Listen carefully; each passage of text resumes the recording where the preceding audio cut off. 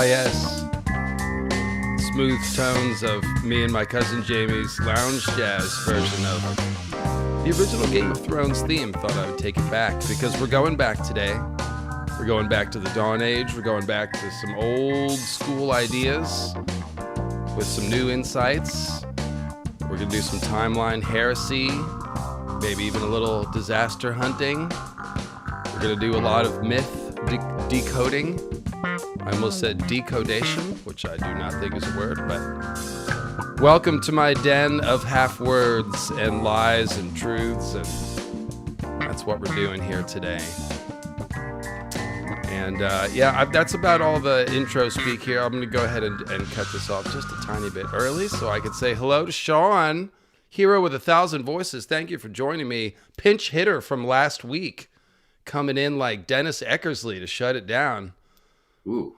Yeah, that was an old Bay Area reference. I knew you'd get that, though. Yeah, I do. I miss the Bay Area. But yeah, it's nice to be here. We kind of changed the stream, huh? A little bit, yeah. Behind the scenes, we were going to do, but me and Sean had the idea to talk about the Celts a little bit before we do talk about the First Men. And that turned into at least 90 minutes worth of outline, as me and Sean apparently both have thoughts about the Celts and British history. So a different day, folks, a different day. We will do Celtic Ice and Fire, just that. And it will be probably a good 3 hours. So today we might reference the Celts and the Fomorians and all that stuff. But to be honest, most of the implications of George's use of Irish folklore has to do with the Others and the Children of the Forest, which we have discussed, going all the way back to Quinn's Ideas, old school video about the Sidhe and the White Walkers, which I reference all the time. So we're doing basically First Man culture today. Timeline heresy. You can't address the First Men without getting into the timeline. And we're also going to do a lot of mythology decodation. Like I said, it's a word now. I actually, guys, to be honest, I had the idea to do a mythology iceberg at one point. Recently, I was thinking about doing something where we just go through all the myths and decode them.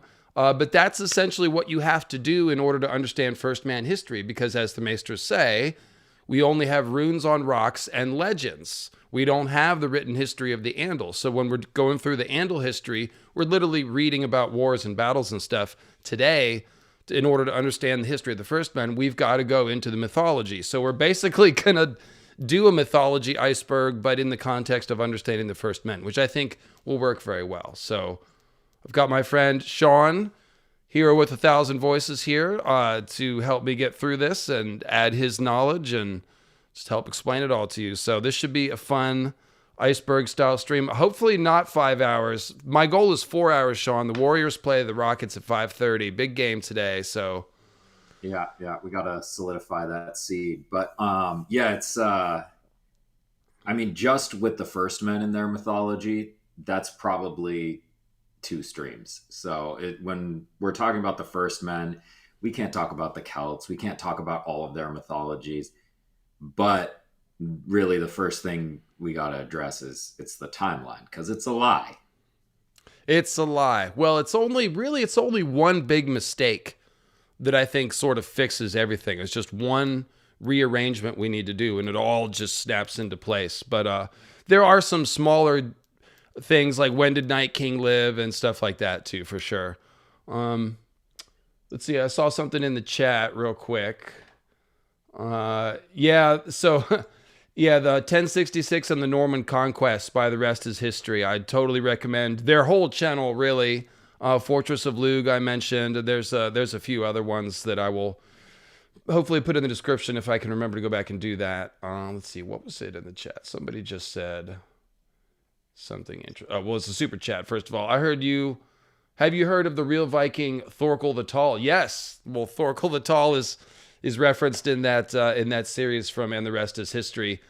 Somebody mentioned Harold Bluetooth also. So shout out to Harold Bluetooth and his runes. The Bluetooth symbol is based on Viking runes. Little known fact. Well, actually, decently known fact. So, yeah. All right. So let's.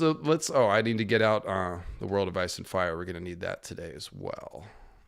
Oh, yeah. The old Kindle. So I will get this on the screen for you just a second. Boom, boom, boom, boom. We're going right to the beginning. Ancient history. Kindle is a first man word for historical document. Factually correct. So yeah. Oh, that's funny. They flipped this image. When you download it, it's the other way. Oh. Left to right. I have it in the presentation, and it's the other way. So this would put us.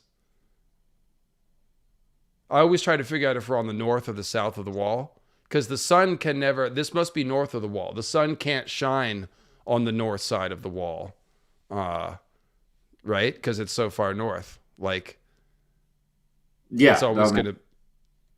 I've been to Alaska, and the sun is always there, and it's it's like low on the horizon. It moves around and stuff. Yeah. Anyway, we're getting lost right away. Haven't even started. All right, so. That's a kind of a cool map. I don't look at this map that often. I like how burned Valeria is. Arm of Dorn is roasted too. Look at that. Being roasted by a tree there. I like it. That's the Grey Gallows tree on fire. Yeah, that's oh god, that's a rabbit hole, but the Grey Gallows, the island in the Stepstones right next to Bloodstone. That's it. We're going to talk about that today. No, we're not stepping around the rabbit holes. We're stepping into them. In your last stream, there was a tall Andal warrior who fought with an axe in each hand, with a very similar name to Thorkel. Oh, nice call, Angry Crow. That went right by me, but you could be right, because like I said, the Andals are basically Vikings. Is that Tollet? He's the guy that always stands out to me because he's so different from Dolorous Ed Tollet. Torgold the Grim. Torgold the Grim. Torgold Tollet, though, right? He was a Tollet? Yes. Right. You're probably right. That's nice. That's good knowledge. We're going to talk about House Waynwood, too, which is a direct reference to Celtic and Irish folklore with the eight-spoked wheel. Yes. Yeah. Well, and I think it also just shows a progression because Dolorous Ed is definitely playing the archetypal Stark, and he has the same name, or basically a form of the same name as Eddard Stark. Mm-hmm. So when we go back and look back at their ancestors, they're going to be, wild men who came across the sea. That fits the first men just as much as it fits the Andals if you look back further. And that's kind of the secret that George is showing us here. It's like when we think of the Andals, we think of the modern Andals, and so we think of the clean sept and the shiny armor and the knightly traditions and stuff.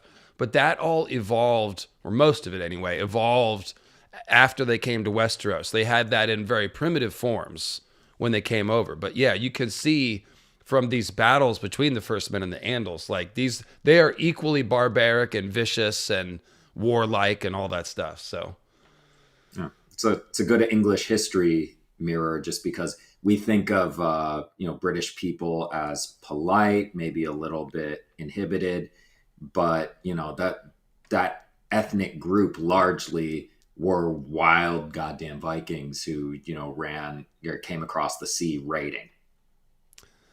Yeah, they're if you go back a little bit in history, everyone's pretty barbaric. At least everyone that had enough food, a good enough diet to to grow muscles. So, Sean, you wanna kick us off here with the Dawn Age?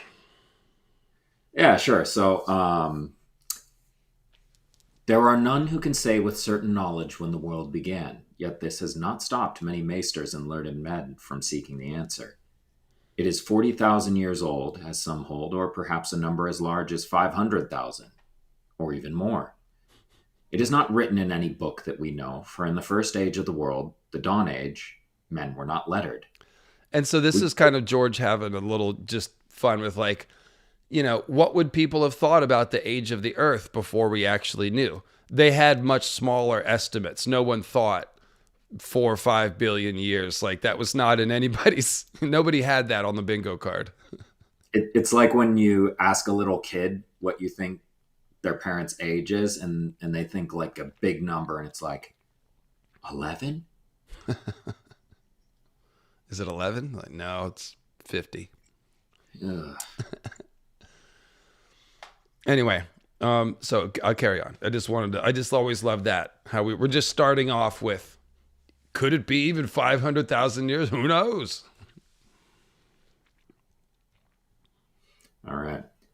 We can be certain that the world was far more primitive, however, a barbarous place of tribes living directly from the land with no knowledge of the working of metal or the taming of beasts. What little is known to us of those days is contained in the oldest of texts, the tales written down by the Andals, by the Valyrians, and by the Giscari, and even by those distant people of fabled Ahai. Yet however ancient those lettered races, they were not even children during the Dawn Age. So what truths their tales contain are difficult to find, like seeds among chaff.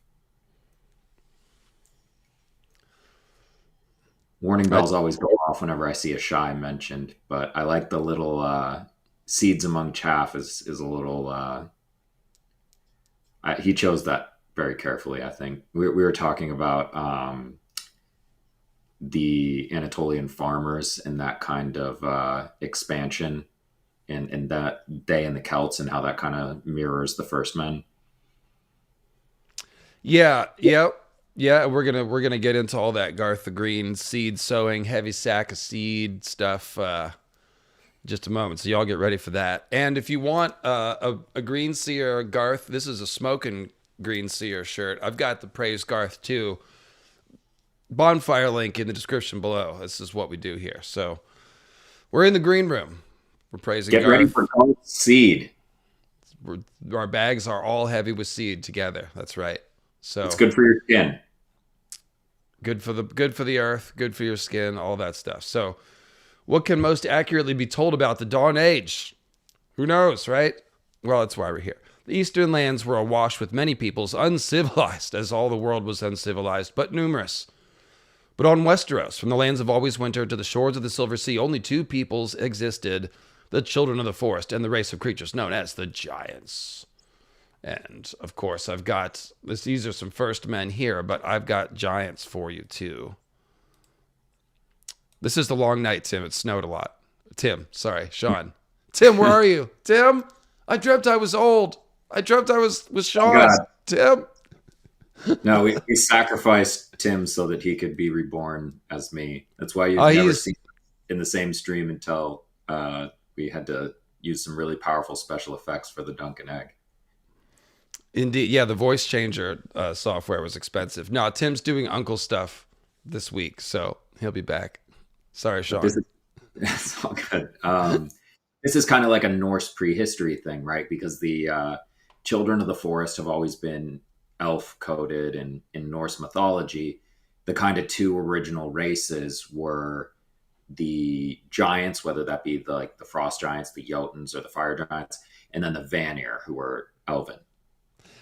Yeah, so definitely George is mimicking that. And of course, if there are green men, they slot in with the children of the forest. They're just a different kind of elf. So yeah, right. We're going to get into that. But here's some artwork about the giants just to set the tone here. So of the giants in the Dawn Age, little and less can be said, for no one has gathered their tales, their legends, and their histories. Well, the wildlings have some of those songs, but the maesters haven't in any case. There was that one maester who hung out at Hardhome for a couple years. He probably wrote down a couple of giant songs in his book, but this guy writing this probably hasn't read that. So, well, it's funny. Anytime a maester hangs out with a group of people who are not, kind of from the main and all descended culture, nobody believes him about anything. Whether there's the maester who he was Ironborn and he got deep into the study of Ironborn history and all that.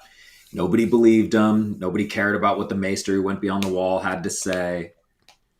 But, journey into the farther east and they're all about it.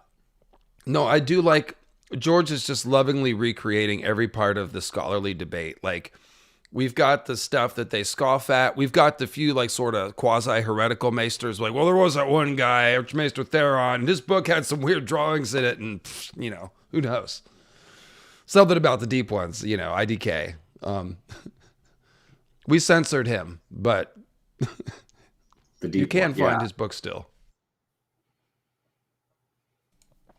All right, dog fan. Is that is that a Cleveland?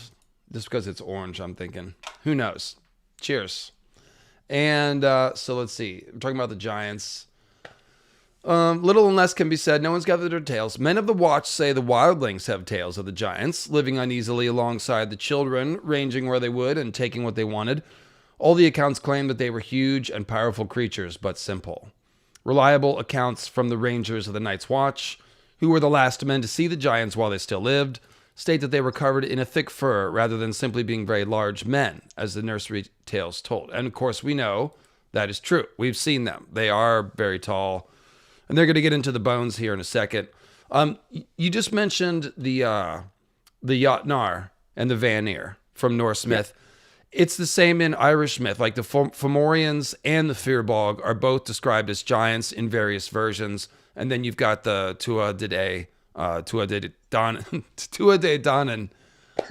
Danann. Those people, very much gods of the air, light, creativity, artistry.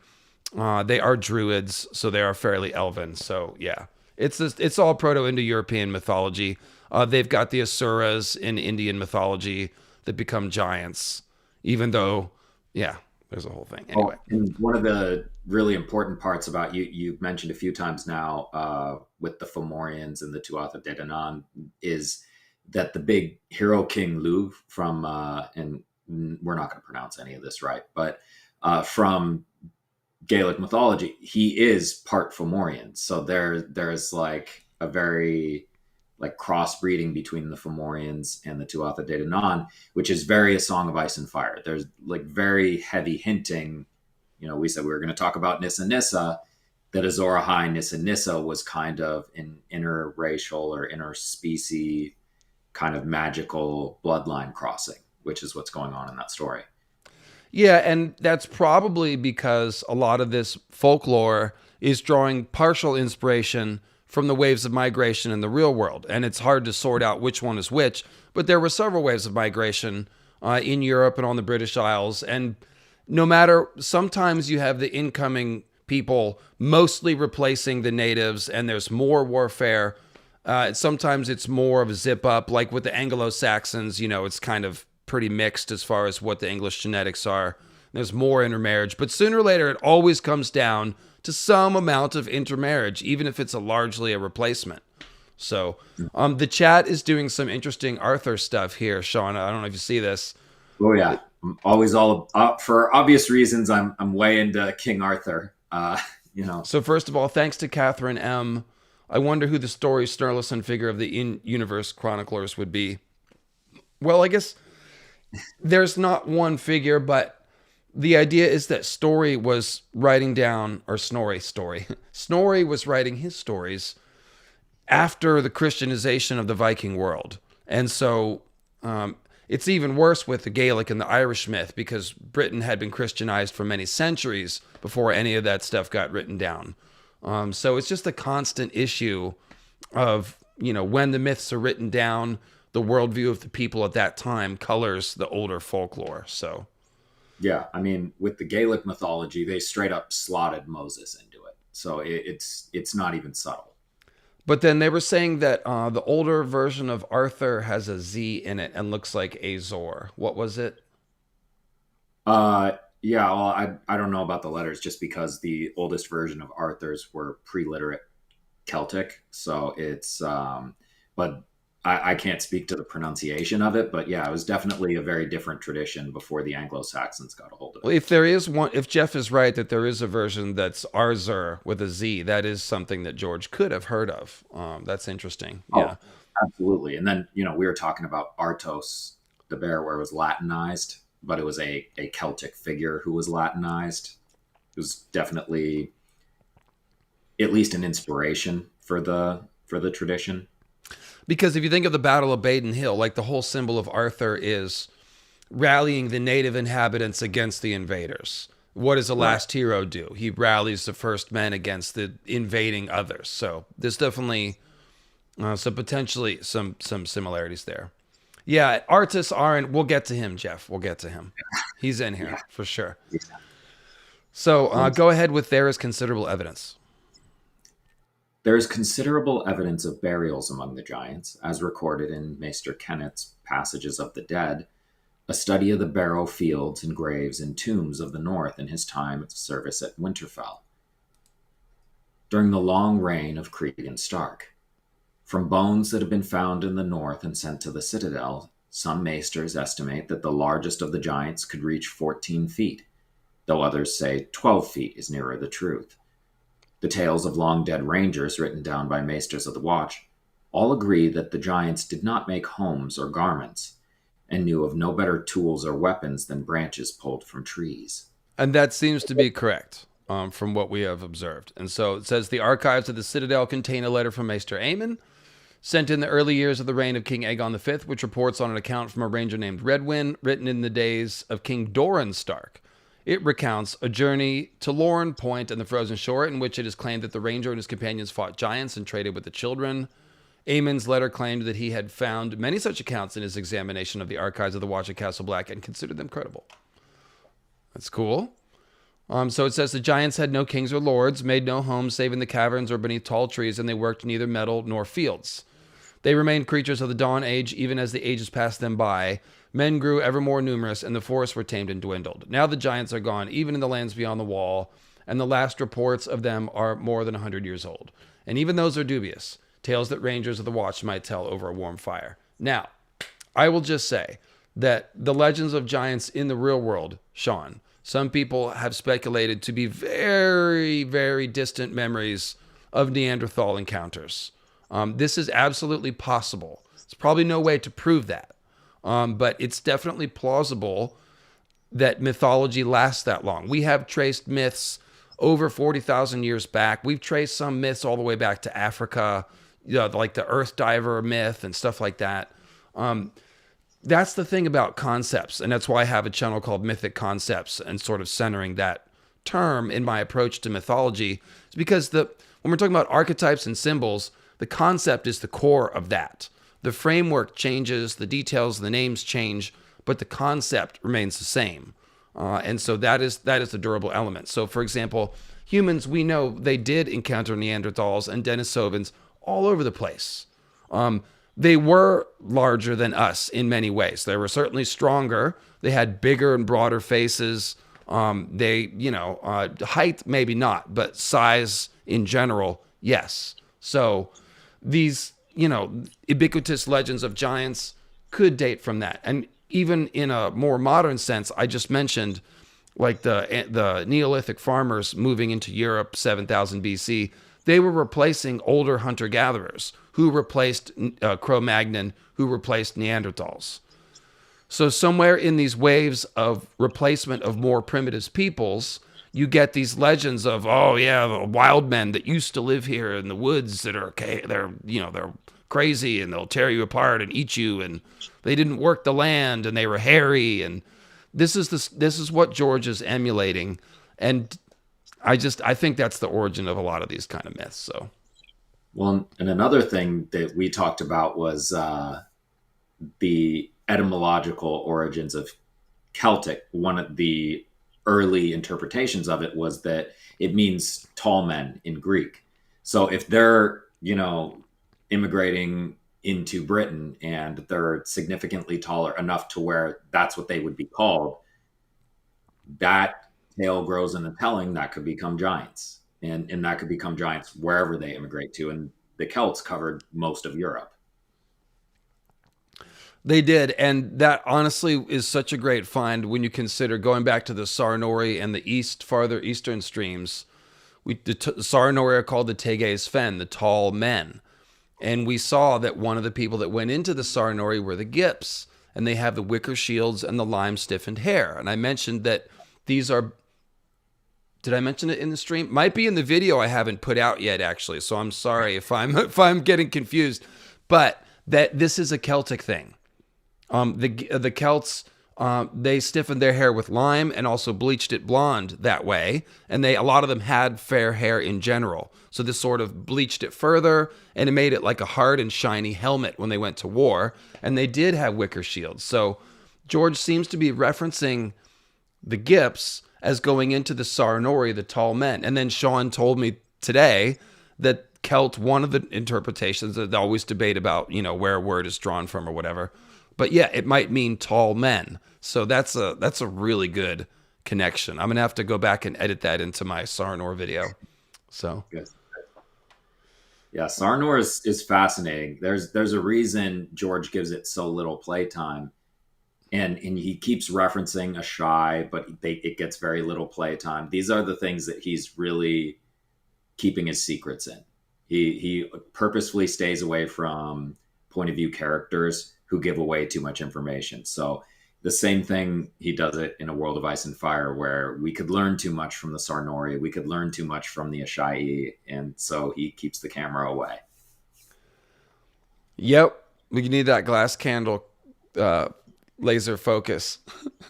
So Your someone's thought? reference, the Shar says, I always thought Sarnor was a reference to Tolkien. Arnor, Yeah, Sarnor, because Arnor is the land that the Numenorians settled in on the Middle Earth side, the yeah, Dunedain, and yeah. they It's were one of the taller.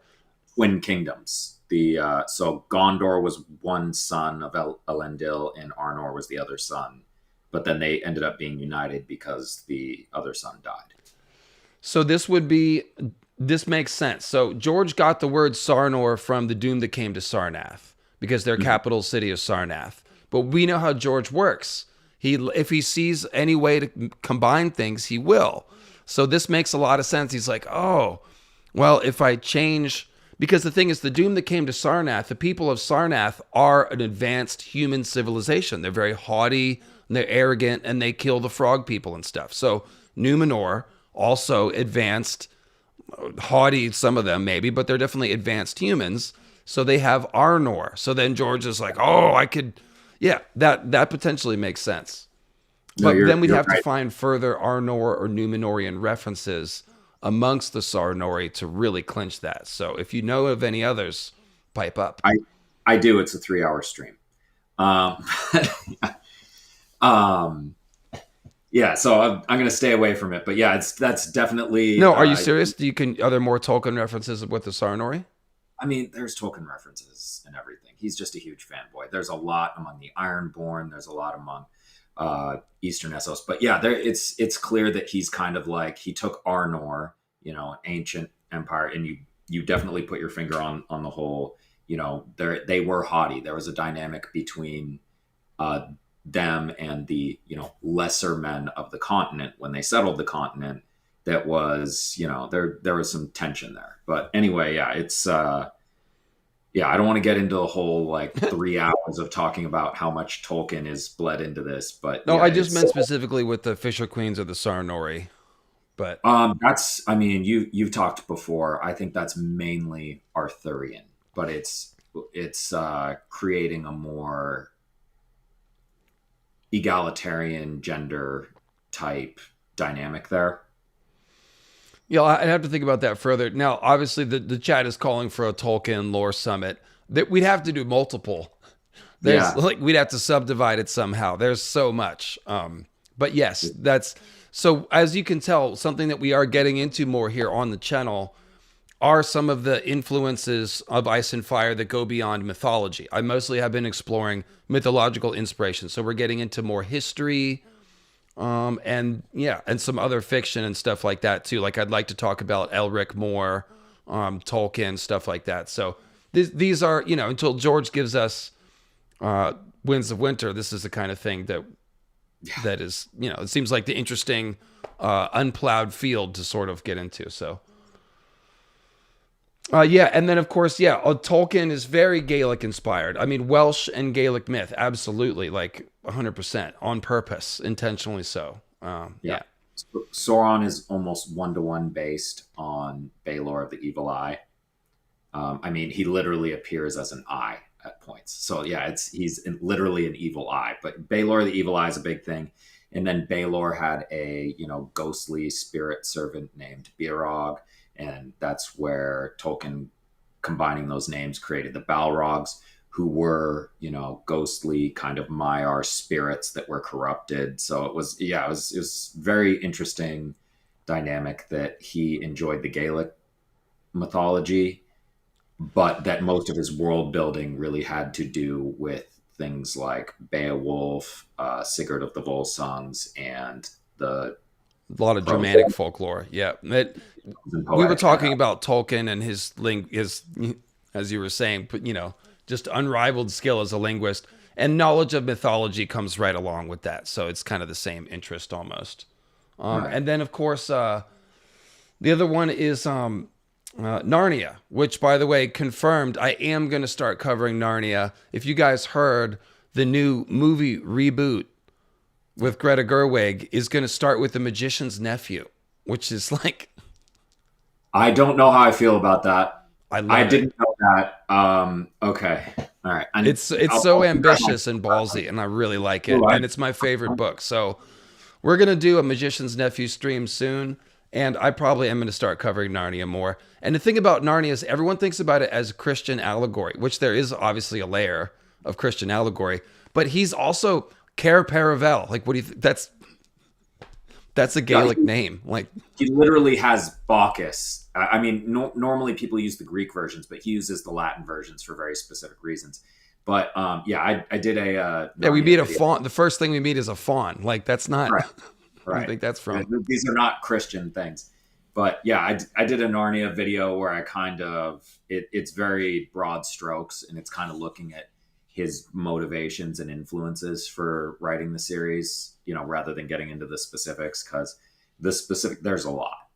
I should do some of that back reading about C.S. Lewis. That would probably enlighten me. But yeah, the point is, like, he's treating Christian folklore and mythology the same way that he is other mythology, and he's combining it all, just like any other good writer. And I bet if we could sit down and talk to him, he would probably understand the connections between these various folklores. So. And not only that, but C.S. Lewis and J.R.R. Tolkien were best friends. So they literally were both professors at Oxford, in the same department, and they actually created a society called the Inklings. Mostly people in that department who are just really into literature and kind of understanding that kind of stuff. Oh yeah, Justice for Susan. That's I'm big into that. That was a very interesting take, and he was right. But we're not going to talk about Neil Gaiman. We'll get into that. I have thoughts. We'll get into that. So, anyways, yeah. See, I don't see it as Christian propaganda at all. I see it as storytelling that draws on Christian folklore, just in the same way that Tolkien is drawing on various kinds of folklore. I don't think it's really any different. But we'll do a Magician's Nephew stream in the next month or so, probably, I would say. Because there is also, a lot of Gaelic and Irish folklore in there as well. And really, when you step back, the picture that you see is that to really appreciate fantasy as a genre, you have to get into Norse and Irish folklore and all this stuff. You just do. Otherwise, you're not really going to understand what Tolkien and Lewis and Martin are talking about. So, right. Well, and we're still here talking about Tolkien, how many years between books, because he has the most diverse. Like, the rest of them were not going into, the Vedas and, what's the Wukong, Journey to the West, and Japanese Shinto mythology. Like, Martin is crazy. Like, I don't know where he does all this research. It feels like he's done a lot of research he just doesn't even talk about, Yeah. Like, where did you learn all this stuff? It's so ambitious. He's trying to do with all world mythologies what they were doing with like 1.5 world mythologies. So someone says Tolkien's friendship with Lewis is what led us to having the lamppost in the forest, because Tolkien said no fantasy story can have a lamppost. So Lewis proved him wrong. Is that what led to the genre of urban fantasy? Like, I guess it's not urban fantasy, but the whole trope where like, you're in the real world and there's a little door somehow that leads you to the elf world. Like, I guess that's probably an older trope. Petty. It was super petty, and I loved it. That's hilarious. I love that. And then they gave the lamppost a backstory in The Magician's Nephew. They did. That was delightful. That's right. I forgot about that. Okay, so we were reading about the giants, and let's see here. It was a little bit more, and then we'll go to my notes about the giants. So the children of the forest were in many ways the opposite of the giants, as small as children but dark and beautiful. They lived in a manner we might call crude today, yet they were still less barbarous than the giants. They worked no metal, but they had great art in working obsidian, what the small folk call dragon glass, while the Valerians knew it by a word meaning frozen fire, to make tools and weapons for hunting. They wove no cloths, but were skilled in the making of garments and leaves and bark. They learned to make bows of weirwood and to construct flying snares of grass, and both of the sexes hunted with these. So let me show you some artwork here. First of all, here's some children of the forest. And I'm going to put the art credits in the description of this video in case you're curious. I've used most of these arts before in my videos, but I will put the artist names in the description because it's a little hard to... I have got them on the screen, but it's super tiny, so apologies. But here are some elves. They're beady little glowing eyes and their four-fingered clawed hands. This one's got a bird on his shoulder. Very deceiving. But they'll still eat you. Honestly, it looks like the artwork they used to use for Peter Pan to me. And then you've got this. This was probably my favorite child of the forest here on the left. That one is blue ultramare. And you can see the bark sort of armor and the leaf garment, and then there's all the obsidian around the necklace here. This is all obsidian, and she's got a dragon glass arrowhead, and you can see the pointed ears. Good stuff. Tell me you're not getting Medusa vibes from that. Definitely a little bit. Yeah, I can see that. I mean, the hair would be dreaded. Let's be honest. They're not using shampoo out here, so. Yeah, well, I mean, a lot of Garth worshippers get the dreads. That's true. Okay. And then so you see the height comparison here with the Pact. What was the one I was looking for? I'm looking for Bloodraven and his weirwood bow. Where is it? Is it? No, not that one. So there's some carved faces. We'll talk about that. These are lies. The face carving, Night's Watch. Where's friggin' Bloodraven? No, Night's Watch. Nissa. No, Bloodraven. Sorry, hang on a second.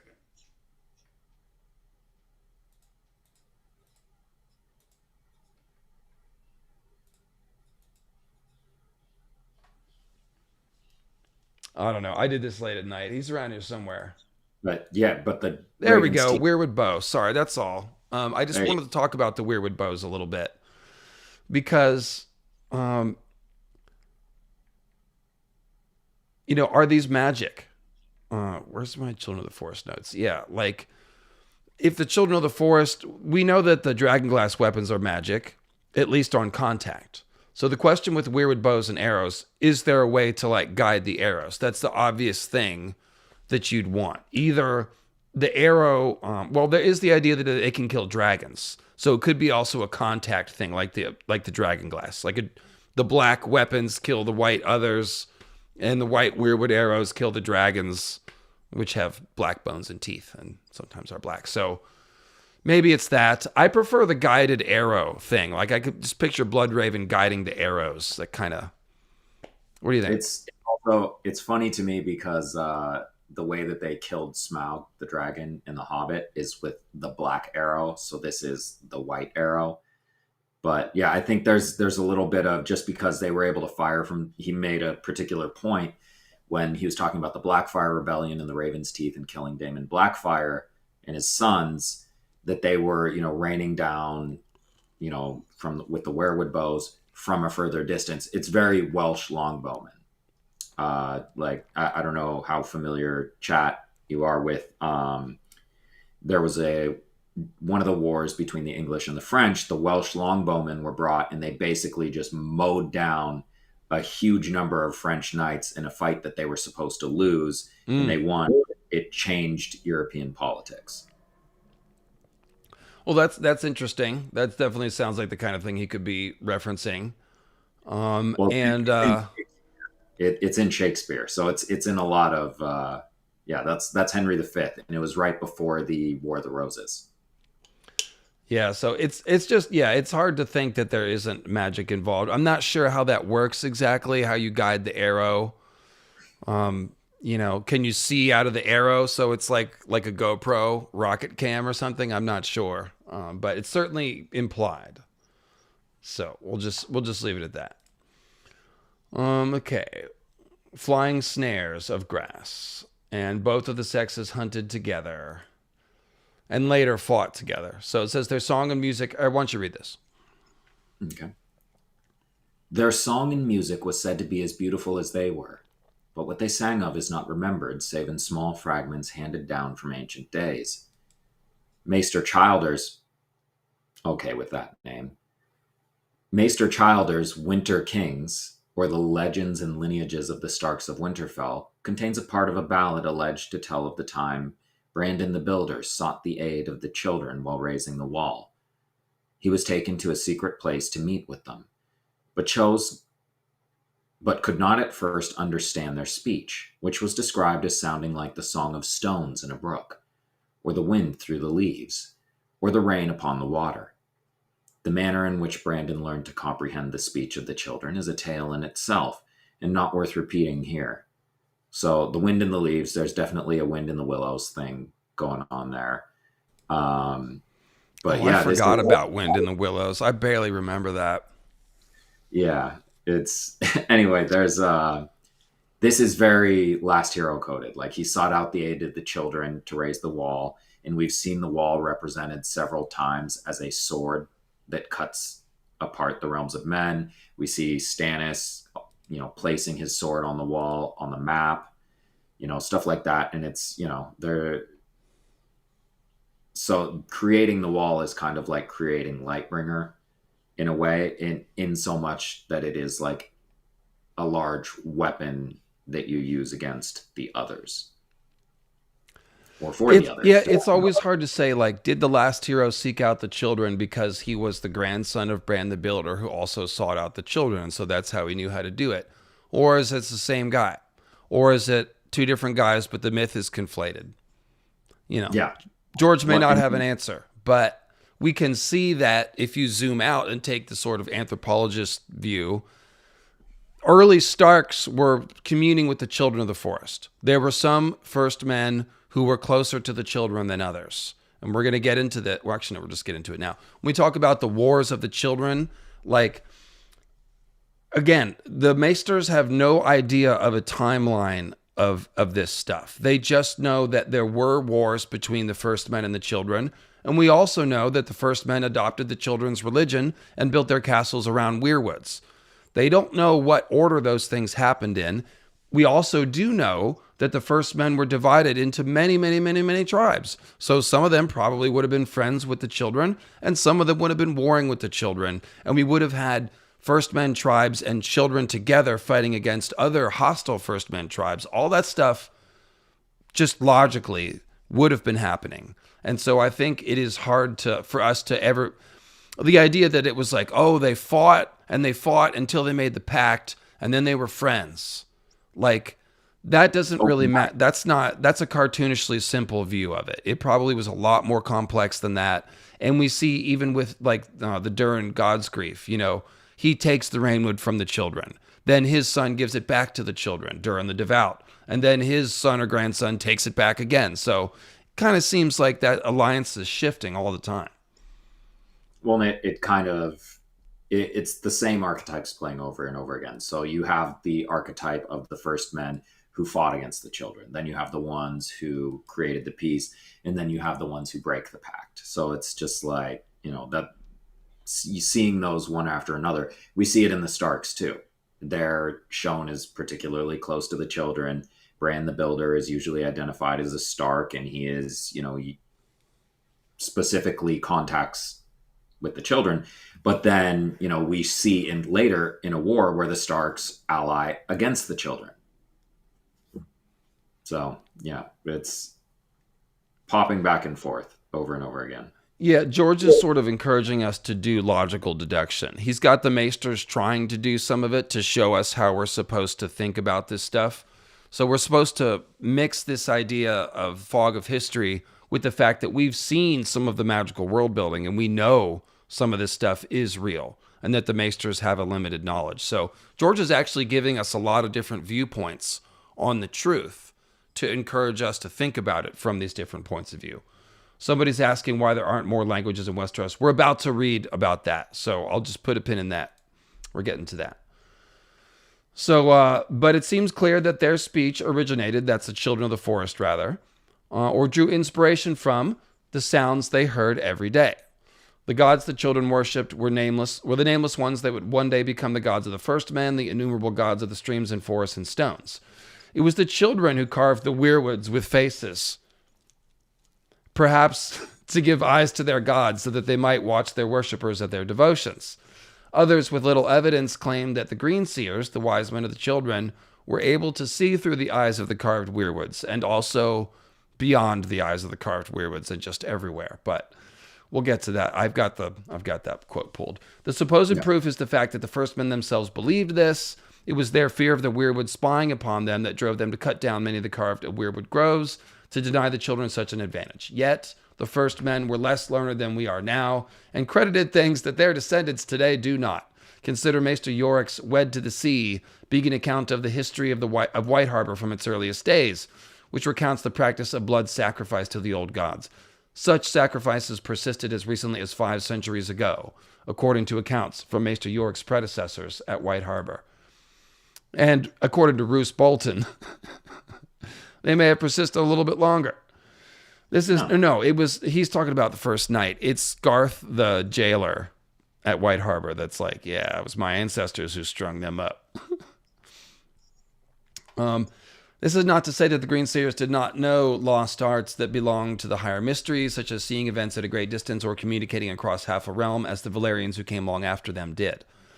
But mayhaps some of the feats of the Greenseers have more to do with foolish tales than truth. They could not change their forms into those of beasts, as some would have it. And of course, we know they don't do that. They psychically inhabit them. But it seems true that they were capable of communicating with animals in a way we cannot now achieve. It is from this that legends of skin changers or beastlings arose. So credit to the maesters here. They're not totally dismissive. They're like, well, they did have something that we don't understand, you know. In truth, the legends of the skin changers are many, but the most common, brought from beyond the wall by men of the Night's Watch and recorded at the wall by septons and maesters of centuries past, hold that the skin changers not only communicated with beasts, but could control them by having their spirits mingle. Even among the wildlings, these skin changers were feared as unnatural men who could call on animals as allies. Some tales speak of skin changers losing themselves in their beasts, and others say the animals could speak with a human voice when a skin changer controlled them. Certainly the ravens would be able to. But all the tales agree that the most common skin changers were men who controlled wolves, even dire wolves, and these had a special name among the wildlings, wargs. So the maesters are kind of like, hey, you know, this all sounds like flim-flam. However, there's a lot of stories about this, and the wildlings fear these people, and there's a little too much belief in it for us to just dismiss it and not mention it. We have to tell you about it because this is what the people believed. What's the truth of it? We don't know, but they definitely believe this. So this is the scholarly approach, essentially. Yeah, on it, and kind of mentioned in the chat a little bit too. It's like, yeah, no, there are flying dragons that shoot fire and bond to people, but we draw the line right here at psychically linking with a wolf or a raven. That's true. The Valyrians are a more modern evidence that people could see across distances and have psychic communication with animals. So, yeah, they know that it's not impossible, exactly. So they're sort of caught in the middle. They want to be skeptical, but they know they can't dismiss it outright. Legend further holds that the Greenseers could also delve into the past and see far into the future. But as all our learning has shown us, the higher mysteries that claim this power also claim that the visions of the things to come are unclear and often misleading. A useful thing to say when seeking to fool the unwary with fortune-telling. Though the children had arts of their own, the truth must always be separated from superstition, and knowledge must be tested and made sure. The higher peer review. The higher mysteries, arts of magic, were and are beyond the boundaries of our mortal ability to examine. I think that's actually a super humble sentence right there. They're just admitting that it's beyond the scope of their understanding. That's way better than saying, it's not real. So the Yeah. Maesters sometimes get, present company included. We play up the idea that they're stuffy and skeptical and all that. But that's a pretty decent statement there.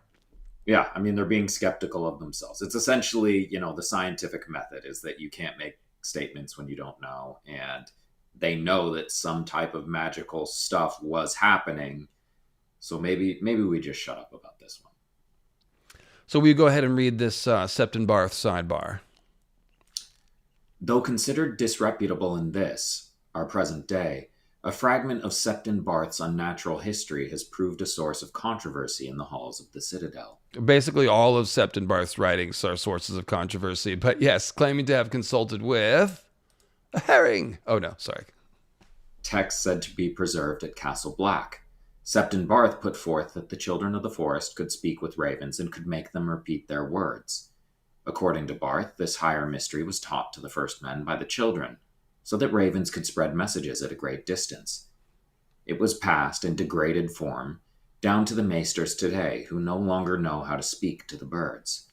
It is true that our order understands the speech of ravens, but this means the basic purposes of their cawing and rasping, their signs of fear and anger, and the means by which they display their readiness to mate or their lack of health. So I really have to comment on this because everywhere they talk about him, they treat Septon Barth like a maester. They're talking about, he's a Septon. He's from the faith. He's absolute, but he had an academic bent, and the only place that they talk about him is in the Citadel. And Mostly. So this is George emulating the tradition of monks, medieval monks being some of the earliest scientists. Yeah, for sure. well, also, I think it's very much an imitation here of a cyclical of what was going on earlier. So if you look at the first men and how they were kind of organized, what we know of them, and this is a Celtic thing as well that we'll probably get into on the Celtic stream, but the idea is that the Druids were both scholars and they were considered spiritual leaders. So this is kind of that bleed over between a spiritual leader and a scholar, and then they're talking about how that works in this world, where the magic is to do with bonding with animals, here specifically ravens, and being able, and now there's like a lesser form of being able to talk through ravens bleeding into today. It's and now they've separated out the scholarly aspect of what the Druids do to the maesters, and they separated out the spiritual part to the Septons. And every time we see this cyclical change, we also kind of see a move back to the original. It's like where Dany brings back the dragons. It's where the Starks bring back the wars. These are things that are pretty much dead in the main story, but then we run into Children of the Forest, then we run into, the giants. So it's... And also, like, if you look at Maester Luwin, he's doing some of the work of a religious father. He is listening to all of the deepest fears of the adult Starks. Like, remember, Ned and Kat, that first scene, Maester Luwin is in the room when they're debating the letter from Lysa. Like, and then the kids go to him when they have trouble. Like, Maester Luwin is almost like a fatherly priest for the Stark house as well. So yeah, these roles are definitely bleeding over. And of course, Ancient Man didn't really even draw a delineation between science and magic. That's all the same shit. That's so the thing like a druid makes a ton of sense. I also think it's cool, Sean.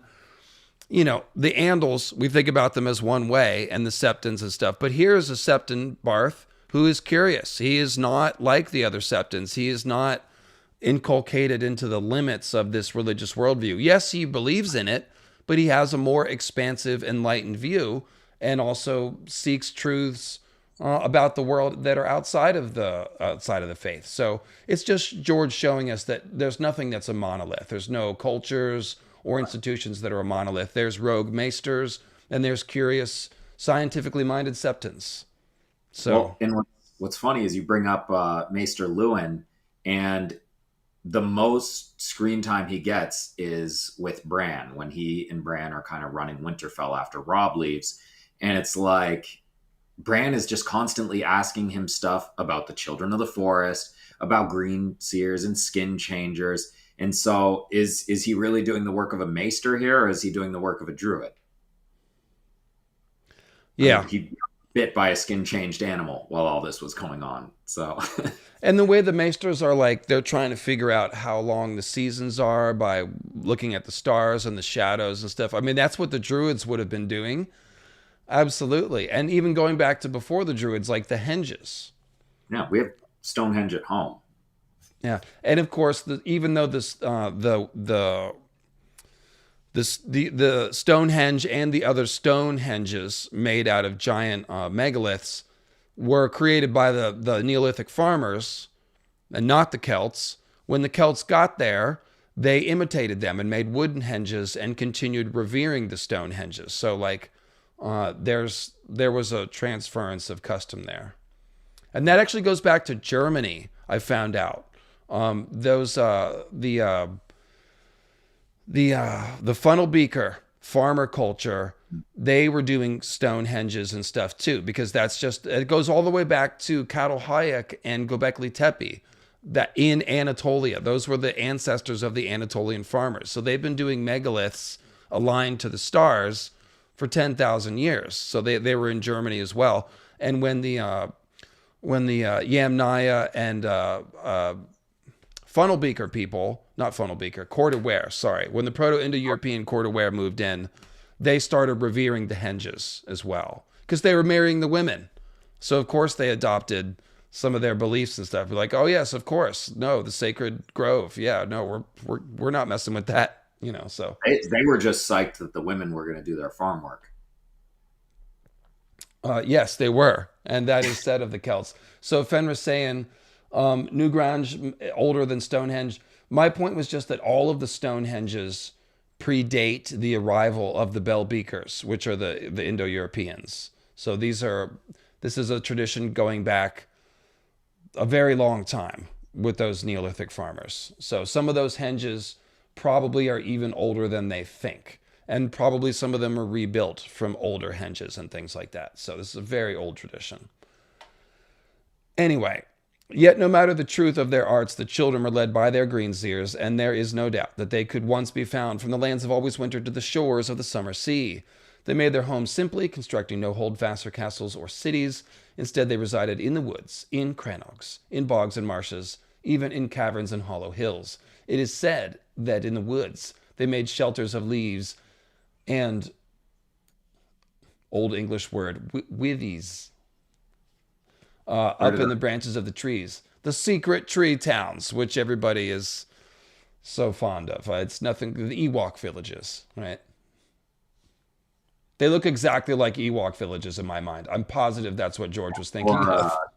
Lothlorien in Lord of the Rings. Yeah. Terry Brooks, Raymond Feist. That's what I was thinking of. If anybody's read Feist, he has cool elven tree towns. Okay. Yes, it was once my goal to live in an elven tree town. I'll let you know when I get there, everybody. It makes sense because the main thing you need is balance. Like monkeys and other animals that live in the trees, they have incredible balance. Birds sleep on one foot; they can balance on one foot easily. So yeah, if the elves were like humans, but they were more lithe and they balance better and stuff, they could live in the trees. That would work very well. Another is Robin Hood. Will you pick it up with "It has long been held"? It has long been held that they did this for protection from predators such as direwolves or shadow cats, which their simple stone weapons, and even their vaunted greenseers, were not proof against.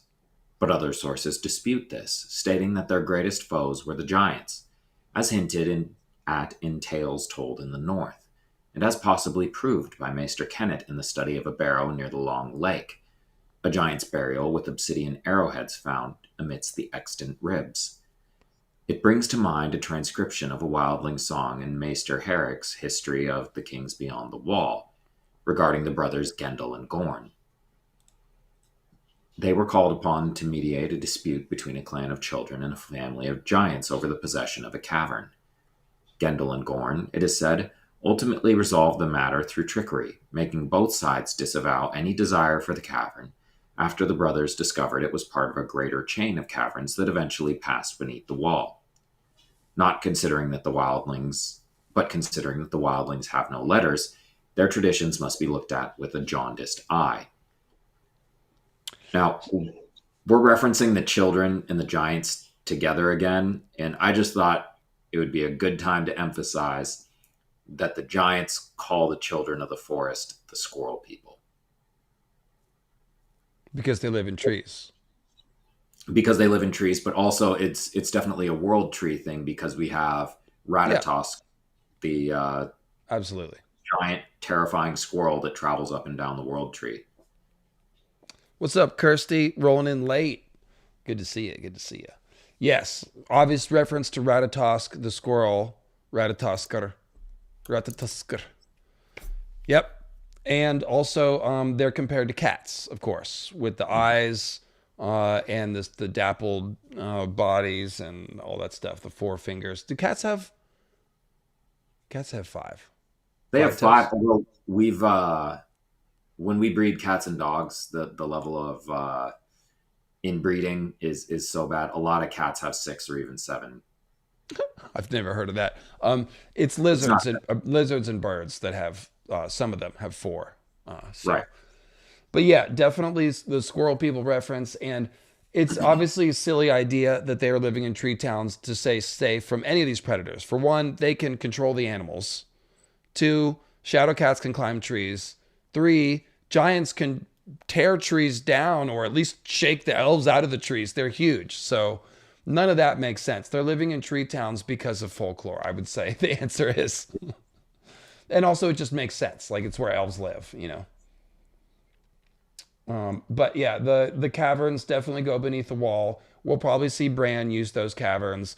I mean, the cave that the Night Fort Weirwood connects to is probably part of those caverns. So this is just more proof that there's probably a line of weirwoods and weirwood caves and all that, you know, under there. So Well, in the kind of whether it was literal or not, but the idea that there was an implied network of werewoods from one end to the other, whether that's more of a metaphysical thing, but we did see a Children of the Forest werewood cave in the sample chapter, the Ariane sample chapter in way down south. That was in the Rainwood, I think. it would seem so. And I used to think that those it seems that there are stone columns and a wall in the cave that have faces carved into the stone. And so the debate has always been, are these, and there's a special word for when stalactites and stalagmites meet and join together to make the cave pillar. There's a word for Dog. that. What is it? No, I'm sorry, that was a joke. I Someone said in the dog. chat will know it. We got 600 people in the chat. Thank you, by the way. Somebody will know it. I used to think that those, so they're either cave pillars with faces carved into them, or they are somehow underground tree trunks. Now, that makes less sense to me because they're so far stalag friends. I don't think that's it. I'm okay. That's what it is from now on. It is. I don't care about the clinical term anymore. It is so ordered. Stalag friends. So it could be, we're talking about the Rainwood, Ariane Martell, seeing the stone carved faces in the wall and in the pillars. I think they're too far underground to be tree trunks. However, the Night Fort Black Gate is a good 50 to 80 feet below the ground. And it's, so we don't know, is that a piece of wood that's not connected to a tree that's just jammed in the tunnel as a door that's got a face in it? Or is it more likely, I think, connected to the organism? So does that mean there are faces underground? Can the roots have faces in them? Like, so it could be that these are petrified weirwood trunks in the Rainwood. However, I favor the stalagnate. Stalag friend. I favor stalag friend. The thing about stalag friend theory is that it means the children are carving faces in rocks. You heard it here first, stalag friend theory. It means that they can use the face carving technology in the rocks. To me, I'm actually at that point. I'm guessing that these are like green men, old ones down here, because the old ones on Lang are underground and carving out at stone. So if the green men and the old ones are the same thing, which we'll get to shortly, then that would be my guess for the stone faces. But Well, it's and pretty fun to speculate about. the way they describe the language of the children of the forest is, what was it, stones in a brook? Is that what it said? So Yeah, it's and then Varamir, or not Varamir, but Leaf talks about, they go into the rocks and stones and trees and like, yeah. right. Well, and we see constantly that werewoods are represented as stone. Petrified werewood is basically white stone, and it's the way they talk about it, the way they refer to it, the way we see things like Naga's bones, which are clearly petrified werewood. It's always stone. So it's like stones in a river is the werewood trees on astride the river of time. So when we're talking through stones in a brook, when we're talking through werewoods in the river of time, it's just a way of referring to green seeing and being able to communicate over distances and time periods. It's hard to say whether or not it makes sense to be able, because the whole thing with the trees is like this, your spirit is intermingling with the tree in order to gain its knowledge and sight and all that stuff. So can you psychically merge with a rock? I mean, maybe like, crystal woo woo vibration consciousness theory or something. But it is a little more far fetched. Of course, if somebody needs to psychically skin change or manipulate the comets or something, then maybe this is all leaning somewhere. But Did yeah, the somebody rainwood. carve a face on the comet? What's that? Did somebody carve a face on the comet? The answer is yes. It's got a face. It's like the moon in the one Mario game. Yeah, or Zelda, or actually just the man on the moon. Oh, it is Zelda. You're right. It's Zelda, not Mario. Sorry. It is Zelda. Yeah. All right. Okay. So what we're seeing here is, like we said, just a fog of history stuff. We already talked about that. Usually when we sort through this, what we're going to find is bits of truth, bits of distortions, and a couple lies. So you just have to, again, seeds among the chaff. And they all mean the same thing symbolically.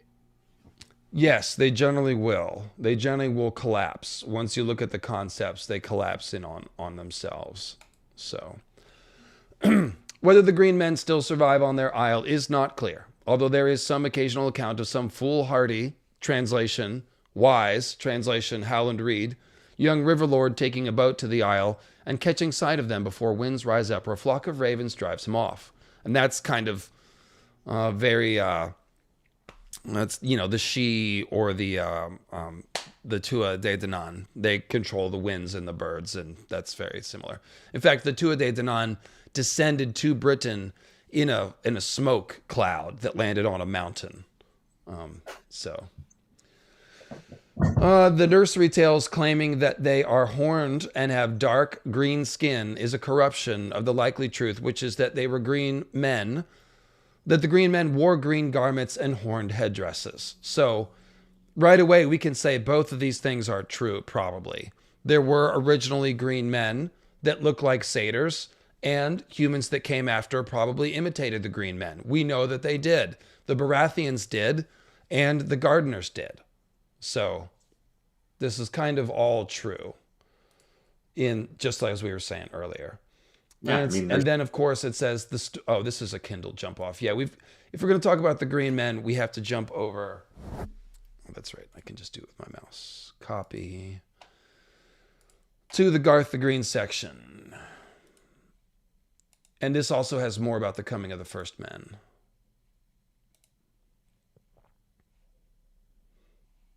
That's not right. Yes, Orange Tabby, I am wearing a House Dane shirt. It is the greatest first man house there is. No arguments here. Yes, it's the Arthurian house, and my name is MacArthur, so I'm way into King Arthur, and when it gets referenced that hard, I got to pay attention. Yeah, like Finn McCool, you're Sean MacArthur. Yeah. What's that? The story of the Reach begins with Garth Greenhand, the legendary progenitor not only of the Tyrells of Highgarden, but of all the Gardener kings before them, and all the other great houses and noble families of the Green Realm as well. 1,000 tales are told of Garth in the Reach and beyond. Most are implausible and many are contradictory. In some, he is a contemporary of Bran the Builder, Land the Clever, Durn, Godsgrief, and other colorful figures of the Age of Heroes, and in others he stands as the ancestor of them all. Garth was the High King of the first men, it was written. It was he who led them out of the east and across the land bridge to Westeros. Yet other tales would have us believe that he preceded the arrival of the first men by thousands of years, making him not only the first man in Westeros, but the only man wandering the length and breadth of the land alone and treating with the giants and the children of the forest. Some say he was a god. So we've got two different ideas here. He's described as a green man. Or actually, I'll just keep reading, sorry. There is disagreement even on his name. Garth Greenhand, we call him, but in the oldest tales, he is named Garth Greenhair, or simply Garth the Green. Some stories say he had green hands, green hair, green skin. A few even give him antlers like a stag. So same description as a green man, basically. Others tell us that he dressed in green from head to foot, and certainly this is how he's most commonly depicted in paintings, tapestries, and sculptures. So again, the same two ideas. A green fawn satyr, or maybe a human dressing up like a fawn satyr, or probably both. So more likely his sobriquet derived from his gifts as a gardener and a tiller of the soil. The one trait on which all the tales agree: Garth made the corn ripen, the trees fruit, and the flowers bloom, the singers tell us. Yeah. Many of the more primitive peoples of the earth worship a fertility god or goddess, and Garth Greenhand has much and more in common with these deities. It was Garth who first taught men to farm, it is said. Before him, all the men were hunters and gatherers, rootless wanderers, forever in search of sustenance, until Garth gave them this gift of seed and showed them how to plant and sow, how to raise crops and reap the harvest. In some tales, he tried to teach the elder races as well, but the giants roared at him and pelted him with boulders, while the children laughed and told him that the gods of the wood provided for all their needs. Where he walked, farms and villages and orchards sprouted up behind him. About his shoulders was slung a heavy bag, heavy with seed, which he scattered as he went along. As befits a god, his bag was inexhaustible. Within were seeds for all the world's trees and grains and fruits and flowers. Yeah, so Tom Barleycorn, Johnny Appleseed, whichever, prototypical, archetypal, spreader of fertility that you have. He was in the land alone for a long time, just spreading life, apparently. Yeah, that sounds a lot more like a deity than it does a man. And then, of course, he's been alone on the continent for a long time. He's going to get real horny. It does build up over the centuries. Okay, so I see your comment, friend Rasayan, and that's good, but off topic. That is something that we should talk about on the Celtic stream. Yeah. So there's a few different things going on here. One, the classic Green Man folklore of Cernunnos and the Green Man. He is a harvest god, but he represents nature itself. He is harvested. He is not a farmer. He is farmed. He represents the corn. That's why they're called corn kings. He represents the plants. He dies in the fall when you harvest the plants. He's the plants. So when they talk about maybe Garth led the first men, and maybe Garth taught everyone how to farm, those two ideas go with the first men. The first men did cross. They must have been led by someone. And they are the ones who brought farming. They were the ones who brought farming to Westeros. And I don't know if they tried to teach the giants or the children, but they stand in contrast to the giants and children who do not farm. So there is some story here about the coming of the first men and the advent of farming that is all consistent. Now, the Green Man, were they led across the arm of Dorne by a green man? Maybe. I mean, that's pretty crazy. They do say that people all around the world believe in similar fertility gods. That could be George copying the real world truth that is the case. Or he could be telling us, yeah, the green men used to live all over the world, and people all over the world have legends similar to Garth the Green because there used to be green men everywhere. Oh, you're muted. For one, I tend to think that there were both children of the forest and green men on Essos. We already know that the Ifik Hevron are at least similar, if they're not just children of the forest who were inhabiting a different place. The people of Lang, it just reeks of people who were kind of working with the same magical type of stuff and maybe just had a slightly different way of looking at it and worshiping it, but very similar idea. So, like, were they led over by a green man? Maybe. We're definitely getting vibes of the Anatolian farmers immigrating into Europe here, bringing farming into the continent of Westeros, which we have the children of the forest and the giants, who are a lot more like hunter-gatherers. And that is what was occupying Europe before the farmer immigration into Europe, which again preceded the Celtic immigration. So we're kind of getting both the Celtic immigration, or proto-Celtic immigration, really, with the Belbeakers, and the Anatolian farmers at the same time here with the first men. And I think George is purposefully making it kind of vague. I think he's purposefully blurring the lines between, was this a green man king? Was this a nature deity? And then it gets blurred further because, I mean, you're talking about Cernunnos.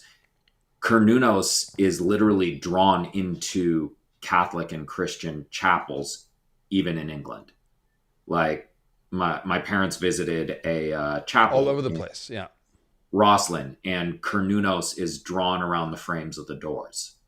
So it's like, yeah, he's not part of that religion, but he's such an ubiquitous part of the culture of the whole, British Isles from before it, that it just couldn't die. In the same way that we're still talking about Garth Greenhand when the Faith of the Seven basically doesn't care or acknowledge him.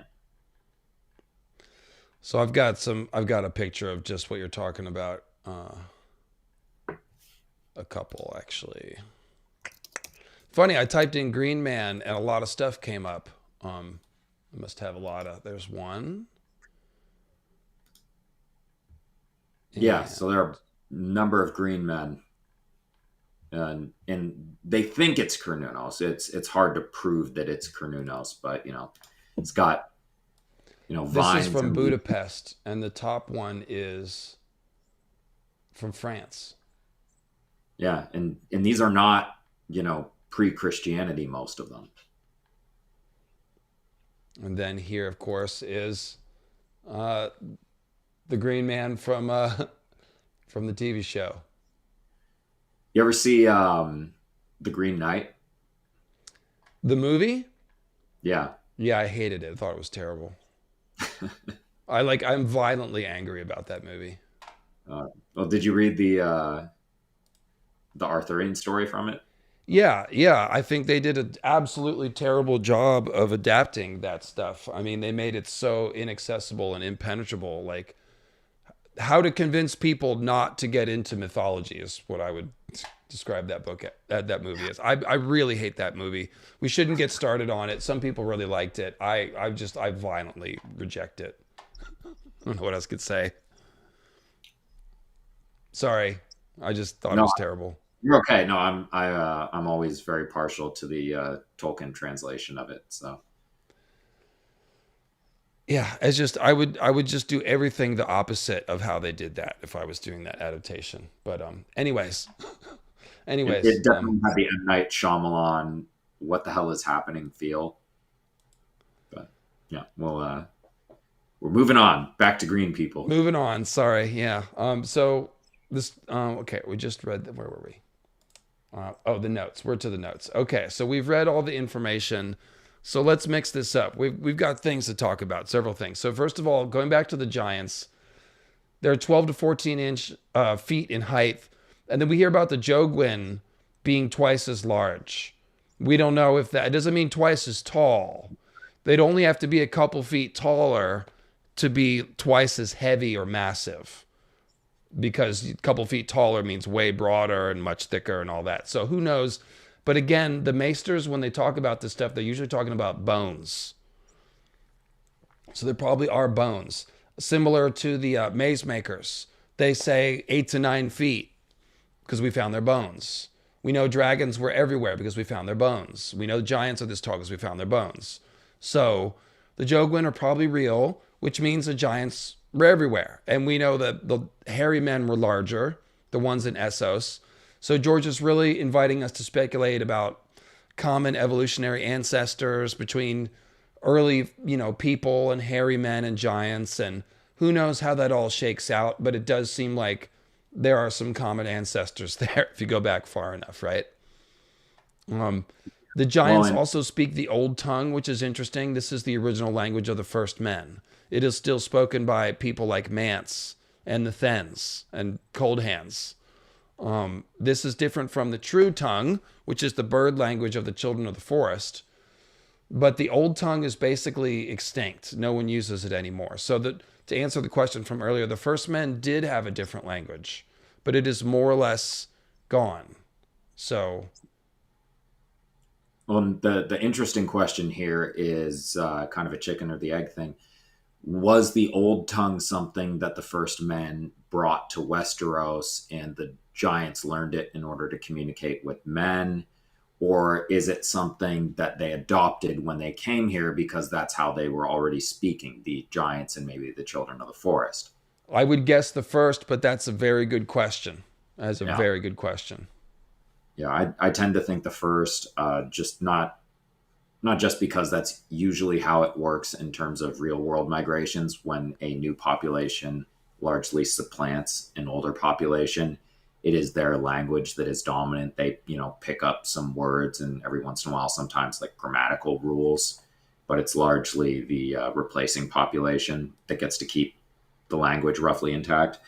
Either way, it's usually what I point to when people are asking how old Cold Hands is. Yeah, the Old Tongue to me says, thousands of years old, not like a couple hundred. I agree with that essentially. And then, so the Starks speak Andal. Absolutely, they do. Yes, everyone does. The common tongue is Andal. That's right. So related to the hairy men, this is interesting. Like I said, there's sort of like a biome. There's like a set that goes together. The hairy men, the OG hairy men were larger in Essos and they rode unicorns. Then we find unicorns on Ib, where the Skagosi, or where the Ibbenese are half hairy men. And we also find the unicorn goats on Skagos, where they are related to the Ibbenese. So this all seems to go together. And also when they talk about the Ibbenese, they say, well, maybe they're related to, when they talk about the Skagosi, they say maybe they're related to the Ibbenese or maybe to giants, because both the Ibbenese and the giants are much hairier than normal people, much more hirsute, if you will. And so they can't tell the difference almost, right? Well, and this implies there could be a connection. Sorry, go ahead. Sorry, yeah, it's just George's version of evolution. Giants are similar enough to men that they can communicate with them through throat noises, which in the larger animal kingdom is preposterous. So the idea is, we can talk to giants, we can talk to Ibbenese, branches of evolution, they get cut off, they grow in weird ways, natural selection kind of makes more short-term changes. So it's like, you have to tend to think that, however old they think the world is, 500,000 years, if you go back further, at some point there was a common ancestor or something, but that's really getting into more like biology and basically all what we want to point out to you guys is just that, like, George is inviting us to speculate here. He's structured this so it looks vaguely like there's some weird evolution going on. It's hard to say how it flows, but real quick, thank you to Summertime and thank you to Lady Dane for your support and gifted memberships and encouragement. Thank you. And so one thing that I've wondered, besides the idea that the larger hairy men of the giants could have a more recent common ancestor. And George even mentions that there's giant super smart apes in Lang and Sothorios. So maybe the giants evolved from these apes and humans evolved from chimpanzees, or something like that. I think the ancestor is more recent. But the other idea I wanted to ask you about, Sean, could the giants be related to the green men? The green men are suggested as being tall, and satyrs are usually more hairy. They're goat like. So could these be some de evolved green men, even? Maybe. I tend to think like the whole green men and like being like partially satyr or, growing, like looking partly like animals. I tend to think that that's more of a magical transformation, the way I look at it, um, that can happen in races of people that are like already kind of into those practices. So I tend to think of them as like if the Green Man are like what we saw in that little cutscene in House of the Dragon during Damon's Dream, stuff like that. I tend to think of them as like transformed humans in the way that we look at like a dragon or a sphinx, where it's like there's an element of humanity in it. There's an element of animal in the sphinx. There's an element of, we talk about lemur theory. There's an element of human in the dragon. So I don't know how literal it ever is. I don't know if that's just like Bran seeing Bloodraven as a three-eyed crow in Greensight, or whether there were literally satyrs and whatever the Carnunos stag version of a satyr is. But I do tend to think that giants are in the same vein, that they tend to believe in the same things. They're in the old tongue. There's magic elements of them and stuff like that. So I don't think they're specifically necessarily the ones turning into them, and that's why they're tall. But like, it could be that humans eventually evolved smaller. Yeah, it's again just sort of like, could there be an evolutionary connection? Right. Perhaps. Hard to I say. think there would have to be. And then we've got some other interesting things. So, for example, the Barrow King, also known as the First King, up in the north in the Barrowlands, he is said to be the first king of the first men, which conflates him with Garth, and he is supposed to be a giant. So maybe Garth is a giant. He is Garth, as far as I'm concerned. And then we've got old ones on Lang. Well, at least he's a green man, I think, a green man king. Sure. The old ones on Lang are implied as being tall, and they might be green men. Because the half human old one descendants are 8 feet tall. Mm-hmm. So how tall are the actual old ones? They could be 9 or 10 feet or something like that. They could be giant. Would Robert puts on his antlers and plays the role of Green Man, he's described as a giant. And he's Garth so the muscular. Green And he's so muscular and so good looking. And shut up. Garth the Green fathered John the Oak on a giantess. Maybe that's because he's kind of giant like himself. Otherwise, how are you going to get close to the giantess without getting squashed, How are you going to catch her attention? Maybe he's just a brave fella. I wanted to climb up there and let her know what's going on. Then we've got this idea that, like, the Cranog men interbred with the children, and they are super tiny. So how did all these other first men houses get skin changer genes? Why aren't they tiny? Why aren't the Starks tiny? If they bred with the children enough so that all 6 Starks have the gift and Bran's a Greenseer, that's a pretty good amount of green bloodlines that they've got. So why aren't they small? The Starks are big, burly warriors. Maybe it's because the legends are true and the humans were interbreeding. What's called charm, Dave. Maybe the humans were interbreeding with green men and children of the forest. And when you interbreed with green men, it makes you taller, not shorter. So, because it straight up says Garth the Green is the ancestor of all these houses in the Reach, and maybe the Lannisters, and maybe the Durrandon, and maybe the Starks. And so that tells you the first men are thought of as being descended from green men in some sense. It's right there.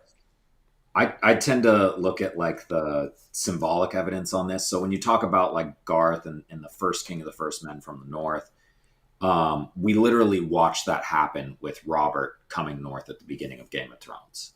He is a Garth figure. Mm-hmm. He's got his antlers and everything. And then he comes to Winterfell and goes straight down into a crypt. So he's kind of tracing this journey. It's like Garth coming north to die. It's mimicking the seasons. It's doing a whole bunch of stuff. North is winter, That's a good south point. is, and so I tend to just think that the first king of the first men was Garth. So was he a giant? Was he just way taller than normal humans? Was he some kind of like green man or half breed or something? One of the other things I like to look at is Dunk. So his from a symbolic perspective, what he's representing, we look at Sir Arlen, who is a hedge knight who's very short and childlike. He's a child of the forest kind of knight of some kind, Old basically. but small, right? Right. So, and whenever you have the squire relationship, it's a foster son relationship. So it's representing a father son relationship. So Dunk being super tall while being his symbolic son is showing that when you have like a crossbreed between magical bloodlines, it can end up weird like that. You can Hmm. have a super tall child. So, and we see it in biological stuff too. And I think it's why they do the whole thing of taking a tiger woman to wife as part of the, when they talk about the Bloodstone Emperor. Because what's interesting is when you crossbreed a lion and a tiger, when you do it one way, they lose growth plates and they just grow super large. So like a liger is like twice as big as a lion. It's Right. insane. It's so big they can't even hunt for themselves. They can't Liger. move We around. got lemur theory, liger theory. Right. But I mean that crossbreeding, sometimes like weird things happen and they're sterile, but like, we get a lot of talk about mules in the story for the exact same reason. So there's weird things can happen with genetics when you do that crossing. And we see it with people who aren't the right heights for who their parents are. And sometimes it's explained by like cuckolding and stuff, but sometimes it's just like symbolic. Like Peter Baelish may actually be Robin Aaron's father, Hmm. and that would make sense as to why he's smaller and more sickly, because John Aaron was a big fella. He was tall, he was regal looking, and blah blah blah. Okay, you're getting kind of in the weeds here. Like, can I can I reel you back in? Um, Yeah. so what we see again, zooming out, is that the first men were interbreeding with a lot of magical beings. We haven't even talked about the squishers, but it's what we can see is that some of the first kings of the first men were people who were close to the children or who were like green men. So Bran the Builder is learning the language of the children of the forest. The first king of the Reach is Garth Green, or the Gardener Kings. They are perhaps descended from green men, or they're certainly imitating the green men. So maybe they're Greenseers with the green magic, something along those lines. And then you've got the first Dorndan Storm Kings, Green King of the God's Eye, the Warg King we'll talk about. There's just every evidence that a lot of the early kings of the first men were people that had magic of the Greenseers and the Children of the Forest. And this is logical because we see that even a miserable little skin changer like Varamir can set him up as a petty tyrant of a little area just by terrorizing people with his couple of animals. So if you had a much more powerful warg, they'd have a leg up on everyone being a warlord or a king. And that's just what the Starks were. They were warlords and kings who skin changed wolves and battled with other skin changers, which we'll get to. So, it's fun to talk about the specifics of this one man, but the safer view is the broader view, which is that the first men were being led by green men or humans that were close to the green men or hybrids or something along any of those things. So, shout out to John Aaron's height. Yeah. I got in the weeds a little bit there, but yeah, it was He is doing the pattern all over the place, certainly. yeah. And then we've got this line about the children talking about the giants being their bane and their brothers. So what is that? What is the brother part of that? I mean, Well, it implies a relation. It kind of does. Maybe they're just brothers because they're the first two beings in Westeros for so long. But it, you well, know, they're trying to imply a relationship of conflict with the children of the forest and the giants. The maesters were when in writing some of these passages, And they found one example to, verify this theory that they were at each other's throats. They found one giant with some, probably He child could of have the been killed forest. by first men with obsidian arrowheads, for all we know. Yeah. So How we the don't. giants It's know. not conclusive. It could have been a one-off. People kill people sometimes. Children of the forest probably had conflicts with other children of the forest sometimes. So conflict can arise. I don't think it should be the basis of a theory that these people were against each other. There could have been some tension. Sure, they have very different worldviews. There's no real reason for the giants and the children to have conflict, though. Really, like their native environments are not necessarily going to be the same, and they're just, I don't know. I don't. Yeah, I don't. I don't. I'm kind of with you. It's probably overblown, and it's definitely a reference to, again, the Proto-Indo-European classic layout of the gods versus the giants and the titans and things. Yeah. Well, then my Bane and my brother. That honestly, that sounds like a lot of relationships that we see in the story. I'm most looking at like Viserys and Daemon from the pre-Dance of the Dragons. My Bane and my brother. It's just, yeah, Totally. Or Bloodraven and Bitter yeah. Steel. Let's see here. Probably a why did I mention Mance's Jorman horn? Oh Oh God. yeah, well it was left in a giant's grave, supposedly, but giants weren't making magic horns or working metal, and that horn is banded in metal. So that's not a giant's horn. Was it Yeah. did a giant capture it and then just keep it and get buried with it? Maybe, but I that sounds like maybe that's a clue that some of these giants in the graves weren't the same as the giants are now. The giants now could be de-evolved. Yeah. Well, and they look at anything that is big enough to be weird as giants, and it's like, yeah, giants did not have arts and crafts time. They did not have what looks like fine muscle control. If they're ripping trees out of the ground to smack people with, like that's their violence solution. These are old gold metal rings incised with runes of the first men. So that horn is made by first men, one would think. Yeah. There's smelting going on. Giants are not smelting. They would singe all of their fur off, and we would see things we don't want to see. So then, as far as the children go, we talked about some of this already. The ravens and the messages. I guess we didn't dwell on that as much as I wanted to. I talked about that in the Origins of Old Town video.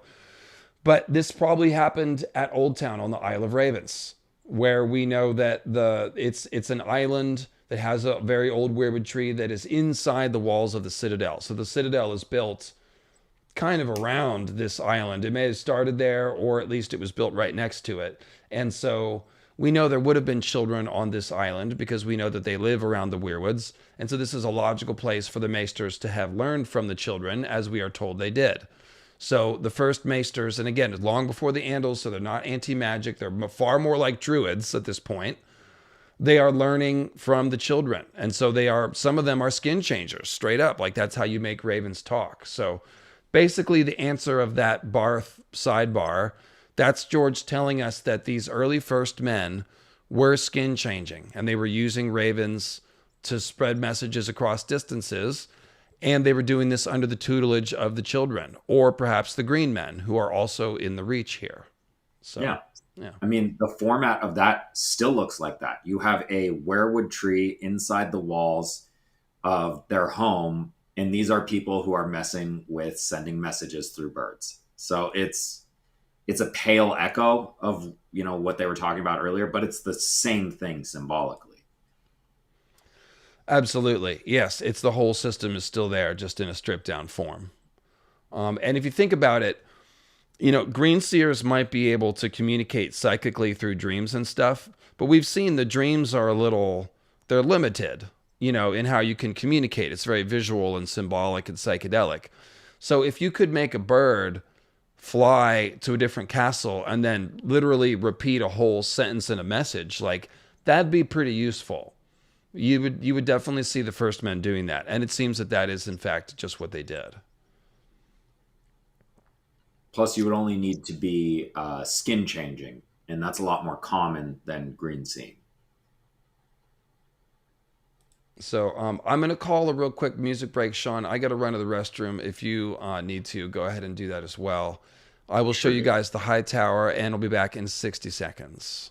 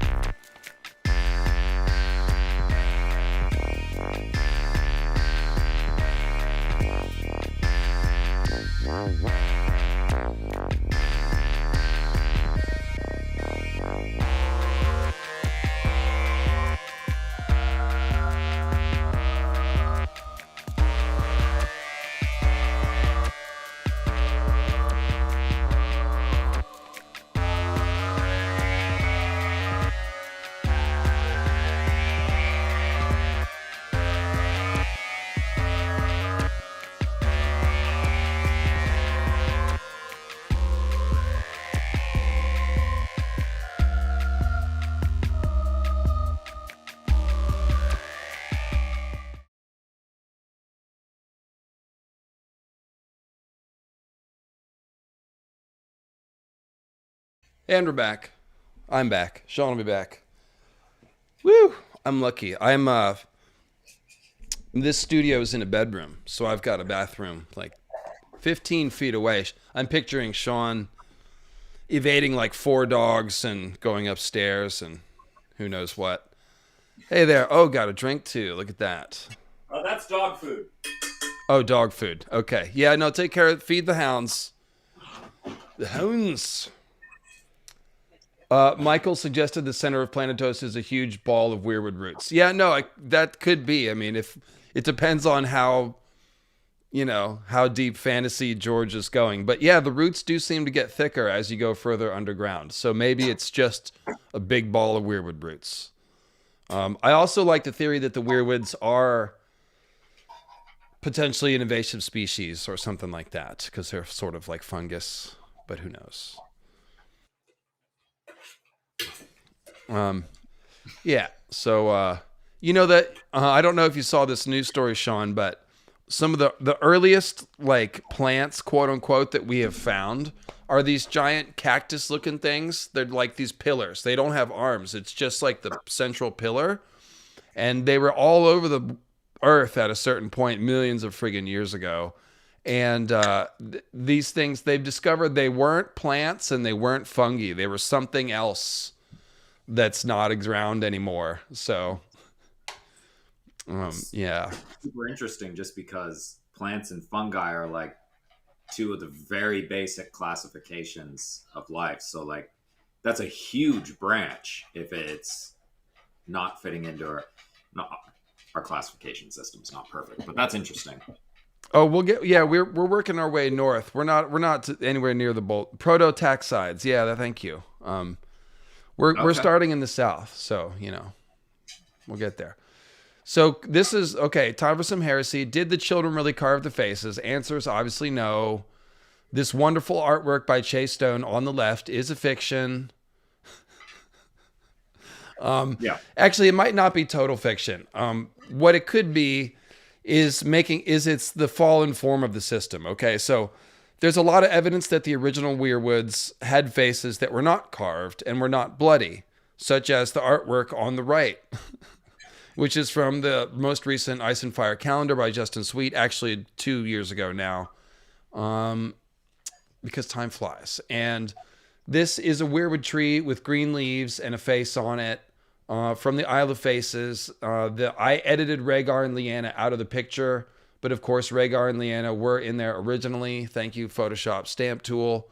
And that's another way that we know this was the Isle of Faces, because where are Rhaegar and Lyanna hiding out with a weirwood tree by themselves on the Isle of Faces? Howland Reed went to the Isle of Faces right before Rhaegar and Lyanna and the Tourney of Harrenhal. Check out my RLJ videos for that story. But the point is, it's a weirwood tree with face that isn't carved. And we also have, of course, the Black Gate below the Night Fort, which is another weirwood face that is not carved, does not appear to be carved. It's not bleeding, we should say. So, because we know the trees do bleed, like the sap is blood. So when you carve the tree, it bleeds. That's fairly straightforward. So if you have a face with no blood, it sort of implies it is not carved. And of course, what does the black gate do that the weirwood faces do not? It talks, it moves, right? I just, the artwork there just really, it did something for me. That's the Wizard of Oz. Oh, you're so right. You're right about that. It's a brutal, dead, macabre Wizard of Oz, and that's exactly how George would do it. Oh my god! All right. Anyway, And yeah, Brand and Company, they're off to see the wizard. They're looking for Bloodraven the wizard, and they find this talking face, and it's not actually the wizard. No, that's well, and also the whole thing about the Wizard of Oz is that they thought he was going to be magic, and he wasn't, and he kind of conned them. And Brand thought he was going to heal his legs. Yeah. Follow the yellow brick road. Follow the yellow brick road. I'm not to see the wizard. Bourbon, I think that was for you from Bourbon. He says, keep it up. Nice. Nicely done, Sean. I bet Maynard James Plum is enjoying that one at home. Yeah, that's a good reference. As far as the face carving, I tend to think that the Children of the Forest didn't, or if they did, it was in a way, so like carving them when they're petrified. And then the kind of abomination act, the really brutal thing that Azor Ahai did, that we tend to think Azor Ahai was the one who started the werewood carving. I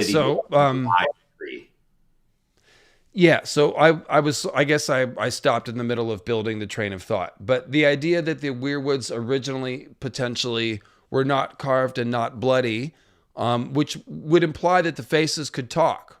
Okay, so we've seen the carved faces don't talk. And the one not carved face we've seen does talk. So when we see this picture of a green weirwood on the Isle of Faces, it leads us to wonder, could the tree talk? And we see that Bran tries to do that. He tries to get the tree to talk to Theon and sort of does. Like, we rustle the leaves a bit and it sounds like Theon's name. So basically what I've started to see here is that this is all fallen form stuff. This is an entire system that got broken, and now they are using it in this fallen, macabre form. So now the weirwoods are full of red blood, and their leaves are like red hands. Well, originally, if they had green leaves, they would be like Greenhands, like Garth Greenhands, the first green man. So originally, the blood that flowed through these trees would have been green, and it probably was the same blood that was in the green men. So I tend to think this is some sort of symbiotic relationship thing with the green men and the weirwoods. Like, the roots can just like link up to them and then like leave, or they turn into the trees. I'm not sure what, but like whatever Bloodraven is doing is the crappy version of it. It's a human trying to play the role of a green man with a green man tree. You see what I'm saying?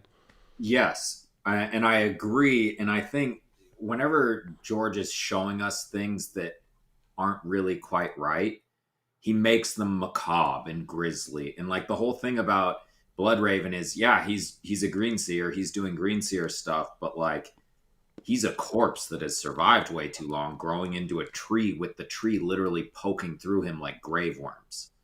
Like, it is meant to look bad. This is not natural. This is not, the balance with nature that you're supposed to strike as a Greenseer or skin changer in harmony.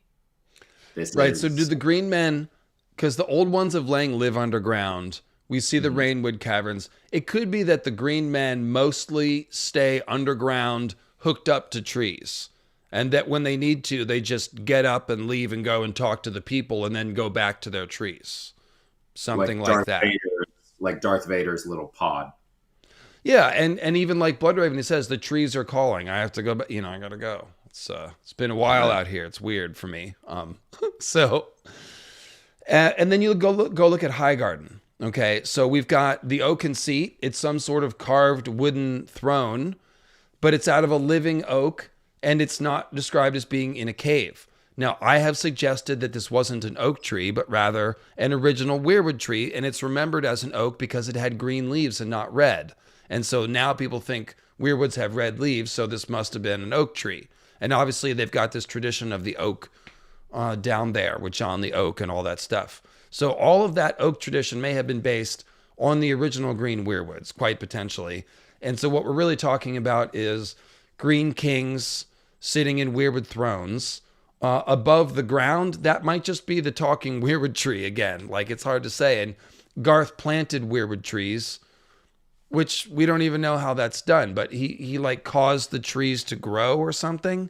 So all of this implies that the kings of the first men are green men directly, or they are the go-betweens between the green men and the humans, and they are building these castles around the talking weirwoods, the better to like receive the wisdom of these holy trees. Like, so essentially, first man culture in the Reach is built around the green men. So it doesn't look like what the maesters say, where the first men had to be converted to weirwood worship. They're actually worshiping green men and weirwoods right from the beginning, because all of this old Garth mythology is tied to the weirwoods and the green men. All of the oldest mythology everywhere is tied to the green men. And so there's something very wrong about this idea that they converted to the religion. Like, the green man religion seems to be the original religion of the first men, at least down in the South. Mm-hmm. I mean, we have bits and pieces of things that would look like other religions when they talk about the god and goddess of wind and sky, or wind and rain, or ocean, or whatever, in the Durrandurrandin myth. But we also have to consider that those things might not be completely mutually exclusive. That they could have believed in those things, but still had the connection to nature and used that nature magic and such. But yeah, I mean, whether they were similar to oak, or whether they may have even literally been oak, which is something that I kind of suspect, just because of how much people like Bloodraven are talking about it. The oak is the acorn is the oak. Well, that weirwood is not like an acorn. It's the polar opposite of it. The oak is the summer tree. The weirwood is a classic winter tree. So you have inverted this, and that's kind of the bastardization of this original magic that was pure, that was green, that fit. And they've kind of turned these oak trees, these classic summer trees, into George's version of Ents. Like, where you see it every once in a while when you're in the haunted forest. Every so often there's a weirwood. And they're like the tree herders who are protecting the grove. They're like the Huorns as well. But yeah, it's not natural. Whether it's the form of the weirwood, whether it's the greenseer growing into the weirwood, or that parasitic symbiotic relationship.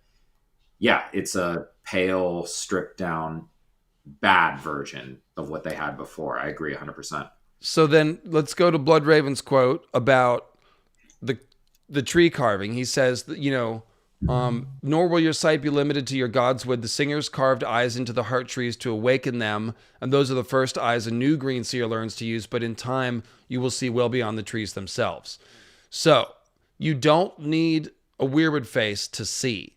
When you're a real greenseer, you can basically just roam your consciousness around and see stuff. That's what it's saying. But it does say that they carved eyes into the heart trees to awaken them. So what I think happened is, after the great weirwood defilement, when they stopped being green and they're basically like dead trees now. And this is conceptually, George is showing us this in a lot of ways. They look like blood and bone. They're screaming and bleeding, and they're called white trees at a village where there's lots of undead whites. So literally, these are whited trees. They're zombie trees. The consciousness has been scooped out. They're undead. They are eternal, but not alive. This is kind of like Barrack, or, the others, or the Undying. There's many versions of this, like half alive, trapped between life and death. Maybe that's the best way to say it. They're on the border, like Odin hanging on the tree for 9 days and nights, in between life and death, to see the runes.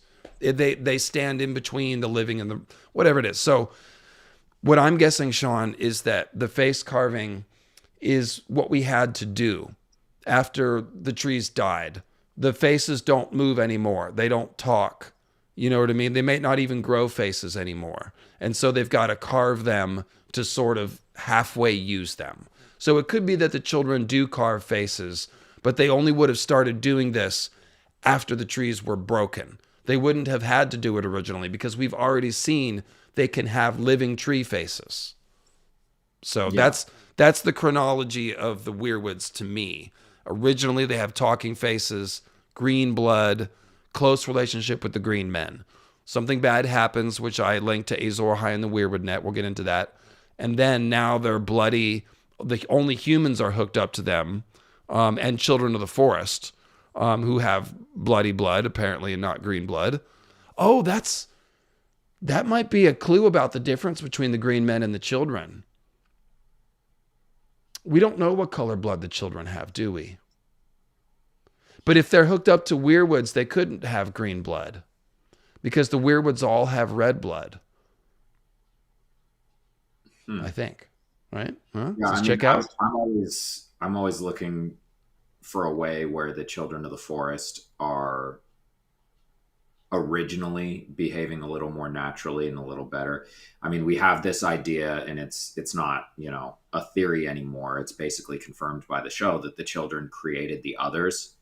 And that's kind of like, we had the Azor Ahai defiling the werewood net, defiling the werewood itself with the carving of the faces. And then the response to that is to create the others. And so they both kind of raised the stakes by doing something awful. And so which one kind of creates the werewood? So if we looked at the stripped down version of the truth that the show gave us, it's like the children are responding to the invasion of the first men and creating the others. This is a big clue, by the way, that the timeline is screwed up. Because in the books, the children are threatened by the first men, and what do? They make the hammer of the waters, not the others. But I'm going to tell you that the hammer of the waters fell during the long night, and so this is actually all happening at the same time. But the show version doesn't have Azor Ahai's invasion of the Weirwood net. It doesn't have Great Empire of the Dawn presence in Westeros. It doesn't have original Last Hero, had a magic sword. None of that is in there. So they just strip it down to the first men were pushing the children, and then so they made the others. But the book version of that would be Azor Ahai is the one cutting down the weirwood trees, meaning he poisoned them, he defiled them, we're going to get to it, but killed, he sacrificing children of the forest to steal their magic, more or less. He usurped their magic with blood. And so the others are a response. And that's all I was trying to say. Is like in whatever version of the story you get, the others are this reaction, side effect, or a response to something that happened to the Weirwoods. Ooh. Big boy. Just saying hi, David. Been watching you for months, and you seriously expanded my knowledge of Song of Ice and Fire, which is funny because I didn't even like the books very much. When is your book coming, by the way? That's cool. Well, it could be that if you go back and listen to them again, and I do recommend the audiobook, maybe you'll get more out of it this time. But, happy to be of service. And I'll write a book someday. I want to write fiction and mythology books, but, right now it's the YouTube that pays the bills and is turning into a career for me. So I've got to continue to work at YouTube and solidify that and begin hiring video editors so that I can keep putting out videos but have more free time carved off to then begin working on other projects. So that is something I very much am longing to do, and thank you for asking. You do continuously from time to time get back into the comparative mythology book. Yes, I've written about half of that. I just went off the deep end on Vedic myth and then started a whole YouTube channel and made videos about Vedic myth. And now I need to go back to the book and figure out what actually goes in the book and what else needs to be cut out. But somebody said Roy Dotrice is a terrible narrator. I am only barely resisting banning you from the chat for life. I love Roy Dotrice's reading. Rest in peace. Roy Dotrice is awesome. You're allowed to disagree, but he's not perfect. There are certain voices, like obviously he's not going to do a Oh, good he's Sansa. not perfect. But the imperfections are perfect. That's the thing. Yeah, no, I mean, and like he's a real actor. He's doing it with emotion. He's keeping good tone and pace. He's very good in a lot of ways. Obviously, if you have to do every voice in a very immersive world with 55 different chapter point of views, yeah, that's not going to work very well. But Some now of what his they're doing, female voices are a little sus. yeah, But but now the chat they're doing was, casts. what's that? Now they're doing casts for things like this, where they'll have like 6 or 7 people do the voices. Totally. Yes, they were talking about what books are on your shelf. So I just thought I would blow up the camera here for a second. And I'll also take one more chance to just show off my shirt, which you can get linked in the description below. He is smoking a J because that's how you see the green. Praise Garth, etc., etc. And I've got a little Celtic spiral going on here. Oh, there you go. So If you're asking what books are on my shelf, this is actually not my shelf. This is my girlfriend's shelf, and though that's there's a lot of variety there. But very cultured, Sean's girlfriend. Yeah, no, she's a big reader. That's why I'm listening for the chuckle in the background. I guess she's not in the room. No. Okay. She's wrangling the dogs for me so that they don't murder me while I'm on stream. And yes, you can get these in pink and purple and all kinds of outrageous colors, as well as like forest green or something like that. So yeah, there's some good options on there. Okay, so so the Greenseers don't actually need the tree eyes to see. So it seems more like the face carving is done to like kickstart these wounded weirwood trees into like sort of halfway working again or something. But yeah. And of course, Sean, I am trying to limit the character parallels today and stick with the anthropology approach. However, one of the best Azor Ahai, the one who carved up the Weirwood Net parallels, is Daemon at Harrenhal, which we just saw in House of the Dragon. Now, the TV show version was very different, so just forget about everything that happened. In the book version, he is waiting there for Aemon to come fight him at a certain point, and and I guess this is in the future, so maybe they'll still do this because he's at Harrenhal twice. But Daemon Targaryen is counting days by putting slashes in the heart tree at Harrenhal. He puts 1 slash in the tree for every day that he's waiting. He ends up waiting 13 days. So he puts 13 wounds on the tree, and then on the 14th day, aka a fortnight, Night King Aemon shows up for the fight or whatever. So this is a very archetypal Azor Ahai versus Night's King setup. Vhagar is coded as an ice dragon, and he's got the bloodworm Caraxes, who's like a Lightbringer dragon, red dragon of heroes. And what is he doing? He's carving up the weirwood in order to like make the Night King appear. So this is Azor Ahai forcing his way into the weirwood, carving the face bloody, and causing the creation of the others in miniature. And what are we seeing in the show? We're seeing Daemon, a dragon-blooded person with their own Valyrian magic, finding his way into the weirwood net. Like, so we're literally seeing it. We see the 13 slashes that marks him as an Azor Ahai last hero figure, and then the 14th that was supposed to come, but he arrived that day, like you said, marks Aemon, the Night King figure who's getting there because the Night King ruled at the Night Fort. That's what you were mentioning with Fort Night Fort. It's a little play on words that George does. So, yeah, I mean, the 13 slashes, he might as well have carved Azor Ahai's face into the weirwood. The 13 means the last hero of Azor Ahai. So and of course, it also ties into the Night King because the Night King reigned for 13 years and he's the 13th Lord Commander. So there's a lot of 13s all tied to that story. And of course, there is a strong connection between Night King and Azor Ahai. Night King is probably undead Azor Ahai after he's invaded the Weirwood Net or something. I mean, that's what I really think. So, or they're related, like one's Azor Ahai and one's Lightbringer, the last hero figure. I think the last hero is the relation, Yeah. But I think the original guy that killed Nissa Nissa is the Night King. I think it's the same person. Yes. So like we have the relationship of Azor Ahai plus Nissa Nissa equals the Lightbringer baby. So like Azor Ahai fathers Lightbringer, and then but they're the person who tore their way into the werewood net, and so they're able to do some kind of resurrection. I usually tend to think of it as like a dragon resurrection, but Yeah, so say Minty in the chat says, like the stream. We have almost 900 people watching, so thank you. And if you're here, just move that mouse over and click the thumbs up. Appreciate y'all. Appreciate my mods. And so basically what we've got here, as far as the idea that the trees used to be able to talk, but now they can't. They're undead or whited. This is similar to the idea that they used to be able to make the birds talk, and now they can't. Now they carry written messages. But it literally used to make the animals speak human words. I literally think the green weirwood trees in the Godswood could speak. Like the king would go there, and then the greenseer, the green men in the ground would be like, do this. And he'd be like, cool story, tree. I'll do that, So, bring me more women, whatever, who knows what. Bathe her and bring her to me. It's the origin of it. Sorry. All right. So, shout out Aegon the Unworthy. It's also just like Varamir, using his skin-changed animals to bring him women. Damn it. It is. Yeah. Okay.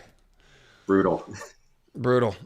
So there was this little section about the men who came before the first men. I think that must be the next thing up here. Yeah, it sure is. Oh, no. I skipped over to Garth the Green. We'll come back to... we'll just summarize it real quick. We're going to get to the Ironborns later. And I've made a few Ironborn videos, in case you haven't seen. But there are clues that there were people here that were before the first men, of course, and they are all on the southwestern coast. So Lan the Clever is a mysterious adventurer from across the sea. Grey King comes from across the sea, and the Ironborn have legends of a land across the sea. The High Towers and Danes appear to be from the Great Empire of the Dawn. Check out my Great Empire of the Dawn videos and my Ironborn playlist if you want the longer version of it. But most of you guys will be familiar with this. There are clues and legends and evidences of things that don't belong. So not only the Fewstone Fortress, but also the Seastone Chair. The first men found it on the beach. Who carved it? I don't know. And the Castle Pike, which was built on the peninsula before it collapsed. And there's no memory of the collapse unless it's the mythical flood of the sea dragon or the storm god drowning Grey King's Hall. There are those mythical floods. But there's no story about Pike collapsing. They say they don't know who did it. They think the island might be named after the castle. So there's all these clues that there is some sort of activity on the Iron Islands that is inexplicable. And then, of course, the first men don't sail. And then the Ironborn are advanced mariners from the beginning. And they say Grey King sailed there and taught them how to make boats and weave nets and stuff. So it's pretty straightforward. They have a legend. They're Numenorians. All the way down, it's all Tolkien references in Iron Islands. The Iron Islands, and also High Tower, and the Danes especially. The Danes basically have the Numenorian sigil and like artwork and everything. The white sword, white tree. I mean, you ever seen Aragorn's sigil? George has based so much of his stuff on it. There's like Aragorn's sigil. The white tree with 7 stars above it, right? Right. So he's doing Faith of the Seven. There's a white tree like a werewood, but it's obviously the white tree of Gondor. Durin and Miramir saw the same stars in there. Yeah. White tree of Numenor. Yeah. Scott says, shittiest Numenorians ever. In her Amelia Clark voice. Best season ever. Well, they are. But that's the. There were Numenorians who were separated, and basically supported the Sauron faction on Numenor, and they became the Black Numenorians, and they became pirates, just like the Ironborn. And they're the Black bloodline on the Ironborn too, as well. Yeah, that all tracks. That tracks. Yeah. They were squisher farmed, so look, you can't be too hard on them. All right, they're doing pretty well, all things considered. Well, one thing I wanted to bring up is because you started this. I don't think you ever finished it, but you were doing the Zodiac Children of Garth the Green. I didn't. Yeah. Yeah, and like a lot of these people that we're talking about, like Gilbert of the Vines, like these kind of almost prehistoric mythological figures, fit into that Zodiac role, and it makes sense because there were 12 companions of the last hero. And yeah, I just, again, yeah, all on the West Coast. Like this is an immigration from the Great Empire of the Dawn. Like, these are things we can't say with certainty, but that's what happened. And the main thing that I always want to make it simple for people, the explanation here is that Azor Ahai stuff needs to be in Westeros in the Dawn Age for any of this story to make sense. Okay? We've got this magic sword, Dawn, and we've got the last hero with a magic sword called Dragonsteel. Dawn isn't made by the first men. It's just strangely advanced, and the Danes don't look like first men, okay? And then why are they calling last hero's sword Dragonsteel?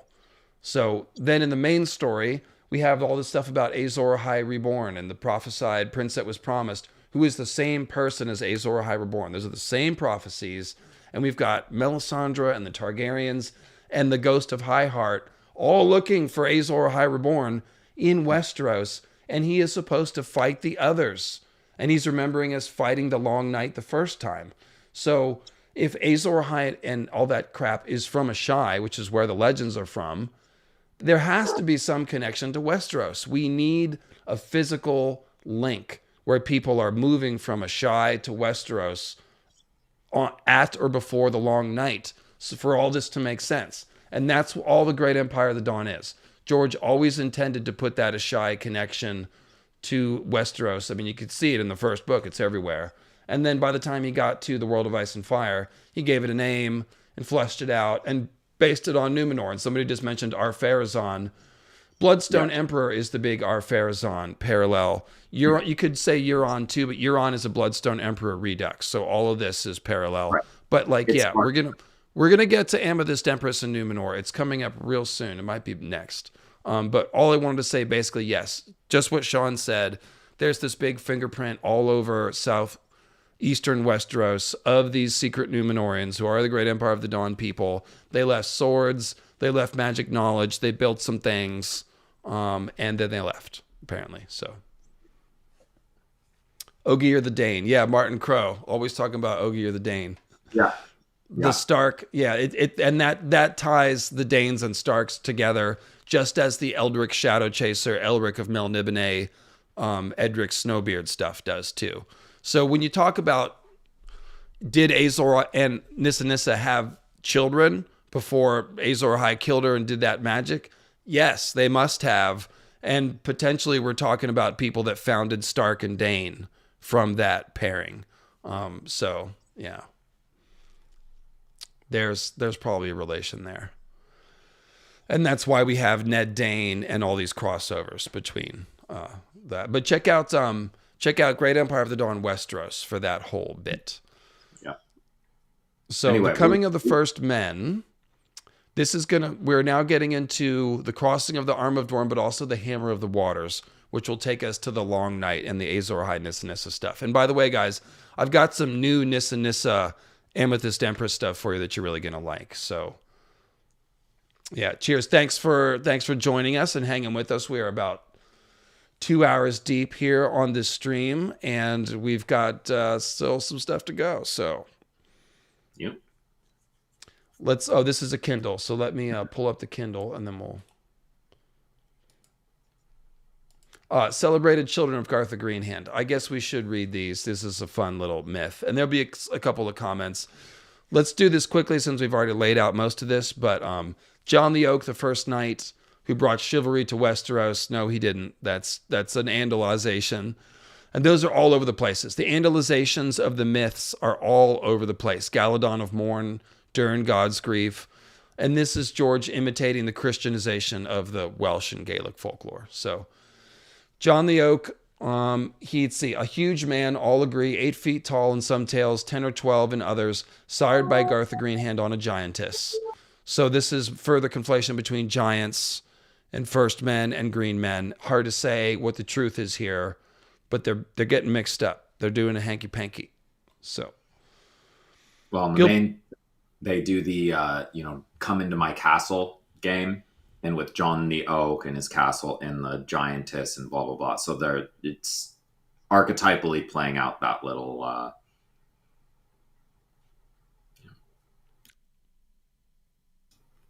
The thing with the fingers that I was doing. Yeah, right. Okay, Yeah, so Gilbert of the Vines, who took the men of the arbor, or taught the men of the arbor to make sweet wine from the grapes that grew so fat and lush across their island, and who founded House Red Wine.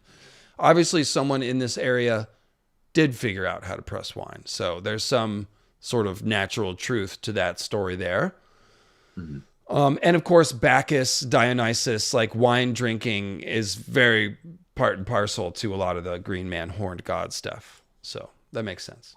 Well, and at one point you took apart the etymology of Gilbert and basically you made it a reference to both Aquarius and Dionysus. So yeah, it makes a lot of sense. I don't remember that, but I believe you. You did do it. Yeah, it was the Zodiac thing, and at some point you got to finish it. But yeah, it's. I have the notes for the second half. It's somewhere still. Oh, you know what? Somebody earlier asked me for the document notes for the Fagon stream. I actually did 3. We did 3 Blackfire Fagon Connington streams. I'll tell you what. If you join the Discord, I will share the doc with you, whoever that was. And you can join the Discord for free. You can do it by subbing to the channel with the join button or joining our Patreon. But there is a feature on Patreon where you can join for free. So if you want to support the channel, yes, but I'm not extorting you also. If you just want the doc, join the Discord by joining Patreon for free and then getting the Discord link. And then message me in Discord and I will share, because I'll forget. But if you message me in Discord, I can share the doc with you. Sure, and maybe we can make that a feature in Discord where I can share my docs for people who want to look at them. Because I used to put the text of my essays on my website in days of yore, but that was a long time ago. And the Discord is fun. That's where half the people in the chat hang out and talk about Ice and Fire and don't get attacked, as such as what happens on Twitter with the bloodshed and the cursing. And anyway. No, the Discord, it's a good community. Join up if you haven't.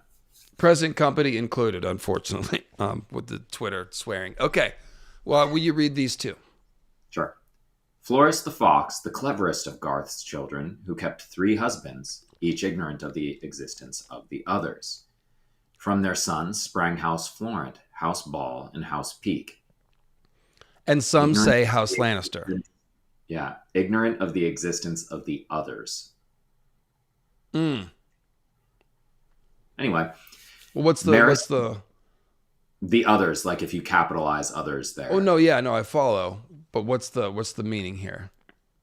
I just think a lot of this was in a pre-others time, and where they hadn't done it, and they were more in harmony, and so the others literally don't exist yet. Yes, okay, yeah, that makes sense. Almost like a biblical line, like they knew not sin, they knew not want and hunger. Yes. Okay, yeah, all right. The others are kind of the original sin of the Children of the Forest, and the carving of the werewoods or invasion of the werewood net is the original sin of Azor Ahai. Anyway. Maris the maid, the most fair, whose beauty was so renowned that 50 lords vied for her hand at the first tourney ever to be held in Westeros. The victor was the grey giant, Argoth Stoneskin, but Maris wed King Uther of the High Tower before he could claim her, and Argoth spent the rest of his days raging outside the walls of Old Town, roaring for his bride. So this is a myth. Here's what I have made out of this. This is a reference to Argos, and Hermes and Io. And it's an interesting myth, and I think it's mostly mythical astronomy. It's like George talking about the world tree and the moons and the eyes and the meteors and all this stuff. It's Argos Panoptes. He's got a whole bunch of eyes and he can see everything. I'm not sure what the point is. If we're just talking about, like, what does this have to say about the culture of the first men? Like, who's this giant? It's hard to say. The stone skin thing, what is that? I guess if Eldrick were here, we could ask him. It could be a reference to, like, Weirwood Giant. Because the thing is, Maris the Most Fair, she's a daughter of Garth. So this is a version of Nissa Nissa. Uthor of the High Tower, he is a great Empire of the Dawn figure. The earliest High Towers would be. And he's got that Uthor Pendragon name that ties him to dragons and kings. And so this is another version of, like, you could say Azor, Ahai marrying Nissa Nissa, or just first men or Great Empire of the Dawn people coming to Westeros and marrying children of the forest and having hybrid offspring. Because, of course, one of the children of Uthor is Paramore the Twisted. He's the one who founds the Citadel, and he's got a sort of a twisted back, and he's sort of crippled. And we're told that, well, it makes sense logically that direct first-generation hybrids of children and humans might have weird deformities and stuff. And we're also told... Oh, sorry. Right. And I was also going to say, like, he has all of this amazing knowledge. It's like he inherited green seeing as well. Right, because the first maesters are consulting with the children. So that probably began with Paramore, and he literally has a child of the forest for a mother, or maybe a hybrid, already for a mother, Maris. So it's also a really good Arthur reference, just because if you've really looked into Arthur, first off, Arthur is a bastard. His father, Uther, was not married to Igraine, his mother. Oh. He had Merlin disguise him as Igraine's husband, and he went and slept with Igraine. Uther was not a good guy. But he did this, and then he fathered Arthur that way, and then they proved Arthur was his son later with the sword of the Lady in the Lake. So here we're stealing the wife of someone else and okay. Right. Cool. And then let's see here. Foss the Archer, renowned for shooting apples off the head of any maid who took his fancy, from whom both the red apple and green apple Fossaways trace their descent. What do you make of that one? That's like William Tell, obviously, but what's the point? Yeah. I mean, it's also direct sexual imagery, arrows be pointy. It's phallic. And he's shooting them at maidens. And it's, there's some like Johnny Appleseed type stuff going on in there. So it's just more fertility legend stuff. Yeah. Okay. That makes sense. I think so. I need to go to the bathroom real quick. Go for it. Yeah. Brandon of the Bloody Blade, who drove the giants from the Reach and warred against the children of the forest, slaying so many at Blue Lake that has been known as Red Lake ever since. So I've gone into this in many, many videos. But Brandon of the Bloody Blade is thought to be an ancestor of Brandon the Builder. And of course, Brandon the Builder is associated with Uthor Hightower. He is said to have built Uthor's High Tower. So we've got multiple lines of connection here to the Starks, essentially. It's hard to know, again, if some of these myths are representing one specific person, or if so when we talk about Bran the Builder, one theory that I have started to form in the back of my head is that the early Starks must have been kind of like Freemasons. Kind of like it's not just one Bran that's building stuff. It's probably a legacy of the Great Empire of the Dawn's advanced knowledge that the Starks and other people maintained and then used to build castles around significant weirwood trees at places like Storm's End, where Bran the Builder is associated, Winterfell, and then here at Old Town, the Wall. So we're talking about the Night Fort, another castle built around a weirwood tree. So was there one Bran the Builder? I believe it's talking about the early Starks as being like Brandon the Builder. They're building things. They're retaining knowledge.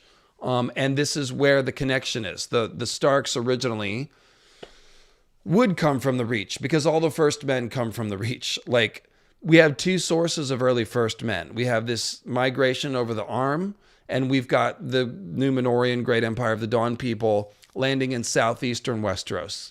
They don't get any further north than the Iron Islands, it seems. So at some point, these people have to move north. They have to migrate north to build Winterfell and become the Starks. And so George is giving us a connection of the Starks directly to Garth the Green. So what is this? Here's the thing, all right? Brandon of the Bloody Blade may have married Rose of Red Lake. Rose of Red Lake is another child of Garth. It's on the next page. And she is reputed to be a skin changer, and she lives near Red Lake. Here's Brandon of the Bloody Blade at Red Lake, warring against the children of the forest. But this is actually a mixed up myth here. People may have warred against the children, but Brandon of the Bloody Blade was impregnating children, okay, in all likelihood. Because there's the whole Barbary Dustin thing where she's talking about Brandon Stark and his bloody blade and how he loved to hone it. And it's all sexual metaphor. And she talks about how he took her virginity and the blood on his blade and all this stuff. So Brandon of the Bloody Blade here, warring against the children, maybe warring, but definitely also impregnating. And so Probably here both. we find also at the same place, Rose of Red Lake, a skin changer. Okay. And so what does this tell you? It just tells you children of Garth, humans, children of the forest, all interbreeding here in this place. And this is where the Starks come from. And of course, like I said, we know the Starks have skin changer magic, but they're not short. So why aren't they short? Well, Brandon of the Bloody Blade is a son of Garth, supposedly, potentially marrying a daughter of Garth.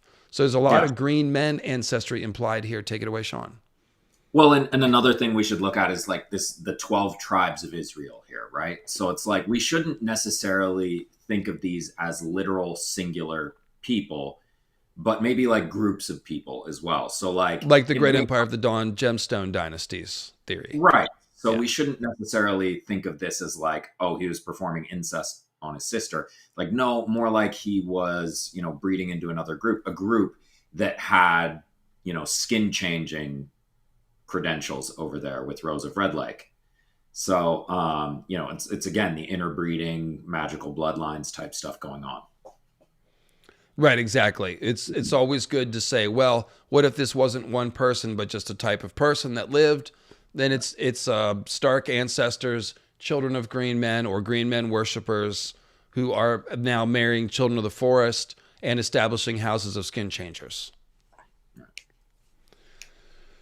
So going forward. Owen Oakenshield, who conquered the Shield Islands, driving the Selkies and Merlings back into the sea. This is mainly a clue about the Deep One's lair of existence, which I discussed very thoroughly in my Deep Ones video. But to sum up in brief, the Deep Ones were here first. Just like the giants and the children of the forest, there were the fish people also in the water. And it seems that everywhere the first men went, on the coast, they encountered them. And so we have this Deep One encounter derived mythology along the coasts of both sides of Westeros, from White Harbor to the Three Sisters to the Stormlands to the Iron Islands, and even across the bay at Lorath and Pentos and other places like that. So literally, when you put it all together and you present it in a Nimbledick voice, what you see very clearly is that everywhere the first men went near the water, they encountered mermaids and were farmed by mermaids and then this shaped their culture and their beliefs about the gods in the sea and all this sorts of stuff. Well, it's also a pretty transparent reference to Thorin Oakenshield from Tolkien.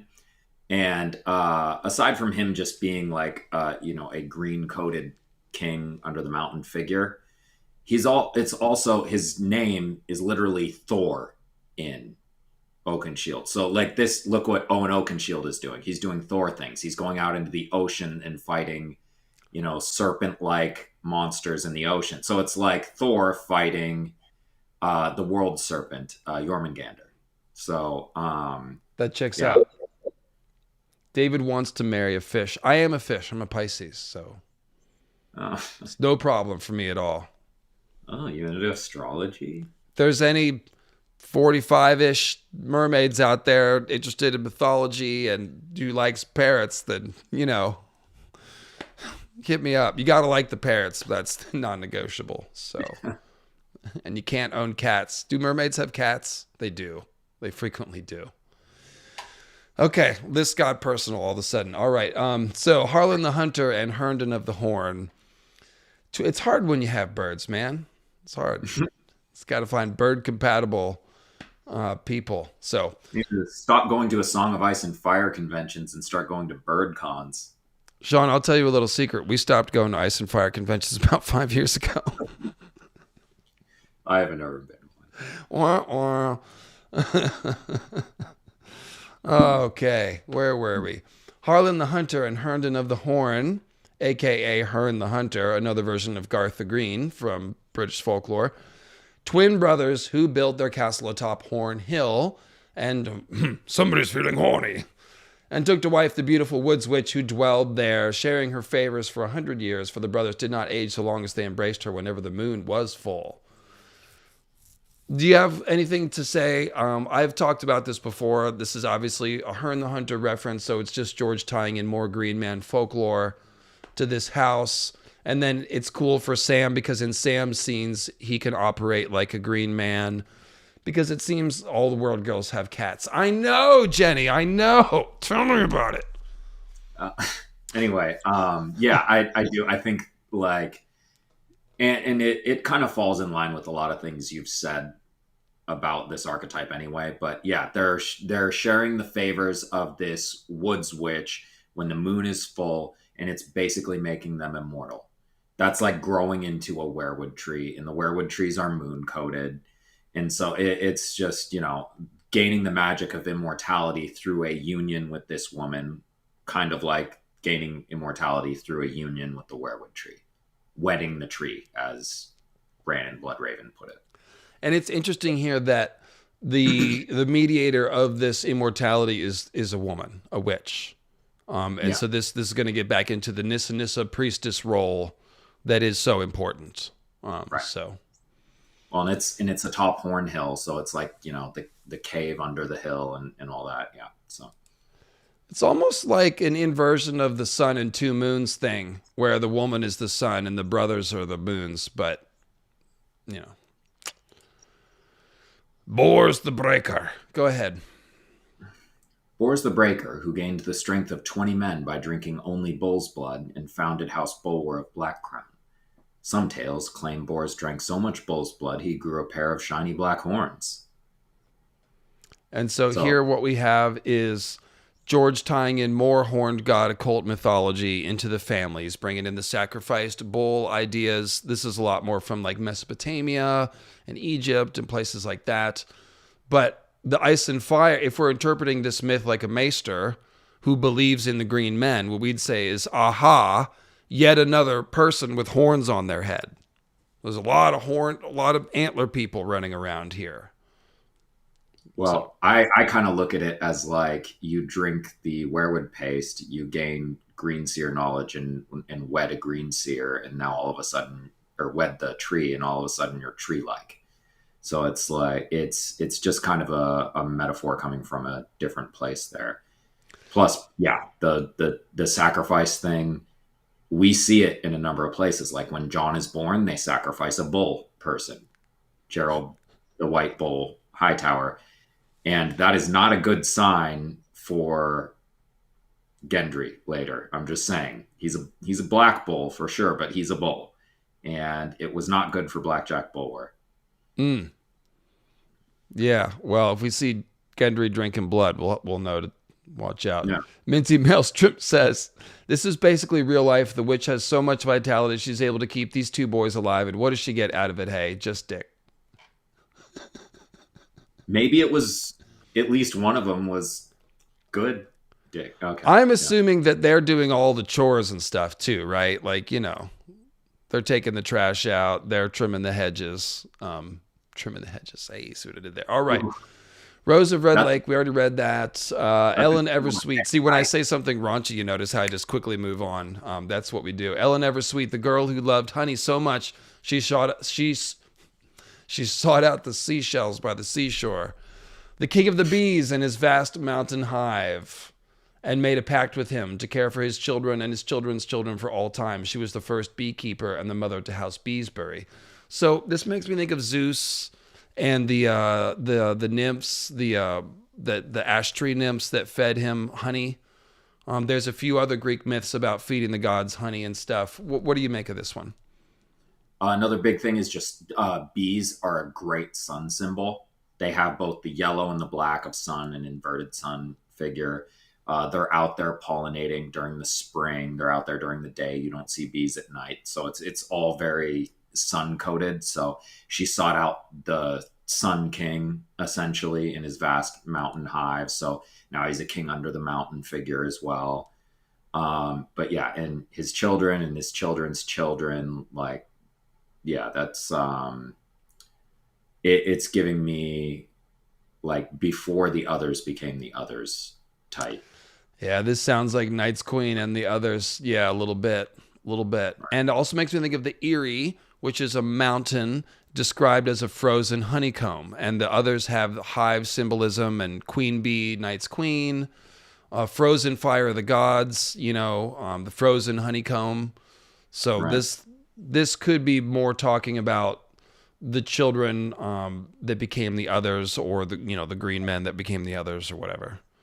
When we see this a lot with like prisons, but like, what is a honeycomb filled with?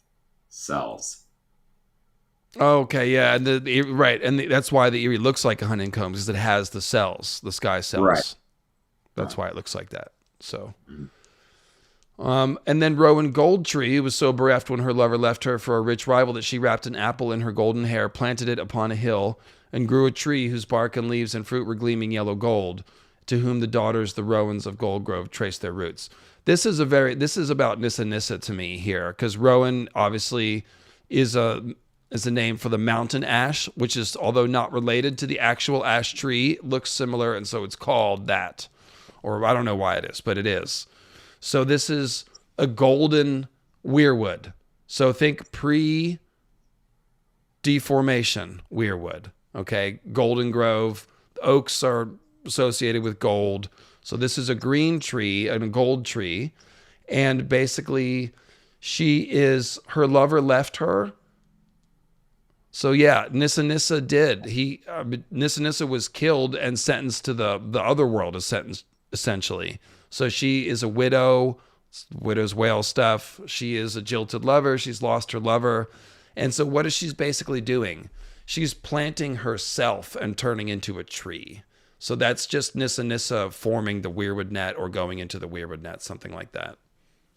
There's also some good mythological parallels here with like golden apples of immortality from various mythologies, and also this apple for the fairest. That's how we started the Trojan War. So if we're looking at a conflict that eventually happens between Azor Ahai and his escalation, and then creating the others and all that. So it's like, kind of, if we're relating the Trojan War to that, where the gods are on both sides, and yeah, it's I'm definitely seeing that conflict. Basically, like, all the magic trees are giving us commentary on the weirwood. Mhm. Sometimes they look like weirwoods, and sometimes they're conceptually similar. So here, the similar concept is the immortality, the golden fire of the gods turned into a tree. Remember, the Grey King set a tree on fire and obtained the fire of the gods. So this is a golden burning tree that is giving him this power. So these are similar concepts here. Yeah. And most of Let's these see. most of these trees look nice, not like dead macabre werewoods. Nissa Nissa is Persephone coded. Very much so. Very much so. Okay, Garth the Greenhand brought the gift of fertility with him, nor was it only the earth he made fecund, for the legends tell us that, got around a little bit. He could make barren women fruitful with a touch, even crones whose moon blood no longer flowed. Leave them crones alone, man. He just wanted to say moonblood. Maidens ripened in his presence. Mothers brought forth twins or even triplets when he blessed them. Young girls flowered at his smile. Okay, it's getting a little pervy. Lords and common men alike offered up their virgin daughter. Okay, definitely pervy. To him, wherever he went, that their crops might ripen. So there we go. Greenseers. What do they make the trees say? Bring me your daughter. Like, Virgin sacrifice. It was a thing. that the crops might ripen and their trees might grow heavy with fruit. There was never and so we just saw that, actually. That's similar to the gold tree. Like, this is a woman that was sacrificed and it made the tree grow with fruit. So it's kind of the same theme here, isn't it? Yeah, well, and it's also something that you're talking about with like how the werewoods used to be like a more normal tree and then were changed. What Rowan of Goldtree was doing is she planted an apple, just like you would plant apple seeds, and the apple is there for nutrition around the seeds, blah blah blah.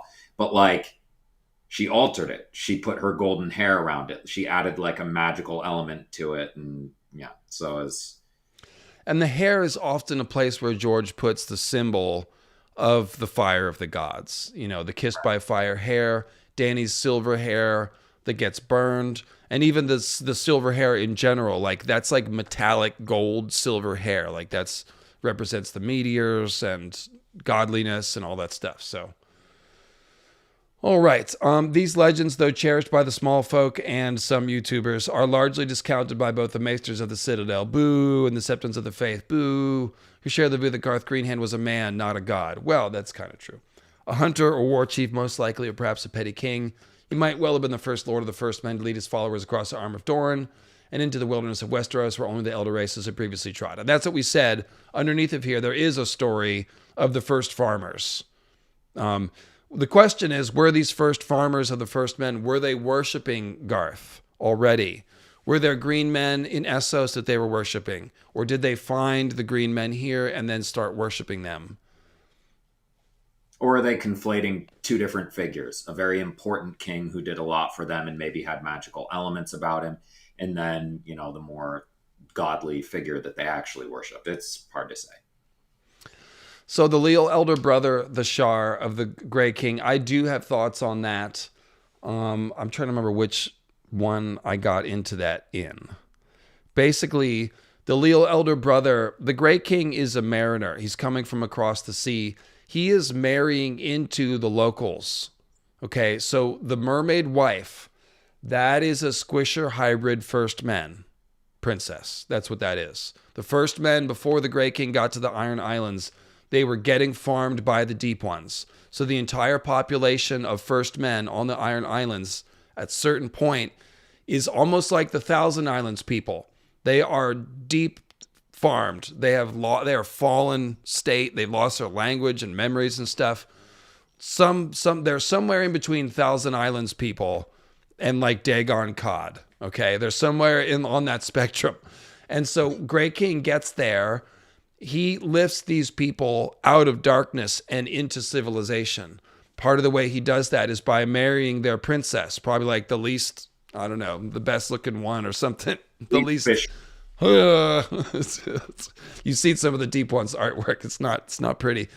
So he's marrying a hybrid there. So Leal elder brother, he is going to be the first drowned priest. He is very likely a first man.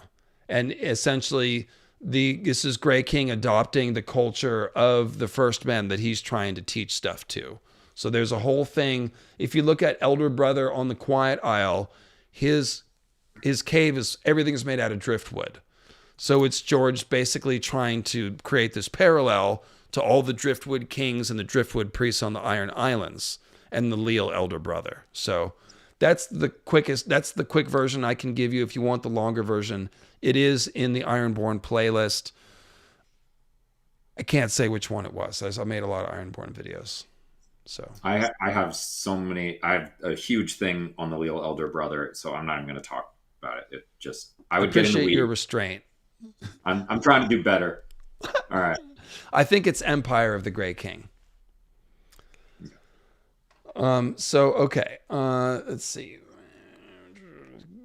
We pretty much, God or man, Garth Greenhand fathered many children. All this, the tales agree. Many of these offspring grew to be heroes, kings, and great lords in their own right, founding mighty houses. We just read that.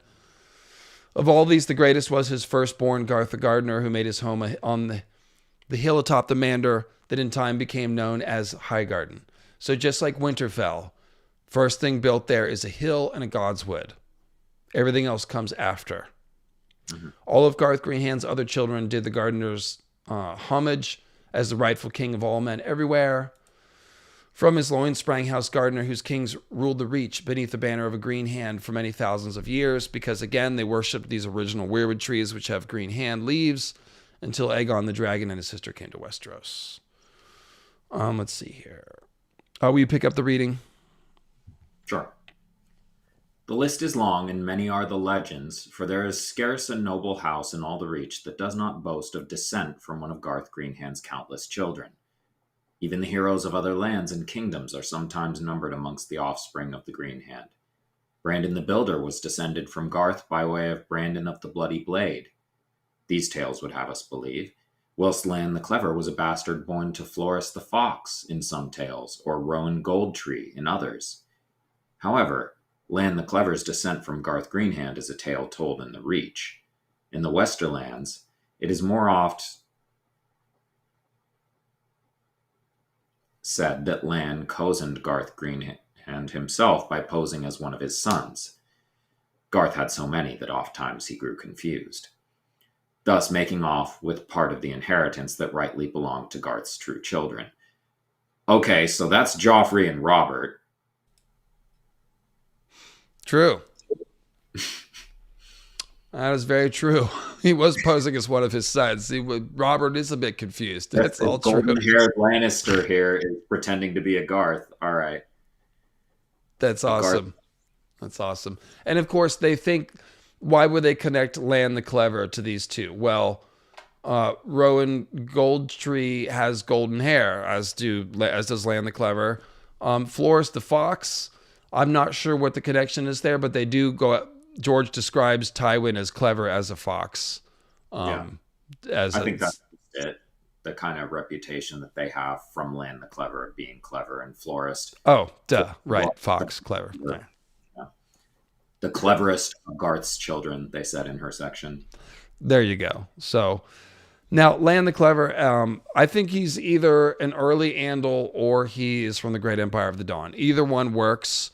We're told that the Andals, we found this in the Andal stream. I had totally never seen this before, but the Andals were sailing around Westeros before they invaded. It says some of the Andal captains knew the Dornish coast well before they ever invaded, which means they were probably sailing past Dorne to Old Town and Lannisport. Those are the two big port cities on the west coast.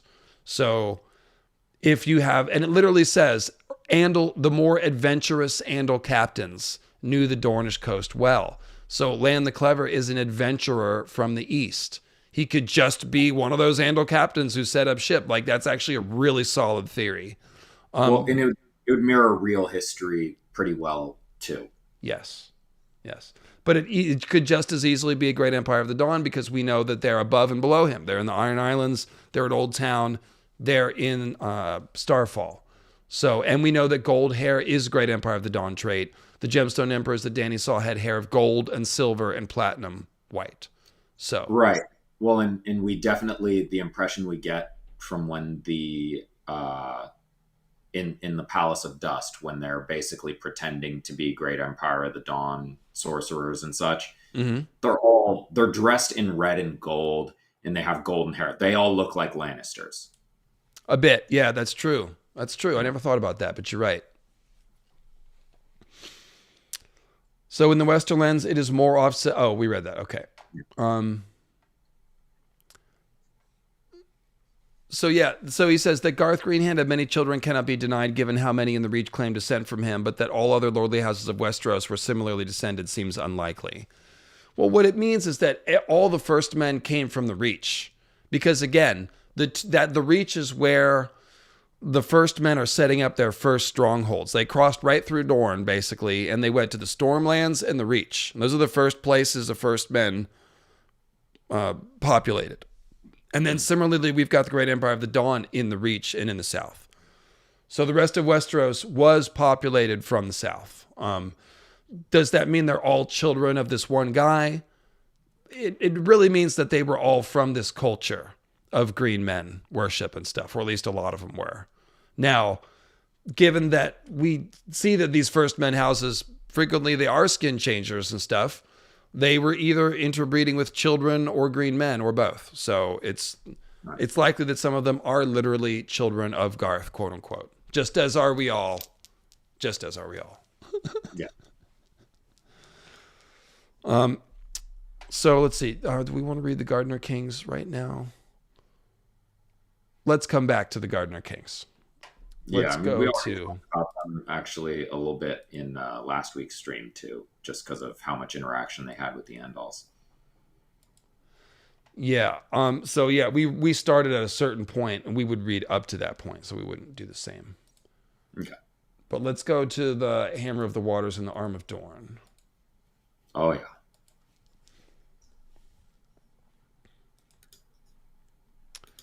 And can you once again read? Sure. According to the most well-regarded accounts from the Citadel, anywhere from 8,000 to 12,000 years ago, in the southernmost reaches of Westeros, a new people crossed the strip of land that bridged the narrow sea and connected the eastern lands with the land in which the children and giants lived. It was here that the first men came into Dorne via the broken arm, which was not yet broken. Why these people left their...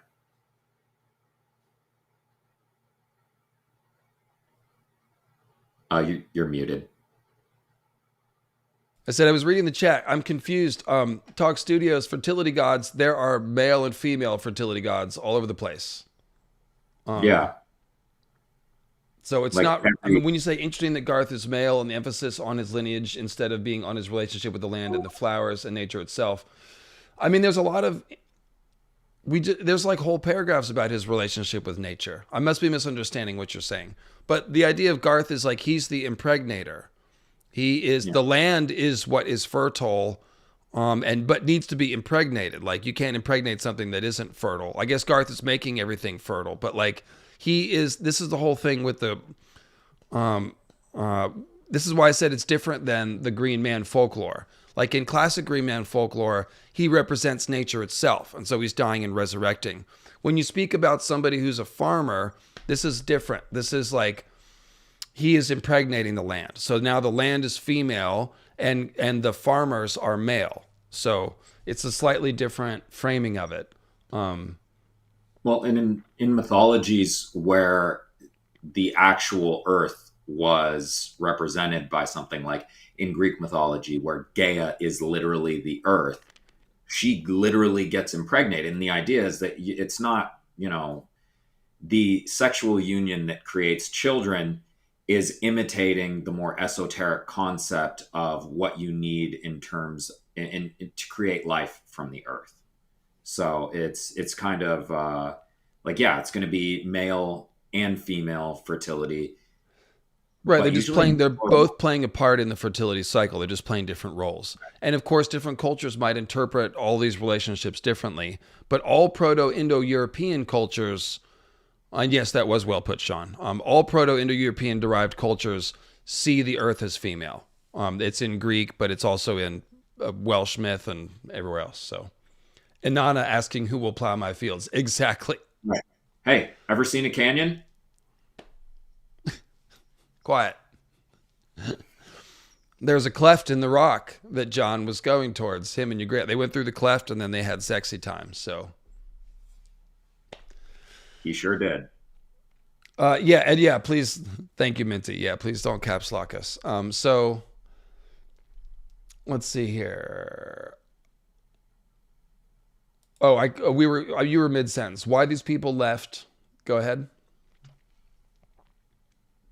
Oh, why people left their homelands is lost to all knowing. But when they came in force.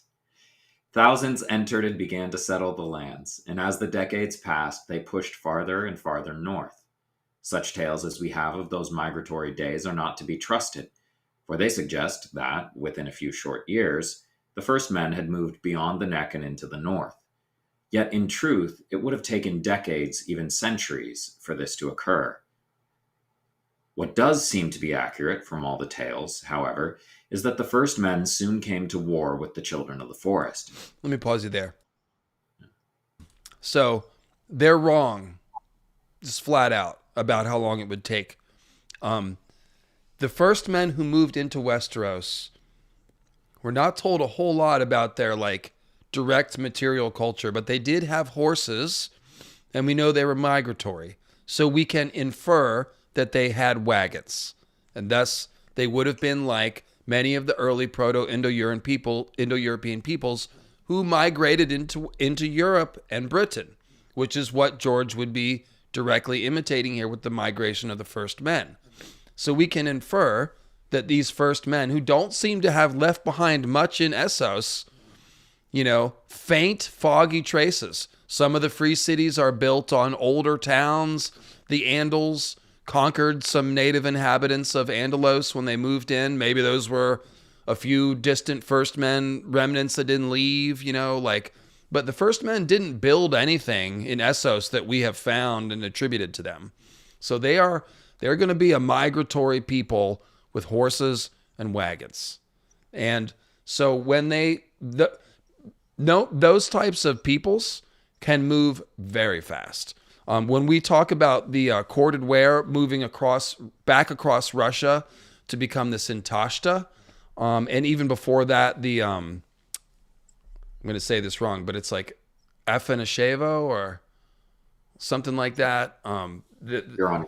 The white mummies in China in the desert that they talk about, those are Proto-Indo-Europeans from like 3000 BC. Okay. Point is, nomads move across the steppe very fast. They have estimated that they can move like a couple hundred miles per year, because they basically their herds will eat the grass and then they move, and then they eat the grass and then they move. So their lifestyle is to constantly keep moving. So like they can cross the steppe in like a couple of decades. Like it doesn't take long at all. So these first men could have absolutely spread through Westeros very quickly. It would not have taken centuries at all. No. Well, we look at two things. One, look at all the ground the Dothraki covered when they have 40,000 Dothraki in their Khalasar? Yes. Which means they have a bunch of slaves on foot. They have a bunch of goats that are walking. They're not carrying the goats on horses or something. They're moving slow. But they're still move all the way across the Dothraki Sea during the course of a Game of Thrones. Vaes Dothrak is a long way from Pentos. Right. Well, and then how long does it take Arya and the Night's Watch to go from King's Landing in the Crown Lands, cross the entire Crown Lands, and then go through half of the Riverlands? Well, Arya's one person. I'm talking about the whole people moving. The Dothraki is a better example. When she was with the Night's Watch is what I'm talking about. Mm-hmm. So like they're traveling. They're not all on horses. They only had a few like horses and mules. Right. They're just walking and rolling the wagon and stuff. Yeah. Like if you're not attached to villages or anything, you can move very, very fast. So couple years, you could cross all of Westeros in that way.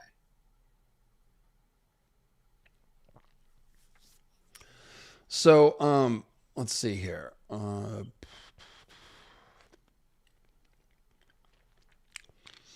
What does seem to be accurate from all the tales is that the first men soon came to war with the children of the forest, unlike the children. And so this is, again, we have to always look, how are the maesters, what are they basing their knowledge on? All the tales. So this just means there are tons of legends about the children and the first men fighting. That means George wants us to assume that this is true. That's all that means. It means like this is solid. There's a lot of stories that speak of it, so it definitely happened. Because I have tried to think maybe the first men didn't fight the children at all because of all the evidence that they're worshiping Garth and green men and stuff. I was like, maybe that's all made up and it's just the Andals who fought the children. But no, there's too many legends about the first men fighting the children. So we have to assume some were fighting and some weren't, which is probably what would happen, right? Not everyone would trust the elves. I mean, they're a little creepy. So some people would be skeptical. Yeah, and the way it's presented is like all of the first men versus all of the children of the forest, when in reality, neither group's going to be a monolith. Right. We know the first men weren't united. Like this story about Garth being the High King, there's still other kings who are like coming to do him homage, but like there's all these other houses and kings and tribes and fighting for power. And he didn't live 800 years. He was not king for a hugely long time. He was king for a lifetime if he was a king. And then, the children are going to split up the empire, just like what happens every single time there's a super powerful king. So no, the first men would not be fleeing the great empire of the Dawn. First of all, they came to Westeros before the long night, for sure. Second of all, they're the furthest east we have connected the first men is the Silver Sea. So that's not the great empire of the Dawn. And we know the first men didn't come by boat. So no. So I think one of the implications that they're talking about is you look at the Andals fleeing before Valyria got there. Basically, like they came into Westeros largely to get away from Valyria. Yeah, no, there's just no connection there. The Great Empire of the Dawn's on the other side of the mountain. The people fled from there over the mountain. But yeah, they wouldn't be putting pressure on first men. We don't even know where the first men came from, really. Just somewhere in Essos. Yeah, we tend to think, you and I tend to think that they're from that Sarnori area. There's that implication in the World of Ice and Fire, but like, yeah, we don't know for one, and yeah, it's just I was really just giving context because that's what they wrote earlier. But So yeah, remember we just talked about the Gips, how they have the wicker shields and the lime stiffened hair, and how that's very obviously a Celtic reference, coupled hmm with the chariots, the horse chariots of the Zokora, which is also a Celtic thing. The wildlings use wicker shields. right. So if the first men come from the Silver Sea, from the days of the Gips, before steel making, before the Cimeri discovered steel, then maybe this is an intended cultural connection of the wicker shields. So it's pretty tenuous, I but I mean, if we're going to say the first men came from there, we know the wildlings preserve original first man culture. So well, and they're both very much Celtic coded. Like that's the they're reason working why you might give it some credibility, is because it's they're a Celtic working link. yeah, So children of the forest and the old gods religion. It is like Celtic druidism, and then yeah, and what's up, the Uncle Tim? Good to see you. Tim's here. Are your nephews drowning in the pool, Tim? Oh no, you're watching them. Okay, just making sure. Making sure. No, he's Tim's, actually the one drowning. He's just really dedicated. These texts are from the bottom of the pool. little known fact: Tim's dogs fish him out of his own pool like once a week. So yeah, Tim can't swim. Why do you have a pool if you can't swim, Tim? For Anyway, the niece, just making shit up here. I did call Sean Tim earlier in the stream. It was a funny moment. So I love. Tim says he loves swimming, so he's good. I don't float.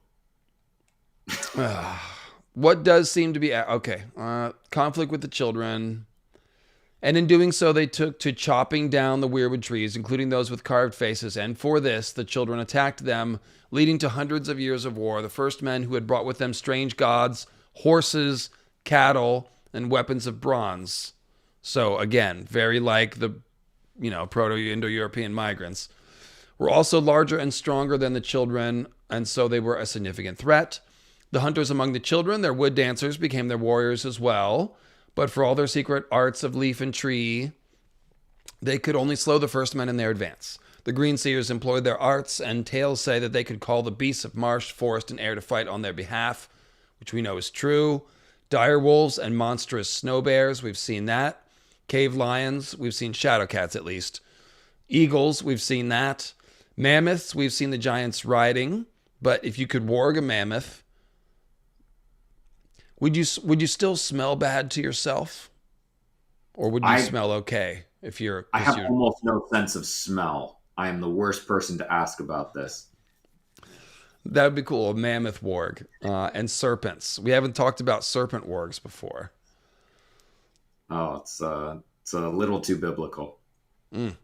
But the first men proved too powerful, and the children are said to have been driven to a desperate act.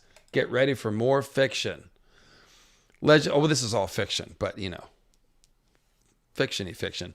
Legend says that the great floods that broke the land bridge that is now the broken arm and made the neck a swamp were the work of the Greenseers who gathered at Moat Cailin to work dark magic. Some contest this, however. First men were already in Westeros when this occurred, and stemming the tide from the east would do little more than slow their progress.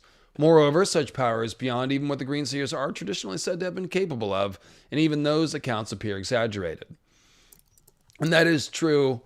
I mean, if the weirwood roots run deep into the earth, then maybe they can make the weirwood roots cause an earthquake. That's the only conceivable thing here, but obviously I have a whole different answer for this, which leads us to think that no, the children don't cause earthquakes, but I'm getting ahead of myself. Let me just finish reading this. It is likely that the inundation of the neck and the breaking of the arm were natural events, possibly caused by a natural sinking of the land. What became of Valyria is well known, and in the Iron Islands, the castle of Pike sits on stacks of stone that were once part of a greater island before segments of it crumbled into the sea. Man, I don't think I ever even quoted that line in my Ironborn videos. They're saying right there, like it used to be a bigger island. Yeah. I mean, it's obvious that it used to be, but it's kind of like the drowning of Numenor, where they lost a lot of the Iron Islands, split it into a bunch of different islands.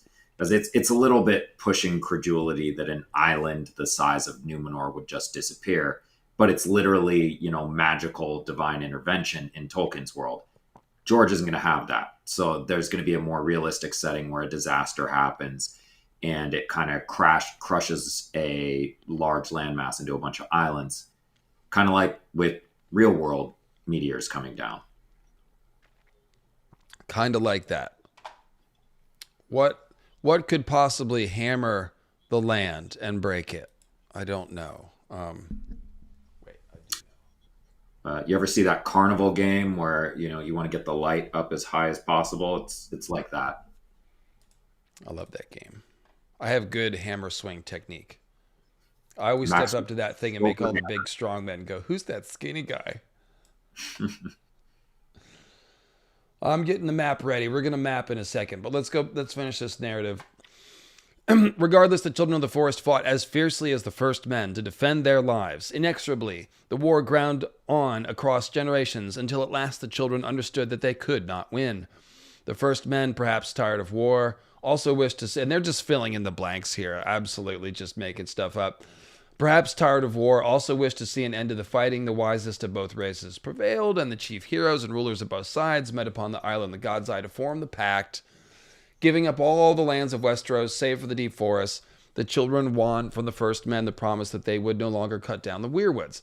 Now, this is, of course, directly taken from Irish myth with the Milesians and the Tuatha, and they agree to split the land, and Amergin, the poet, whose name I probably mispronounced, he is a Milesian poet, and he says, well, if we're going to split the land in half, we'll take the upper half, which then turns the Tuatha Dé into the Sidhe, and they are banished to the underworld.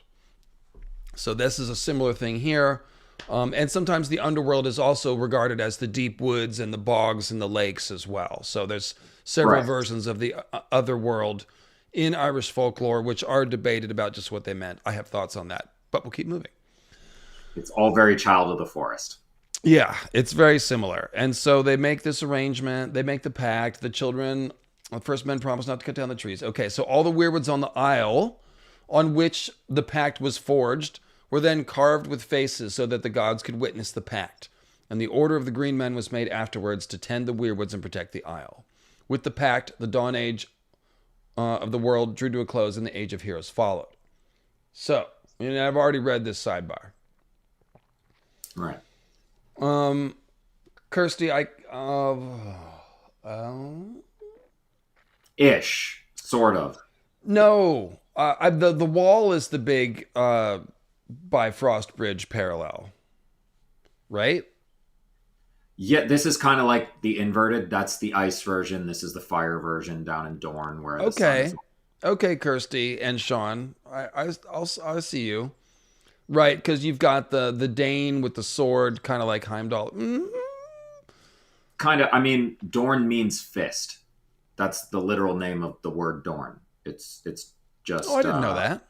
Yeah, it's Gaelic for fist. I knew Martel is hammer. Right.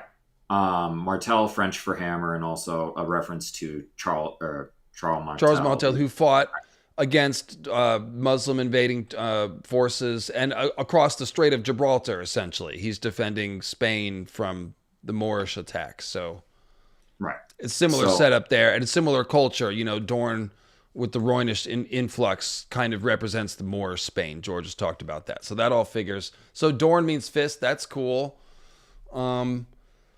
Yeah, Kirsty, we'll go ahead and say that it might be. I always think about the wall with Bifrost, but I haven't read my Heimdall mythology in a minute. I did really enjoy it, but it's a little fuzzy in my head now. So it's a rough time at Ragnarok. Okay, so no, the Doggerland tsunami theory is way overblown. No, that is way overblown. Most of it sunk gradually. The only flood that really would have been like the last bit of Doggerland getting covered. And humans were in Britain like 40,000 years ago.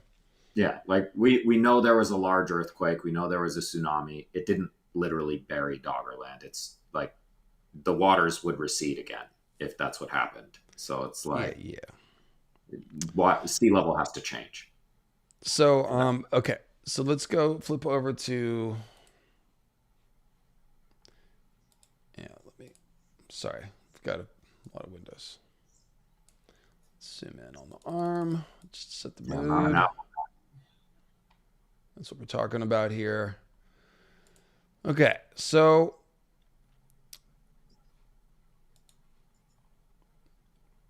runic. So okay. So they say anywhere from 8 to 12,000 years ago, which just means before the Andals and before the Long Night, essentially. And they're saying runic records and many tales testified of crossing the arm. So again, like I said, we have to believe that they did actually cross the arm. I once was wondering, maybe they didn't. Maybe they all came from the Great Empire of the Dawn, right? There was no first man migration. But no, they're saying the runic records testify to it, which means if you go to the Stepstones and the Disputed Lands, you can probably find first man runes. That's what I think what they're saying.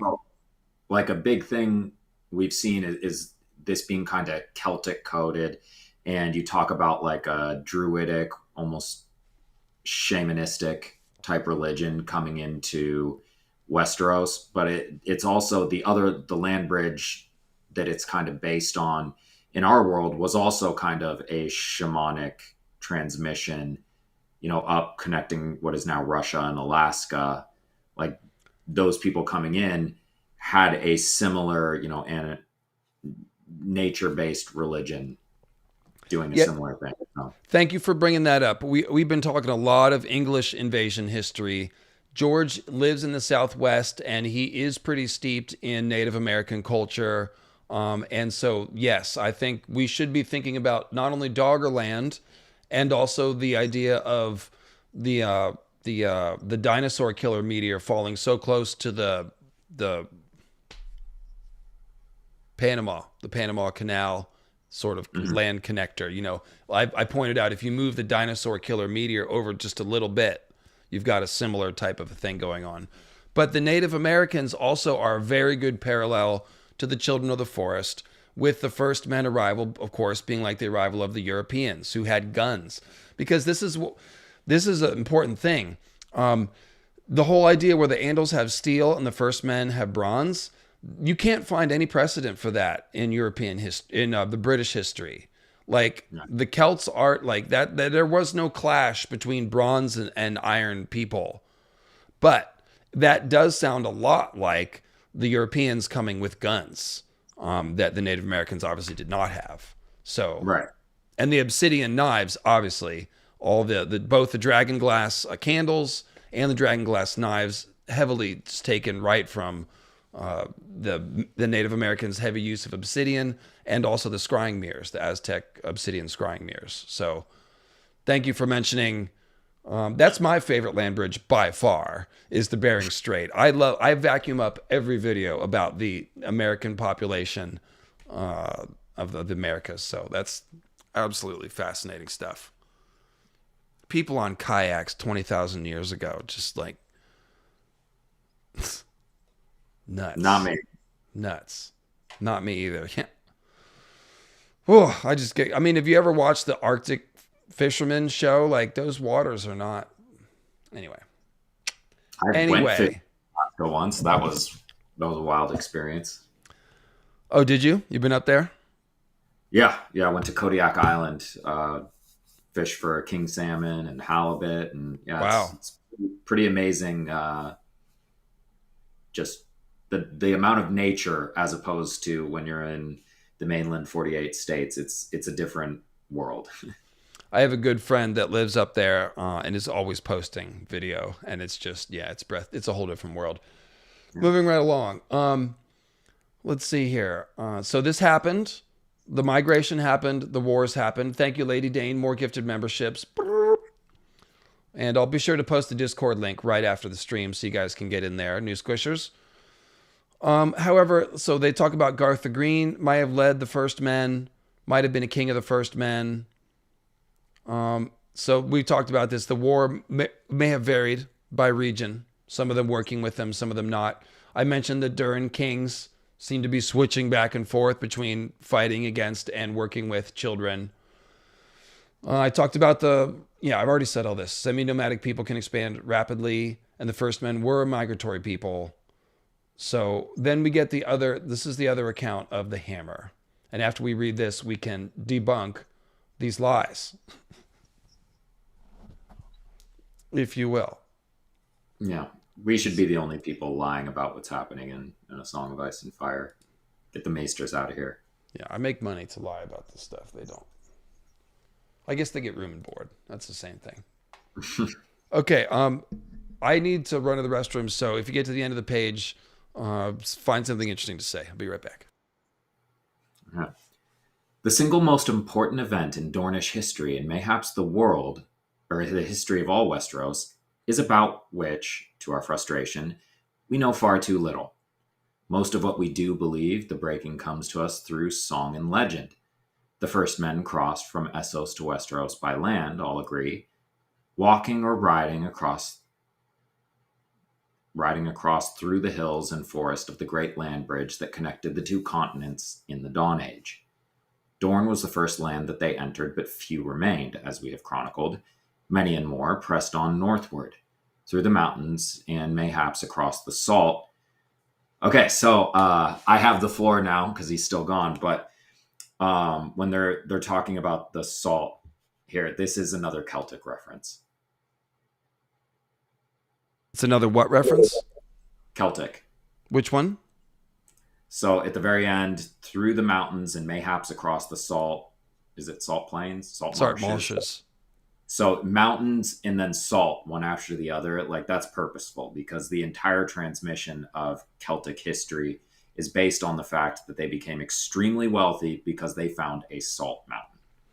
Yeah, and here I'll recommend a specific and recent Fortress of Lugh video called Empire of Salt, A History of the Celts. And so, yeah, they discovered the Hallstatt salt mine, basically, and then just got really wealthy and started establishing the trade networks, and that unified the Celtic people, and that's why they had all that gold. Yeah, I mean, if you think about it, like, aside from the health reasons of having salt and, you know, not too much of it with hydration and all that, it's also a way to preserve food, which means it was the main way to preserve food in the ancient world. So it was incredibly valuable. That's right. Right. That's where the phrase worth your salt comes from, because it used to be regarded as very, very valuable.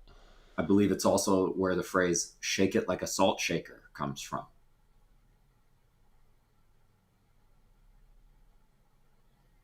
It's not. Okay. Puzzled. That's the Yin Yang twins or somebody. I gotta go to the bathroom. Okay, very good. We're running a long stream here, folks. So yeah, we gotta do the tag team action. Thanks for bearing with us. Appreciate y'all.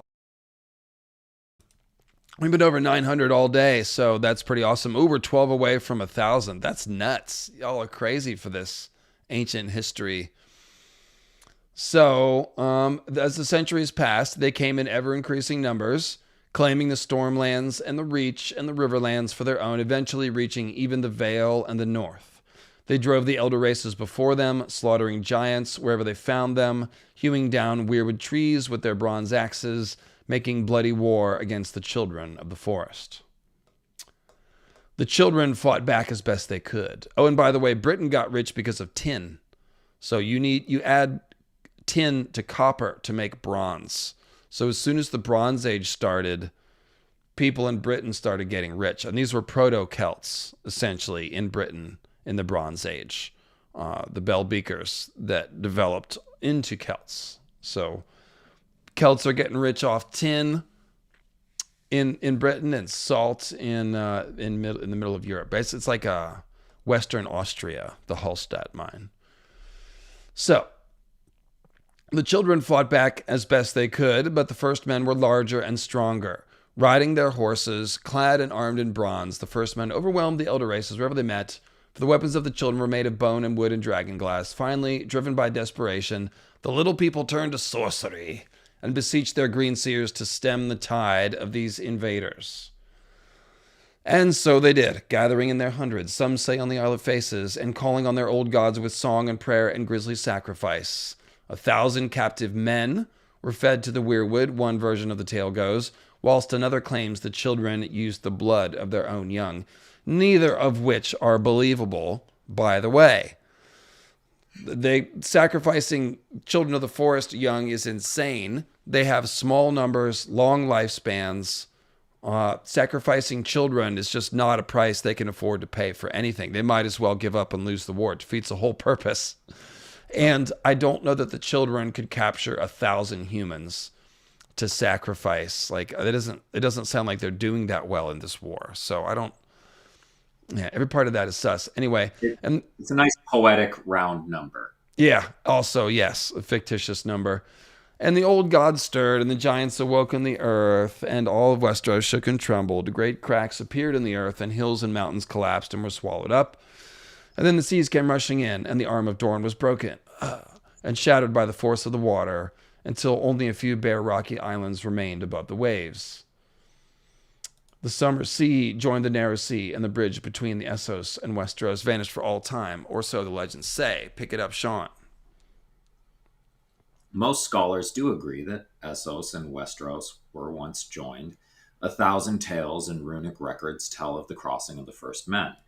Today, the seas divide them, so plainly some version of the event Dornish call the breaking must have occurred.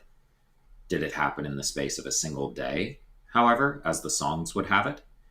Was it the work of the children of the forest and the sorcery of their Greenseers? These things are less certain. Archmaester Cassander suggests elsewise in his Song of the Sea how the lands were severed, arguing that it was not the singing of Greenseers that parted Westeros from Essos. Sorry. You're good. But rather what he calls the Song of the Sea, a slow rising of the waters that took place over centuries. Not in a single day, and was caused by a series of long, hot summers and short, warm winters that melted the ice in the frozen lands beyond the shivering sea, causing the oceans to rise. Okay, we get it, George. We're talking about climate change. We get it. But yeah, it's obviously not what actually happened in George's world here. It was the hammer of the waters. It may not be exactly as they described it. But so real quick, Dragon Nefertaria is very excited about your Salt Shaker reference. Sean has a Patreon. And Sean also has very cool content that is only available through Patreon. So if you want to support Sean through Patreon for like $5 a month or something, you'll get some great content. What was the one you had on there? So I have a bunch of videos about things like Narnia, King Arthur, Wizard of Oz, etc. But I also do things like chapter readings and basically any kind of content that my Patreon subscribers want to see. There you go. So thank you, Dragon Nefertaria. Adam Keller, I would love to. Oh boy. Okay. I would love to hear your thoughts after watching 3 Randall Carlson videos. I believe you're spot on with a lot, but he has much to say about global catastrophism and the end of world flood myths. I don't buy his stuff. I used to be a Graham Hancock believer. I am now very much an unbeliever. When I read Graham Hancock 20 years ago, there was a lot less evidence that proved everything he's saying to be kind of not founded in evidence, as he himself had to admit. So Randall Carson's a cool dude. I like both those guys. Good vibes, interesting fellows. I don't think they...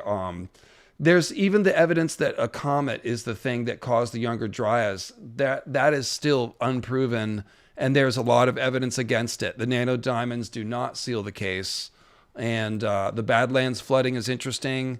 There definitely was a collapse of the ice sheet.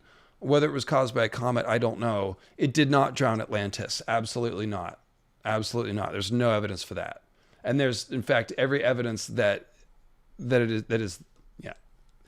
Like, Graham is completely wrong about hunter-gatherers and what they could do. Hunter-gatherers built Göbekli Tepe. We know that.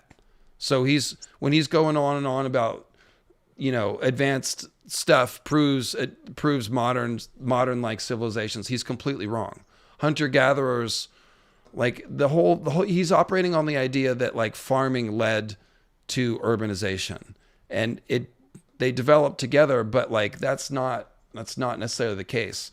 We've seen mobile societies like the Sintashta and the Yamnaya also then build cities and stuff. So like Yeah, I thank you for the super chat, and I like these guys, like, but Graham has really gone downhill. I feel like over time, like his arguments used to be a lot more solid, and he's gotten into some weird stuff. And I really resent the way that Graham is always trying to paint this picture that all the experts are trying to silence him and won't listen to his evidence. It's kind of pathetic, the routine that he does, to be honest. It's very grifter-like. Yes, it is. Because guess what? The experts change their minds on stuff all the time. But guess what? It takes evidence to make them do that. Like Clovis just got overturned. We used to think that there was this Clovis migration around 1300 or 13,000 years ago, and there's an ice-free corridor that all the Native Americans came through. Well, that turns out not to be true. Not only did they not go through that corridor first, they didn't go through that corridor at all. They went down along the coast and then went back up north through the corridor to populate Canada when it opened up from the south. And we overturned all that because we found evidence for it. So, and one day we'll figure out who left the White Sands footprints, and we'll further rewrite the story. So everything Graham says about they won't listen to my evidence is crap. Like, that's a red flag of somebody who's, yeah, it's a grifter flag. So I have a lot of appreciation for Graham Hancock and his knowledge of mythic concepts. I think he understands the idea that the ancient man was trying to correlate their monuments on the ground to the stars in a way that is interesting. And at times, I appreciate the way that he believes that folklore has a root in a kernel of truth. Because in the past, there was a little bit of a bias against believing that folklore has a root in truth. But that is not the case anymore.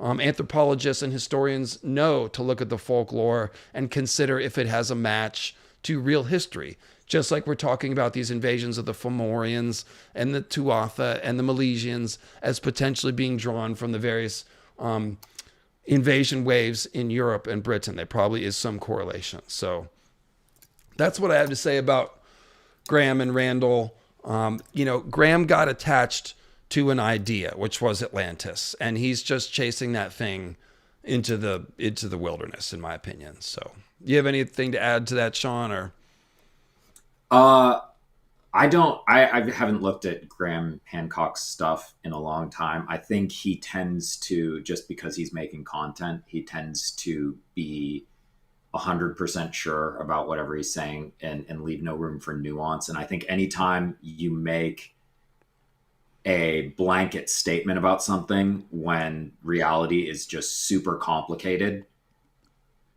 it's hard to look like you're saying the right things or that you're correct about things. Like, there's a lot, we don't know everything, for one. And for two, it's just things happened in a much more complicated way than we're able to understand this much later with this little evidence. So it's, yeah, did farming lead to urbanization? Kinda in some cases, sometimes in some ways. Like, you can't make concrete statements about those kinds of things. Like, it's just not a good way to look at it. Yeah, Hunter, because the farming was like, it took a long time to develop. You go back to the Natufian culture, and they're gathering certain beneficial seeds. So, like, farming, like, we really tiptoed up to it in stages. It wasn't really an invention. But we do know, okay, we spent enough time on that. Let's get back to this. Just quickly want to point out this Maester, Cassander, is he's going to be a reference to Greek mythology, or not mythology, but the Iliad and the Odyssey. Cassandra is the prescient daughter of King Priam of Troy, who warns them accepting the Trojan horse and letting them into Troy. Mm-hmm. And they imprison her for it. And in this case, it's funny because he's talking about the first men coming into Westeros. And then obviously there was a big conflict and the first men took over Westeros. But yeah, it's funny because many maesters find Cassandra's arguments plausible and come to accept his views. It's kind of the opposite of Cassandra. Or, well, it's kind of like going back and saying, well, actually, in retrospect, Cassandra had a point. Oh, yeah. We've come to agree with her. So, yeah. Okay. So The other thing I will just real quickly say about ancient man and being advanced is that the Proto-Indo-Europeans, like the Yamnaya, were doing very advanced astronomy. Like all that astronomy that's in the Vedas was already developed by the Indo-Aryan people before they came into Iran and India. These guys were out there raising horses and raising cattle and roaming around, stealing cattle from each other and getting high on soma. And they were composing epic poetry and doing astronomy. I don't know what kind of a cocktail that is, but that's the life that they lived. They made horse chariots and they mined iron and they drank soma and got really high and looked at the stars and made up myths about them. But they did some very accurate astronomy. So you don't need you have to just undo your whole idea about urbanization leading to advancement. Like being a hunter-gatherer is hard. You got to be smart. And the smarter you can get, the better you can survive. So it's a lot of evolutionary pressure to develop things, living that nomadic lifestyle. All right. So let's see here. There is also much to suggest that the Sea of Dorne was once an inland freshwater sea, fed by mountain streams and much smaller than it is today, until the narrow sea burst its bounds and drowned the salt marshes that lay between. That's a very good Doggerland parallel. It was slowly flooded and marshified, and then it became totally drowned. Yeah. So even if we accept the old gods broke the arm of Dorne with the hammer of waters, as the legends claim, the Greenseers sang their song too late. It's called closing the barn door after the horses have escaped. It doesn't do any good. You should have closed the barn doors before the horses escaped. You can close them now, but it doesn't really do anything for you. So very high price to pay to close the barn doors after the horses have gotten out. That is the problem with this whole story. And it says, no more wanderers crossed to Westeros after the breaking. True, for the first men were not seafarers. However, so many of their forebears had already made the crossing that they outnumbered the dwindling elder races almost 3-1. According to the great census of 6000 BC. By the time the lands were severed, and that disparity only grew in the centuries that followed, for the women of the first men brought forth sons and daughters with much greater frequency than the females of the elder races, which is also why the children wouldn't sacrifice any amount of their young to do magic. And thus the children and the giants faded, blah, blah, blah, blah, blah. So I think they'd be fine to sacrifice them as long as they do it at a 1-to-3 ratio. That's the ratio. 3 first men for every child. Why did George put that in? There were 3 for every one. We have any idea over the space of a continent for non-literate people. So, like I said, the problem with the Children of the Forest doing this, there's so many problems. One, it was too late. They already crossed. It did nothing. It was no good. So we've just now destroyed the land, which is not something the elves in general are known for, or the Children of the Forest in particular. They are defined by living in harmony with the land to the point where they wear leaves and stuff. Let me get... There you go. They're wearing leaves and things, and they're animal-like. They're very close to nature. So the idea that they are going to destroy the earth with an earthquake to save themselves, this is a human motivation that is being applied to the Children of the Forest, who do not think like that.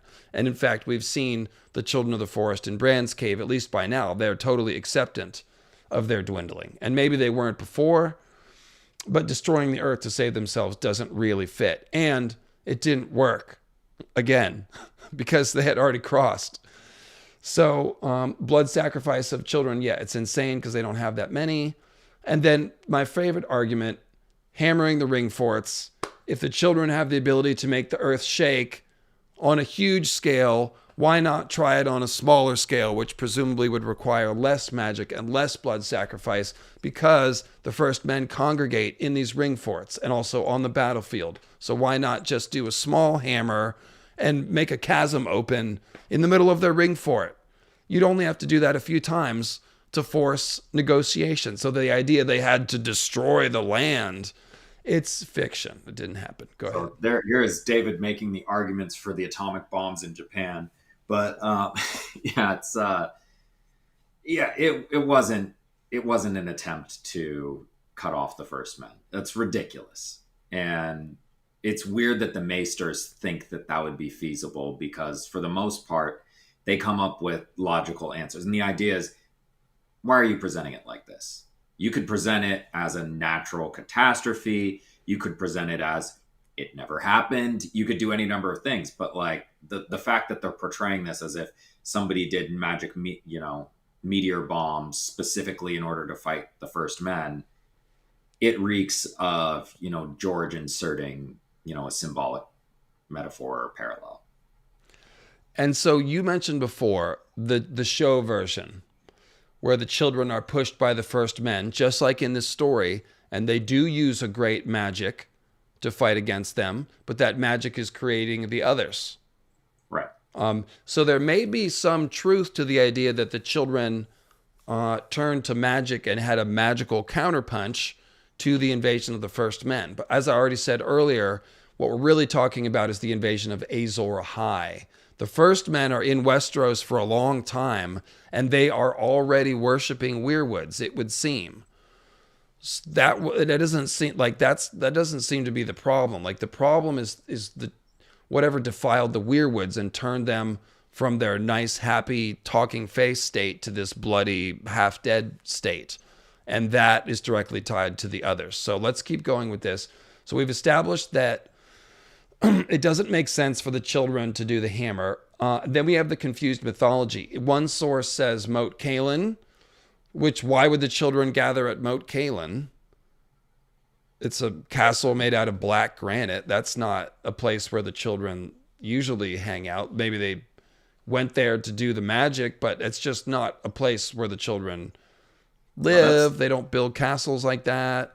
And then other tales say that they gathered on the Isle of Faces to do the blood sacrifice, to call the hammer. But then they also say, well, they also gathered on the Isle of Faces to make the Pact, and that's where they gave the faces faces. But giving a tree a face might involve blood sacrifice, which is also remembered as having happened on the Isle of Faces. So it seems like there's some truth in here, and there's some fog of time. Well, in the fog of time is, I think, largely symbolic metaphor. Moat Cailin is a lot like a destroyed wall. It's black instead of white blocks. So it's, again, we're going with reverse, just like, well, I'm not going to get too much into it, but the idea is it's a reverse wall.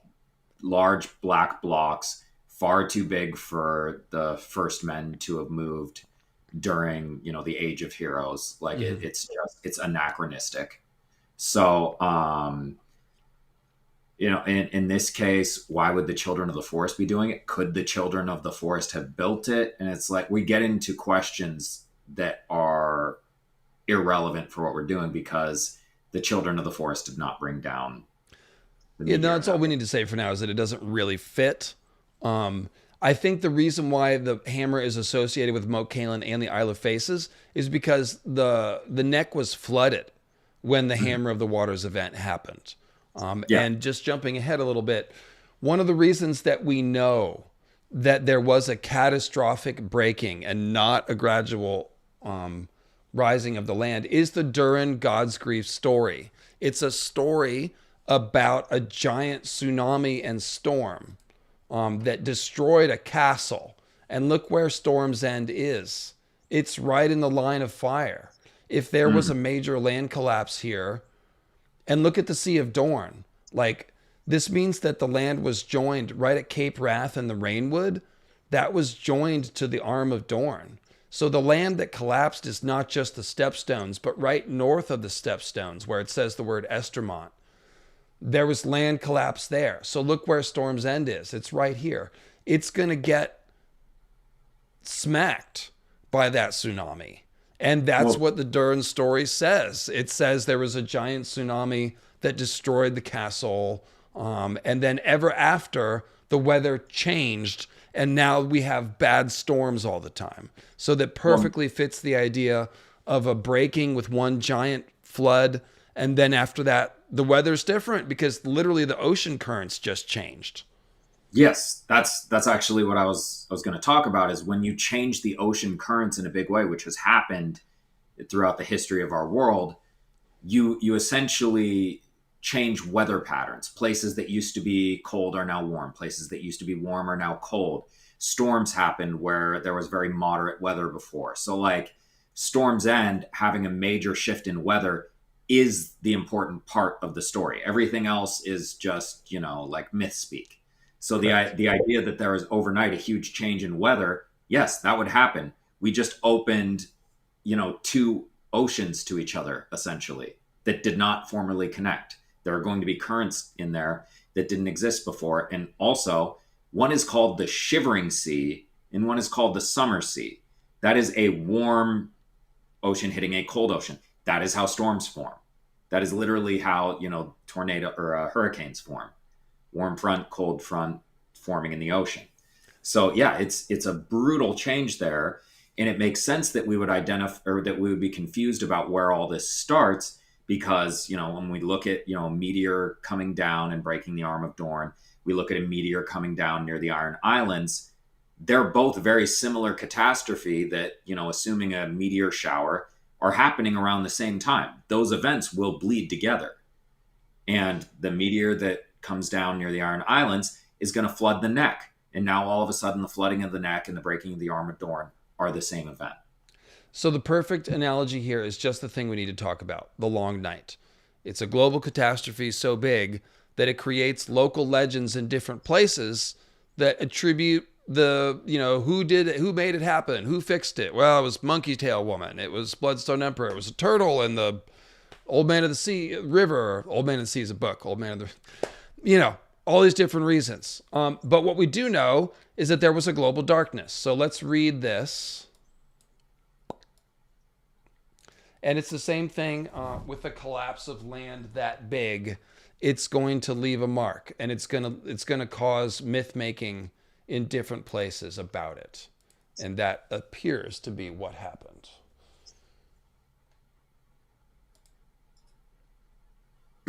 As the first men established their realms following the Pact, little troubled them, save their own feuds and wars, or so the histories tell us. It is also from these histories that we learn of the Long Night, when a season of winter came that lasted a generation in which children were born, grew into adulthood, and in many cases died without ever seeing the spring. Indeed, some of the old wives' tales, that's the old man's tales, say that they never even beheld the light of day, so complete was the winter that fell on the world. While this last may well be no more than fancy, the fact that some cataclysm took place many thousands of years ago seems certain. Lomas Longstrider, in his Wonders Made by Man, recounts meeting descendants of the Rhoynar in the ruins of the festival city of Coriain, kind of a depressing place, to be honest, who have tales of a darkness that made the Rhoyne dwindle and disappear, her waters frozen as far south as the joining of the Sel Horu. Let's see where that is. And yeah, that is super depressing. It's called the Palace of Love, and it's dead. The Sel Horu's all the way down here. Wow. I didn't realize it was that far south. That's all the way parallel with Dorne and the Disputed Lands and Storm's End. So we're talking, yeah, I guess if all of Westeros is frozen over, then it would make sense. Well, so, is this map using Mercator projection? What's going on here? Well, I mean, there could be a little bit of fishiness, but I would say that the most accurate part of the map is likely to be the relation between across the narrow sea here. Yeah. So, what are you saying, Sean? Are you saying these continents don't look natural? Well, I'm saying that Russia's awfully big up there. Yeah. I remember when this map first came out, and I was like, Westeros is rectangle shaped because it was written for paperback novels way back in the day, right? I was like, but now we have all this room. Why did you make Essos just a strip like that? And it's like, oh, because that's kind of how people used to make maps. If you see the old maps of Europe. So we should assume this is somewhat deformed, but George is going to turn us all into flat earthers. I won't let it happen. We're not flat earthers. We're weirwood earthers. That's the theory. The earth is a ball of weirwood roots. There's no actual planet. Truthers. The chemicals in the neck are turning the frogs. It's fine. All right. According to these tales, the return of the sun came only when the Beatles sang about it. No, only when a hero convinced Mother Royan's many children, the lesser gods such as the Crab King and the Old Man of the River, to put aside their bickering and join together to sing a secret song that brought back the day. It is also written that there are annals in Ahai of such a darkness, and a hero fought against it with a red sword. We get no that is. His deeds were said to be performed before the rise of Valyria, in the earliest age when Old Gis was first forming its empire. This legend has spread west from Ahai, and the followers of Valor claim that this hero was named Azor Ahai and prophesy his return. In the Jade Compendium, Colloquial Votar recounts a curious legend from Yi, which states that the sun hid its face from the earth for a lifetime, ashamed at something none could discover, and that disaster was averted only by the deeds of a woman with a monkey's tail. Let's see here. And then it says, though the Citadel has long sought to learn the manner by which it may predict the length and change of the seasons. Some of you guys asked about this in the chat. All efforts have been confounded. Septon Barth appeared to argue in a fragmentary treatise that the inconstancy of the seasons was a matter of magical art rather than trustworthy knowledge. And George has said that that is in fact true. Maester Nichols, I didn't remember that Barth was onto that though. That's cool. Maester Nichols, The Measure of Days, otherwise a laudable work containing much of use, seems influenced by this argument. Based upon his work on the movement of the stars in the firmament, Nicholl argues unconvincingly that the seasons might once have been of a regular length, determined solely by the way in which the globe faces the sun in its heavenly course. What a stupid idea. The notion behind it seems true enough, that lengthening and shortening of days, if more regular, would have led to more regular seasons, but he could find no evidence that such was ever the case beyond the most ancient of tales. So there are tales of regular seasons. I forgot about that. And the only way they could find evidence of this would be like tree rings and sediment deposits and things that are beyond their ability to measure. So right. Well, and yeah, never mind. It's big. I'm not going to go on the tangent. Will you actually finish reading this section, and then we'll get to hacking it apart? Sure. However, if this fell winter did take place, as the tales say, the privation would have been terrible to behold. During the hardest winters, it is customary for the oldest and most infirm amongst the Northmen to claim they are going out hunting, knowing full well they will never return, and thus leaving a little more food for those likelier to survive. Doubtless this practice was common during the long night. Yet there are other tales, harder to credit and yet more central to the old histories, about creatures known as the Others. According to these tales, they came from the frozen land of always winter, bringing the cold and darkness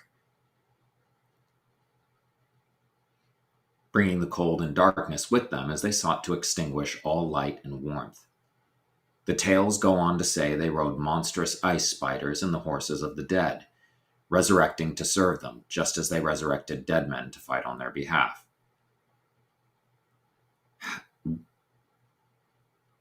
How the long night came to an end is a matter of legend, as all such matters of the distant past have become. In the north, they tell of a last hero who sought out the intercession of the children of the forest, his companions abandoning him or dying one by one as they faced ravenous giants, cold servants, and the others themselves.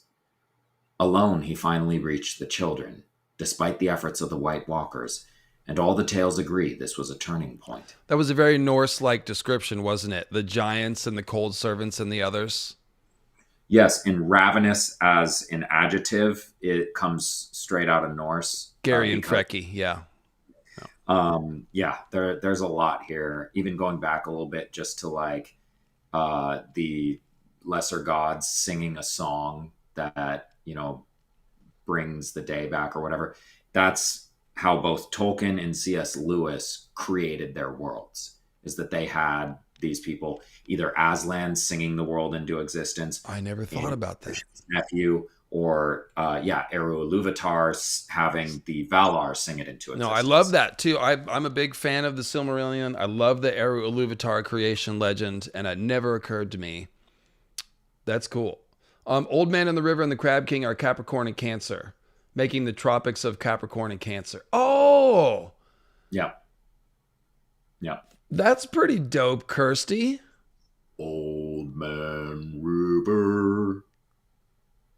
Hold on, my mind is being blown. I don't know what song you're singing, but Kirsty just did it. Yeah, that makes a lot of sense. So why would the old man in the river be the Capricorn? Because he's the goat in the river, right? But he's actually a turtle. Hold on, let me Yeah. make sure you're speaking truth here. How do you get Lost me with goat, but yeah, Cancer is obvious. oh, Capricorn goat. Gotcha. Um, He's a sea goat. Capricorn's a yeah, sea goat. So the old man in the river is a turtle.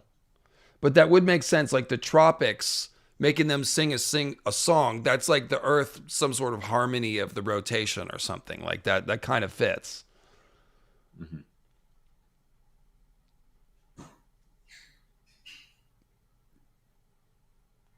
Dagda's harp is the inspiration for the weather change, long night stuff. I don't know that legend. Do you? Uh, a little bit. It's one of them. The Dagda. It's bringing fertility back, but yeah, there are a lot of inspirations for the weather change from various mythological sources. Like it's a huge thing about like the long night being a Ragnarok comparison, and the new long night being, the cycle of Ragnarok hitting again. So it's like it's from a lot of there's biblical stuff in there too. There's Greek Titanomachy or Gigantomachy stuff. There are two big wars. There's a lot. It's from everywhere. Yes, there it does seem to be. And what was the origin? That's yeah. I don't. Let's not go lost on that. Okay, so where were we here? Thanks to the children, the first men of the Night's Watch banded together and were able to fight and win the battle for the dawn, the last battle that broke the endless winter and sent the others fleeing to the icy north. Now, 6,000 years later, or 8,000 as the true history puts forward, the wall made to defend the realms of men is still manned. Okay. Can we go back 2 pages real quick? Yeah. We're not going to talk about the others that much today, Okay, but really. Go ahead. oh, is that one with the picture? Mm. So the tales go on to say they rode monstrous ice spiders and the horses of the dead. The ice spiders are the horses of the dead. The eight-legged ice spiders are eight-legged Sleipnir.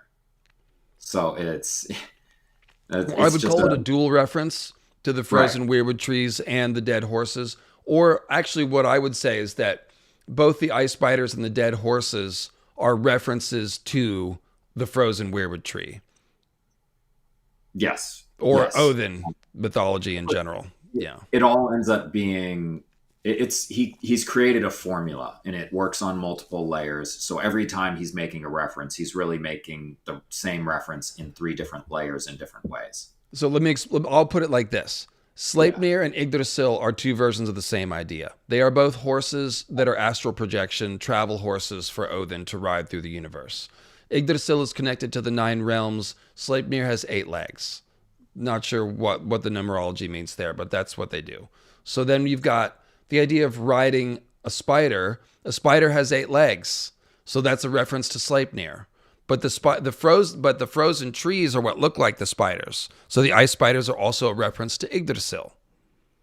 And then the dead horse is like riding Sleipnir, because it's like riding a horse.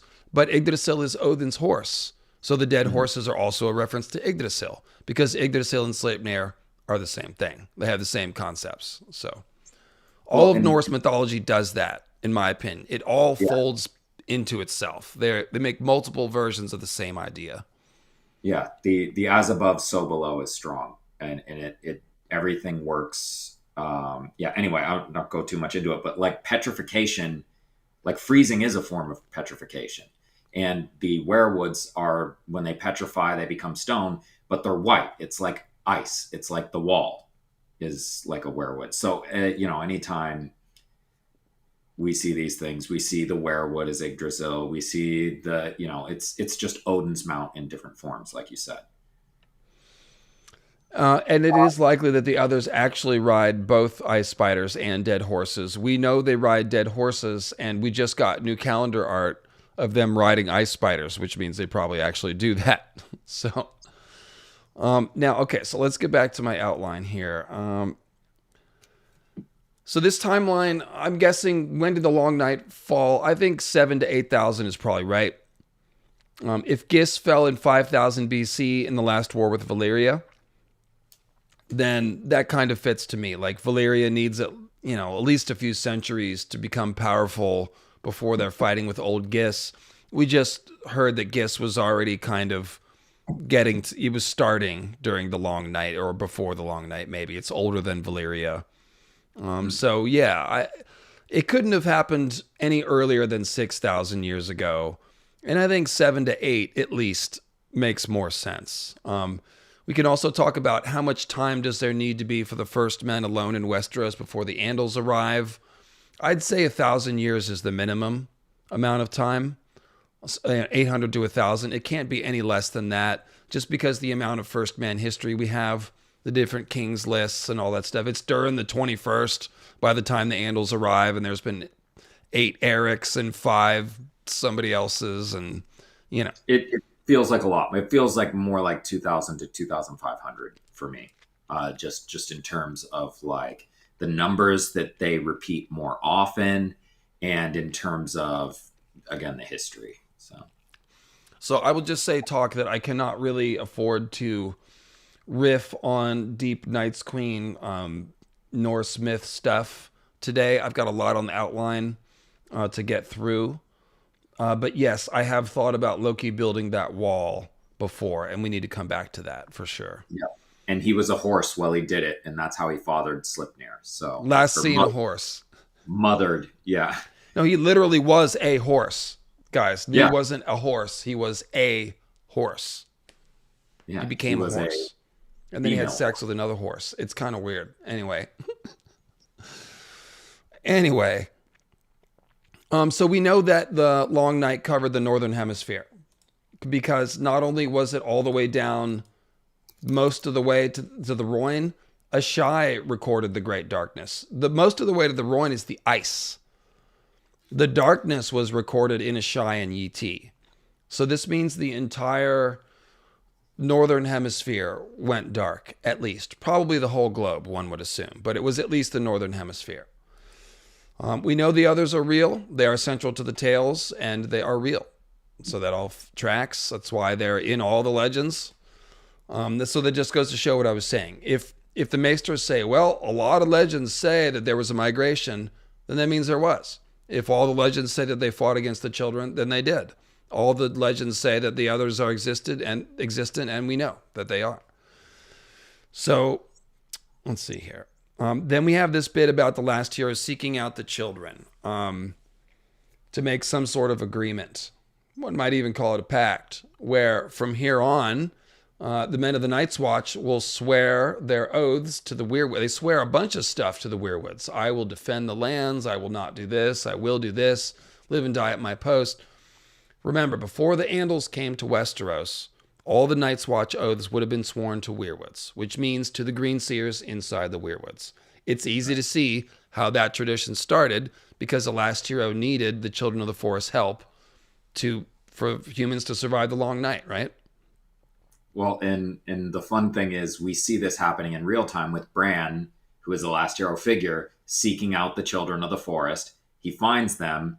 They train him on how to become a Greenseer, so they're giving him, that power through the implication that he is wetting the tree. So like the Pact of Ice and Fire being an oath is also like, marriage oaths. So it's like a procreative thing where you're, again, mixing magical bloodlines in order to create this. Yeah, in a way, the Starks are giving a child to the elves. They're fostering, sacrificing a child. He's being trained in magic. We saw like Lug is fostered with the I think the Furbog, is it? But yeah, there's a lot of stuff. Are you guys Jews? That's a little bit of an awkward thing to type into a live chat. I'm not sure where that was going, but Are my That's Zionist? No, I'm borderline. definitely not a Zionist, but like, why do you think you can come into the chat and start interrogating people about their ethnicity or religious beliefs? Also, just that usually does not precede any good or Yeah, like, conversation. can we not casually throw around the Jews in the conversation, please? Like, what? It feels I am unrelated, Talk Studio says. I am Scottish Juxican, if that makes you feel better. I am like 1/4 Jew, but you're not really Jew unless your mother was a Jew. So like no-ish. I'm not. Yeah, and if you do want to know my thoughts on politics, you can consult my Twitter feed. Keep those separate for a reason, because if I wanted to do a politics channel, I could, but that'd be a different channel. So Yes, it's the separation of the Church of Starry Wisdom and State. yeah, I'm definitely not afraid to make political statements. They're out there, and they are unbridled. However, I do keep them separate just to keep things separate. So Yeah, I'm not loud. Lord knows. Or I'm loud, but I'm just not on Twitter. So No, I appreciate you, Minty. That was the right call. Like, I don't know that we needed to see wherever that was going. So, all right. The night that ended is, so they just told us there in the north, they talk about the last hero. We saw the Umbers sing a song about the night that ended. And they talk about the last hero and seeking the children. Then we have the interrupted story from Bran, where old Nan is telling him, oh, everything's bad, and he's by himself, and he's going to seek out the children, and then someone comes in, and they talk about Benjen, and he's like, maybe the children will help him, meaning Benjen, and he thinks, oh, the last hero had got help from the children too. So we don't know. We're left to wonder what the what the help was from the children. Obviously, the first thing to think of would be teaching, like you said with Bran, teaching him Greenseer knowledge. And it could be the same as the Bran the Builder story, you know. But there's also the sword question, just as an aside. Last hero breaks his sword at the beginning, and then later he's got dragon steel, and the others can't stand against it. So seems like maybe the Children of the Forest contributed magic or some dragon glass or some meteorite ore they had laying around. There's something like the I can't do anything about the lag in the chat. It is updating, but it's a little behind. Yeah, it always is. It feels like a Lord of the Rings reference. You know, the broken sword that's reforged by the elves. So that's actually a Sigurd of the Volsungs reference. And they both make it, and then a number of other fantasy authors make it. Basically, Sigurd's father, his sword got shattered by Odin on the battlefield. His mother picked up all the shards, and then they reforged it for Sigurd later with magic, and he used it in great fashion. So that's where. So first of all, Jeff, don't dude me. And second of all, it's all the, I'm kidding. It's all the above. The sword is Azor Ahai's kid and Dawn and dragons. It's also a sword. Yes. In case you haven't noticed, there's a lot of magic swords in the story, and they are important. And they also literally work. They break the others. We've seen swords being lit on fire with magic galore blood. We've seen Dawn, et cetera, et cetera. So it's all the above. It always is. By the way, that Sigurd of the Volsungs, the forging of that sword took 3 attempts. Oh, did it? It did. Would you know? Yeah. Yeah, there's so much stuff that I've been meaning to get back to. The Loki building the wall is one. Yeah, don't call me dude, bro. Don't call me bro, dude. Is that we're doing a I'm modified not your version? buddy, Okay. No, we're good. I just, come on now. There's a sword too. So the point is, yeah, the correlations would imply that the Children of the Forest might have helped him reforge a sword or make a new sword somehow, or maybe helped him steal a sword. That's a little beside the point, but I just want to throw it out there. So let's sort out the timeline here. I kind of alluded to it when I said, okay, we know it was a catastrophic event because during God's grief records the flood, right? Right. Now, the timeline works out here. And I also mentioned that, the children of the forest helping the Night's Watch form and rally to defeat the others sounds like a pact. And we also said on the pact that there was a sacred order of green men that was formed. Okay, now there's a lot of clues about the Night's Watch having been skin changers, because if you look at the names of all the Night's Watchmen, they are all these references to green men, including John the Corn King. But there's a million of them. I've covered them in the Sacred Order of Green Men trilogy. But like, it seems that the whole last hero theory is like, well, how did his companions die? And then he somehow rallies the first men of the Night's Watch. Who are these men of the Night's Watch? They are his companions that were resurrected, like John and Cold Hands. So George is showing us this model of a resurrected Night's Watchman. It makes a lot of sense because, as I always like to say, zombies don't need to stay warm. They don't need to eat. They don't need to sleep. So if you got to go for a mission in the undead lands, being a zombie is kind of an ideal thing. And we see Cold Hands navigates the frozen haunted forest, totally fine. He doesn't need to stay warm.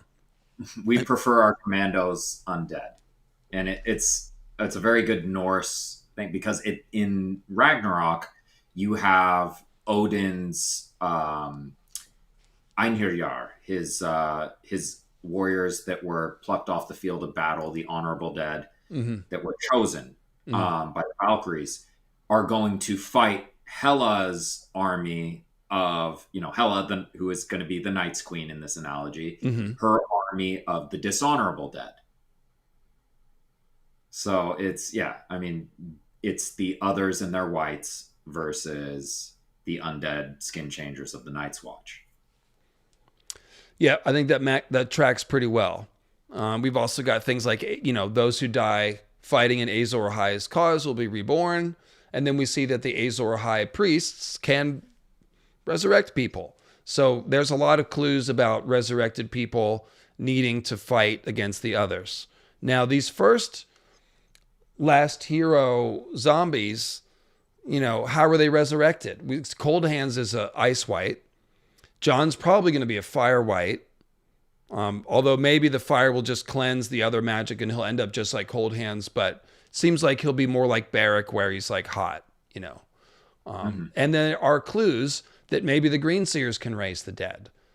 Duh, because they have powers over life and stuff like that. And also it seems like the other's ability to raise the dead is a mutated form of warging and skin changing.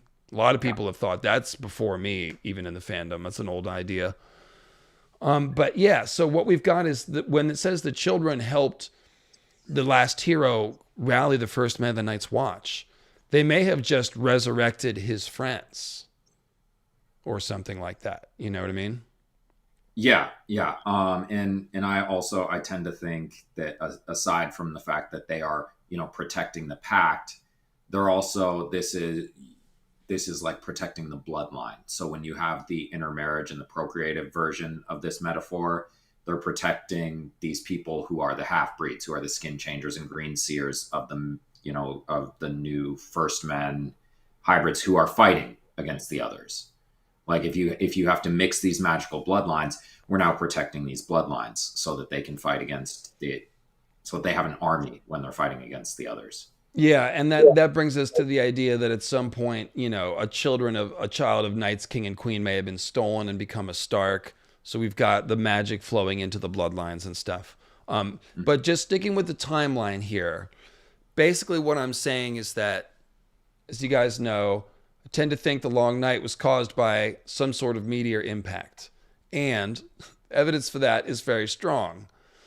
So let's just go through that, and then we'll go ahead and tie all this together. Right. Because I actually haven't talked about this in a while. Yeah. So, go ahead. I'm just gonna retake your virginity on this one here. I'm glad to be a part of it. Yeah, it has been a minute. So, Azor Ahai, the legend goes, thrust the smoking sword through her living heart. It is said that her cry of anguish and ecstasy left a crack across the face of the moon. So we've got a myth at the time of the long night talking about something bad happening to the moon. Then we've got this other myth about the moon. Once there were two of them. Now there is one, because one of them wandered too close to the sun and cracked from the heat. That may be an eclipse alignment, because that's literally the only way that it looks like a moon was wandering too close to the sun. But eclipses don't break moons open, so obviously there's something else going on.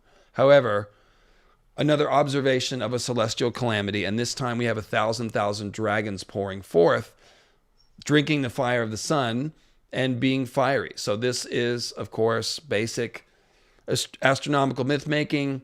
If the moon did crack, suffer some sort of calamity, let's say it got hit by, a comet or something, then the chipped off pieces of moon, such as you see here, would fall through the atmosphere like basically a giant fiery meteor shower, and this would look like 1,000 dragons, and this would explain the myth that is being observed here.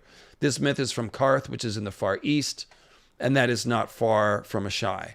So that could be the side of the earth that was facing the moon when the disaster happened and witnessed it and made the myths about it. Because in Westeros, we don't have any myths about the cracking of the moon. Right. Those are we only have the impact right. events.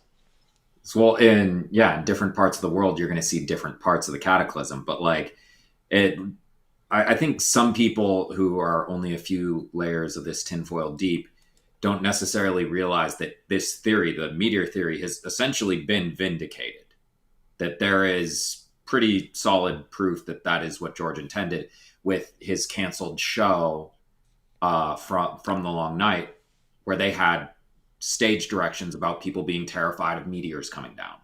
And not only that, but it was called Blood Moon to, add further credence to your whole... Right.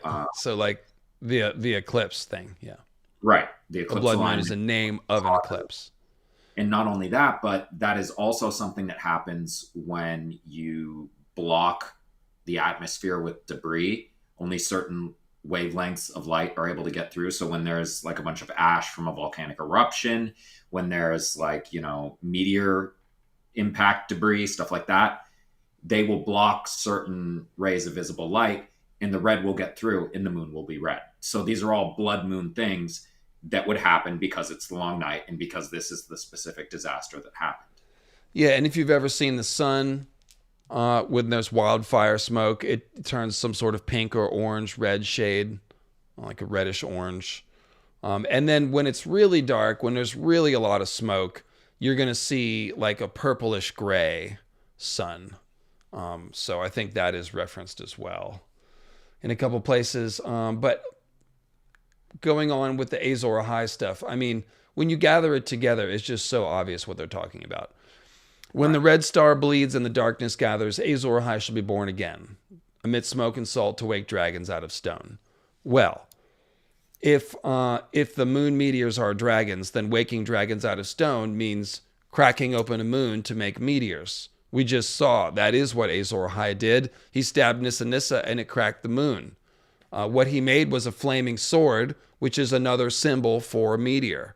And the flaming swords are also associated with dragons, and so is Azor Ahai.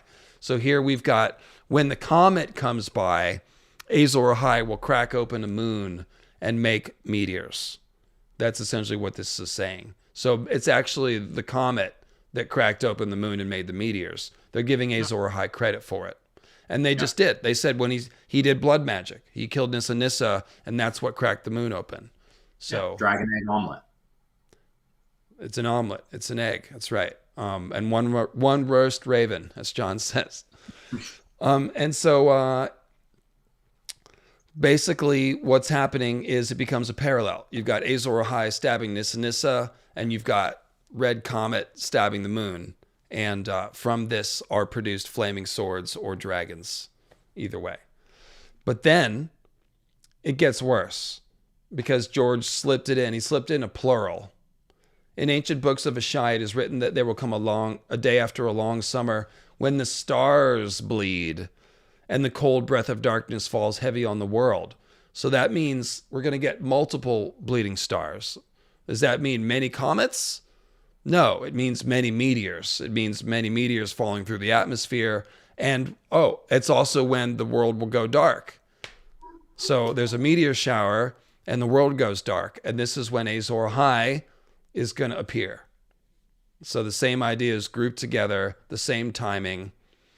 And then we have Benero. Go ahead. So it's so weird that we associate these two things. I wonder why. Go ahead and read the description of Benero's sermon here. Benero jabbed a finger at the moon, made a fist, spread his hands wide. When his voice rose in a crescendo, flames leapt from his fingers with a sudden whoosh and made the crowd gasp. The priest could trace fiery letters in the air as well. Valyrian glyphs. Tyrion recognized perhaps 2 and 10. One was doom, the other darkness. Shouts erupted from the crowd. Women were weeping and men were shaking their fists. I have a bad feeling about this. So Benero is either explaining what happened the first time, or more likely, he is giving the Carthene prophecy. One day the other moon will kiss the sun too, and the dragons will return. Benero points at the moon and he's like, doom and darkness, kaboomy. It's both. It's always both. And I love, because I used this quote for an entirely different reason, because he capitalized doom.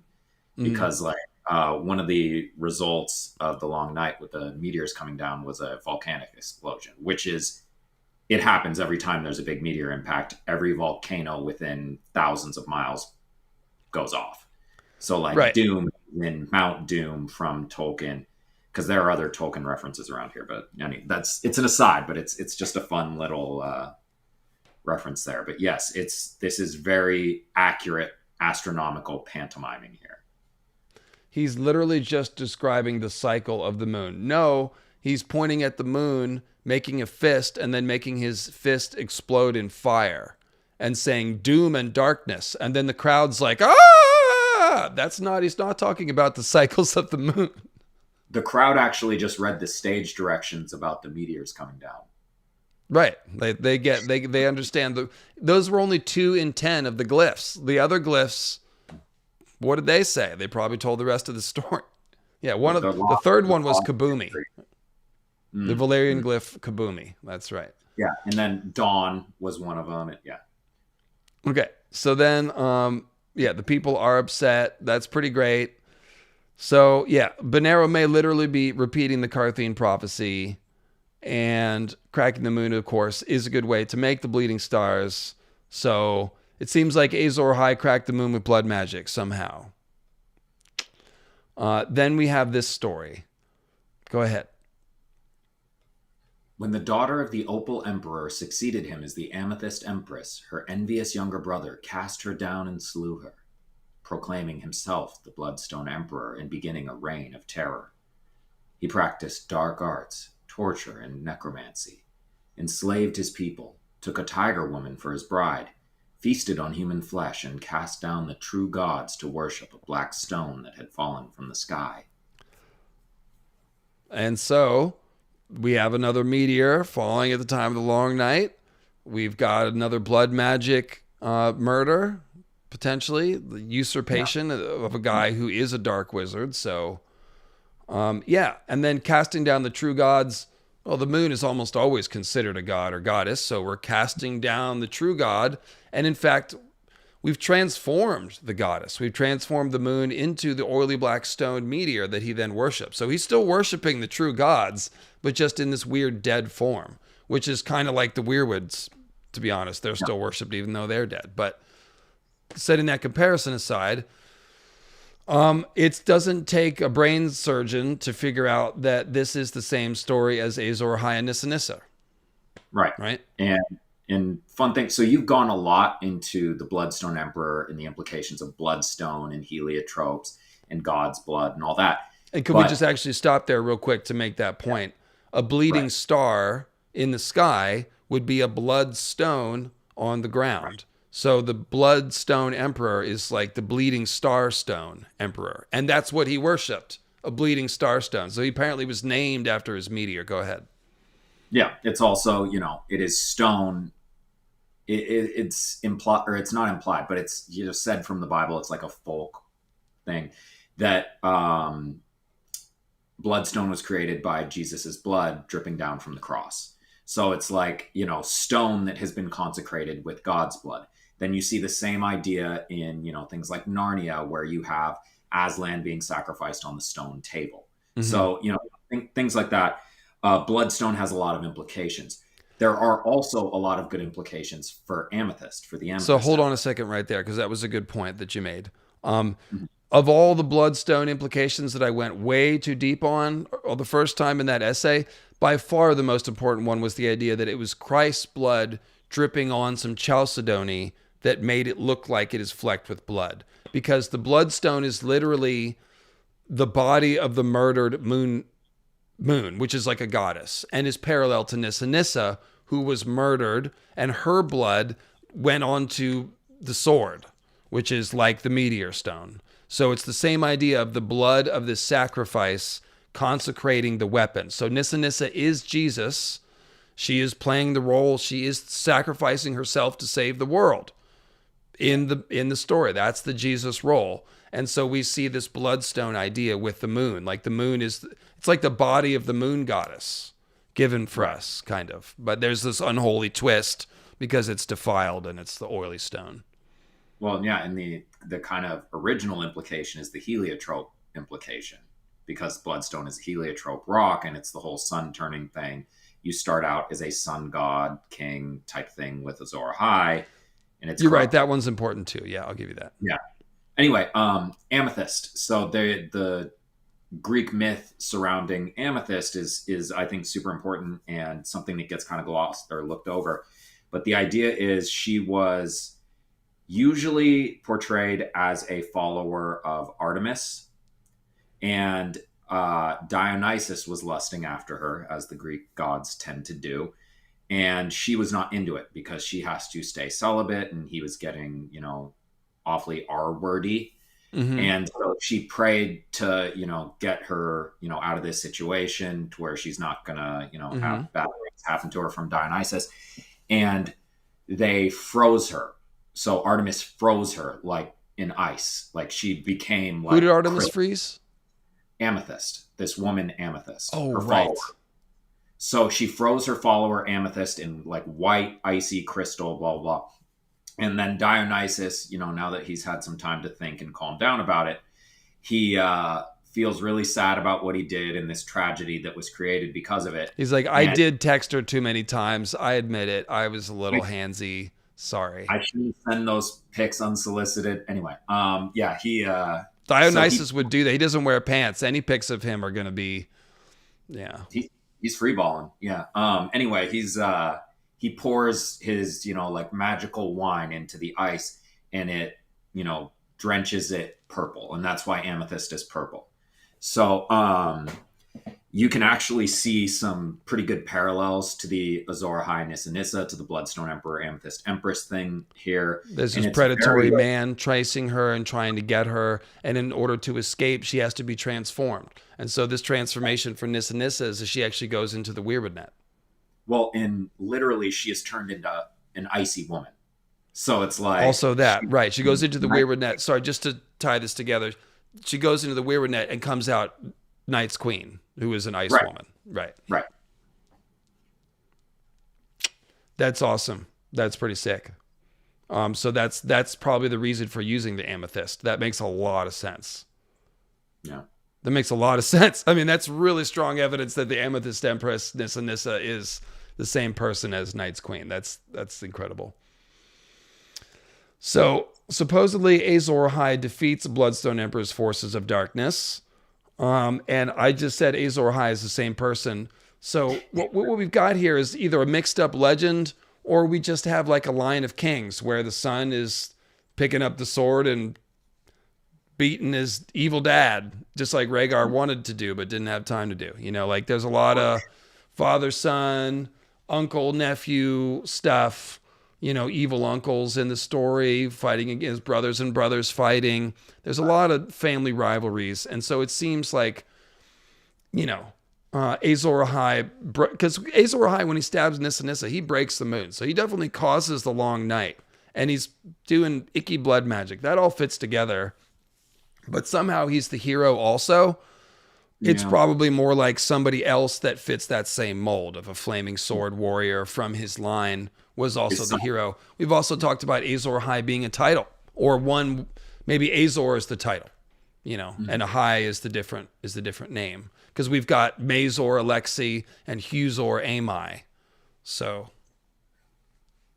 who knows? Yeah. Well, and we also get to like, did he solve the problem that he created? Maybe. So it's kind of like, oh yeah, I'm gonna ban TikTok. I saved TikTok. Yeah. Well, the closest we can get to that is that the comet was going to hit the Earth, and he pulled the moon in front of the comet so that we didn't all get obliterated. I hadn't thought about it on those terms, but yeah. Don't know how George would reveal that. So, Yeah.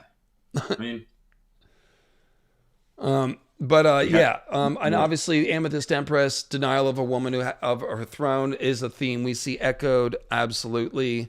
There's many parallels to her in the story, but can't really do that because it's 4 hours in here. So let's keep moving. right. So here's the thing. Okay, so who is Nissa? I just said Azor Ahai and Bloodstone Emperor might be the same, which means Nissa and Amethyst Empress might be the same. That would make Azor Ahai and Nissa a brother-sister marriage, which makes sense because these are the ancestors of the Valerians, probably. They are. Keeping the Dragon Rider genetics, essentially. Potentially so. But it's also could be a variant of that. It could be something more like where the Nissa, like, okay, if Nissa, where do I start? Sorry, let me just. I don't think I have these. Okay, yes, let's start with Tiger Woman. I guess that's how we'll do it. So it says that Bloodstone Emperor married a Tiger Woman, and it's listed among his list of sins. So something about marrying a Tiger Woman is bad. Either Tiger Woman is bad, and it's like marrying a demon, or Tiger Woman is like holy, and marrying her is wrong. Kind of like the Greek myth that you're just referencing, or Elagabalus marrying the Vestal Virgin when he's not supposed to, which definitely could be an inspiration for this. So Tiger Woman, who is she? Well, on Lang, the rulers of Lang are called God Empresses, and Lang is the land of 10,000 tigers. And the Langi are extra tall, and they've got big golden eyes that might look like cat's eyes, like the Children of the Forest eyes look like cat's eyes. So, since she's called God Empress, and the rulers of the Great Empire of the Dawn were God Emperors, and since Lang was a part of the Great Empire of the Dawn, it seems like maybe the God Emperors were marrying elf women from Lang, or at least Bloodstone Emperor did. So it sounds, in the story they make it sound like he marries Tiger Woman like after he usurps Amethyst Empress, but it could be the same story. Yeah, I tend to think it's happening on multiple levels when he's doing this, just like everything he does. But it's also like in the modern story, the way we see tigers used, like the tiger party in Volantis. They have the tigers and the elephants. Mm-hmm. So the tiger party, they represent the old blood of Valyria. They advocate military conquest. They're big into using slaves. Like those are their things. So when he says he takes a tiger woman to wife, aside from anything that might be happening on a more literal level, he is advocating for conquest, which makes sense. He is, old blood of Valyria. He is, slavery, which sounds kind of up his alley. Like the whole necromancy of bringing people back in whites is a form of slavery, and it's used like slavery in the series. So yeah, it's kind of telling that same story. And so we've got this unholy emperor, and he's defiling everything, and he's marrying Tiger Woman. So maybe Tiger Woman is from Lang. Maybe she's an elf woman that gets into the old ones and stuff on Lang. But let's look at the name Nissa. because it means a lot of stuff. And I've talked about some of this before, but not all of it. So check this out. The first one is in Scandinavian folklore. They believe in an elf people called the Nissa. Sometimes the Nissa man or just the Nis. And they are, this is what George got the Ifakevron legend. So people used to leave little offerings outside their homes for them. That's what Scandinavian people still do to this day for the Nis. So they're in the movie. They're in the movie Eurovision. It's hilarious. Yeah. Anyway, I haven't seen very that, funny in there. Yeah, I bet it would be funny. So they do a little. So this is a big clue that Nissa was an elf, because the Nissa are elves. Then we go to Greek myth.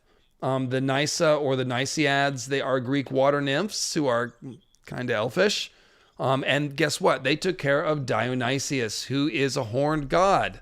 They took care of him when he was young and raised him. So just as the children of the forest are overseeing the weirwoods, might be tied to the green men, Garth the Green, here we've got Nysa nymphs taking care of the horned god. And this also may be where George got the idea to do mermaid women as parallels to Nissa, because Nissa lives in the green sea of the Weirwood Net, and the mermaids live in the green sea, the actual sea. So here we've got a Nissa water nymph. And then in Arabic, the word Nissa means woman. It means women, plural. An Nissa, it's an antiquated form for woman. They have a different word that is used more often now, but An Nissa is woman singular, and Nissa is women plural. So when you say Nissa, it's emphasizing the plural because it's twice. So there's some sort of duality about her. There's also the two moons as well. So it could be a reference to the two moons. Well, and I would like to say that your Nissaides, like that's right on. And in one place you see it is that another group of very powerful ocean nymphs, the Nereids, who were the daughters of Nereus, the god of the ocean before Poseidon. Mm-hmm. It's right in Daenerys's name. Daenerys, Nereus, Nereids, and she is doing a lot of green sea stuff all the time. So yeah, and she is a Nissa figure for sure, although she definitely mixes it with Azor Ahai. And of course, she does a ritual sacrifice of herself to wake the dragons. Right. Well, and another big thing is that one of the main Nereids is the wife of Poseidon, as in to set up a peaceful transition of power. Nereus married his daughter off to Poseidon, Amphitrite. So it was, that's also a very, like pact, like, way of making peace. The pact of ice and fire is again, like a marriage procreative thing. Pimperoo Jr., yes, the magic horns could be the thing that called the comet. If anything did call a comet, it's either magic horns or some sort of weirwood magic reaching into the heavens, because it's an astral tree that enables you to do that or something. There's many places where the weirwoods are implied as reaching for the moon to pull it down, but there's also a lot of clues that dragon binder is comet binder. Comets being dragons. So Yep. I have talked about that in a few places. I can't afford to go into Hornland today, but the short answer is yes. That could be the answer. So then, so I just told you Nissa in Arabic means women plural. In Sindarin, Tolkien's invented Elvish language, Nissa means woman. So he must have got that from Arabic, obviously. But George would have, this is potentially where George heard the word used. Potentially the Sindarin before the Arabic. But either way, it means woman. And the Sindarin are largely, they're wood elves. Like they're in the forest, in the trees. So. Right. I don't know if that means elf woman or just woman. It might mean elf woman. It's the word for woman in Elvish. Let's put it that way. So, yes, was Nissa an elf woman? It seems like she might have been. And then I found this on Reddit, and this is probably just a coincidence, but it's delicious. So in Assyrian, Nisatu means a wailing song. And Widow's Wail, the sword, is named after Nissa Nissa's cry that broke the moon. And the sword has the symbolism of a comet that can break the moon. So, and what we're going to see in our second long night when we break the wall and there's a giant, terrible noise like a wailing, it's the wailing wall. oh, that's interesting. And there's a lot of wailing and crying and mourning and keening, all the same thing. A keening is specifically a mourning wail for someone who's died. Yeah. So, I don't know if George, that Assyrian thing, I mean, that's got to be a coincidence. But who knows? I mean, he did name the sword Widow's Wail, so I'll just throw it out there for you. So it does seem like Nissa Nissa might be an elf woman. Well, and sorry, somebody from the chat mentioned, so the she, one of the ways that they were kind of transformed into, less sympathetic figures when Christianity took over, one of the groups that they got converted into basically was the Banshee. And they have their, they're like dead ghosts with a mournful wail. So like, and that's Summertime from the chat who brought that up. But yeah, that's very much part of what's going on. Do you know what Thaddeus is talking about from Tolkien? Nessa the Dancer? Nessa the Dancer. Tulkas the Valiant to beat Morgoth? Oh, I'm not sure. Yeah. So Tulkas is one of the Valar, and he wrestled Morgoth and defeated him. That was like, I think, the end of the first war with Morgoth. And then they chained him up and brought him back to Valinor. But yeah, there was like a dance about it. I don't remember too much about it, but it was a thing. Yeah. That's interesting. So Nessa is a Valar. I think she's a so then rolling on with the Tolkien, Amethyst Empress also seems like a reference to Tar Miriel. Not only does she play the Tar Miriel role of being usurped, and Great Empire of the Dawn is like Numenor, and Bloodstone is like Ar-Pharazôn. Tar Miriel means High Jewel Daughter, and she's the Amethyst Empress, named after a jewel. Yeah. And she is, of course, an elf-loyal Numenorian who still follows the ways of the elves, and she is a usurped queen. So, even we've connected the Tar in Yin Tar, because, of course, Tar is the elvish prefix that the elf-loyal Numenorian rulers would take. So Tar Palantir, Tar Miriel. Yin Tar could be Tar Yin. So maybe that's the name of the woman with the monkey's tail, because obviously Yin Tar is the Yiddish name for Azor Ahai. So maybe there's some overlap there. Or again, maybe woman with monkey's tail is a Nissa Nissa elf reference to the children of the forest have tails. They might. No one's peeked under there. So Tar was a brilliant prefix for the Numenorians just because it means two things. Tolkien was using it to mean, in one translation, Tar means tree. And in another translation, it means across, but specifically in the context of like across a body of water. So the Numenorian kings they're very famous for their white tree, and they are across a body of water on an island, which is why George made his kings of Westeros the Targaryens, who are coming from across a body of water. And when you look at their whole name, Targaryen, with Ger meaning spear, which later ended up just meaning soldier or somebody who wields a spear, and Yen, it means sun spear tree. So it's a tree made out of, or it's a spear made out of the wood of the world tree and forged in the sun. It's Gungnir. Odin's it's Gungnir, spear. right?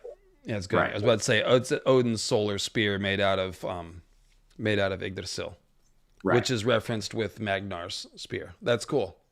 Magnar, yeah. So Very Yin cool. Tar, That's a good Tar, one. Pulling that up, yeah. Yin Tar. These are tree people. He's a tree person. And so, yeah, Yintar, could that be the son of the God Empress of Lang? If she was Nissa Nissa, something like that. It's hard to say exactly. I think George is trying to create a vague picture of the past that is fuzzy. So I sometimes stop short of trying to draw the very specific conclusion, but you can see what's being referenced here. Tar Yeah. Miriel, the fall of Numenor, lots of elf women being usurped and having their magic stolen. And from this, we can assemble the story. Nissa Nissa was an elf, which means a child of the forest. The connections to Lang imply old ones as well. And Azor Ahai is killing her to steal her magic and usurp her power in some way. So what does that mean in the context of the Weirwood net? Well, it means we're trying to steal the power of the Weirwood net. So how do we do that? Well, if we don't have a connection to the tree, maybe we take someone who does, like a child of the forest, and work some blood magic. And maybe that will allow us to break into the tree. That's the picture I've been able to assemble. So, Well, and very specifically, yin is in Chinese, it's a feminine word that means either moon or shade. So it's yin tar means moon tree. so Fenrisayan is saying in Gaelic tar is the word come. That might be similar to across. Okay. Yeah, yeah. Same sort of idea there. I It don't would know. make It's sense. speculative. There's an answer out there. It's either true or not. I'm not sure, but no, Miriel was not a Maiar. No, she was a Numenorian. So there's some east-west parallels here with these stories. Okay, the god emperors might be marrying the daughters of satyr men.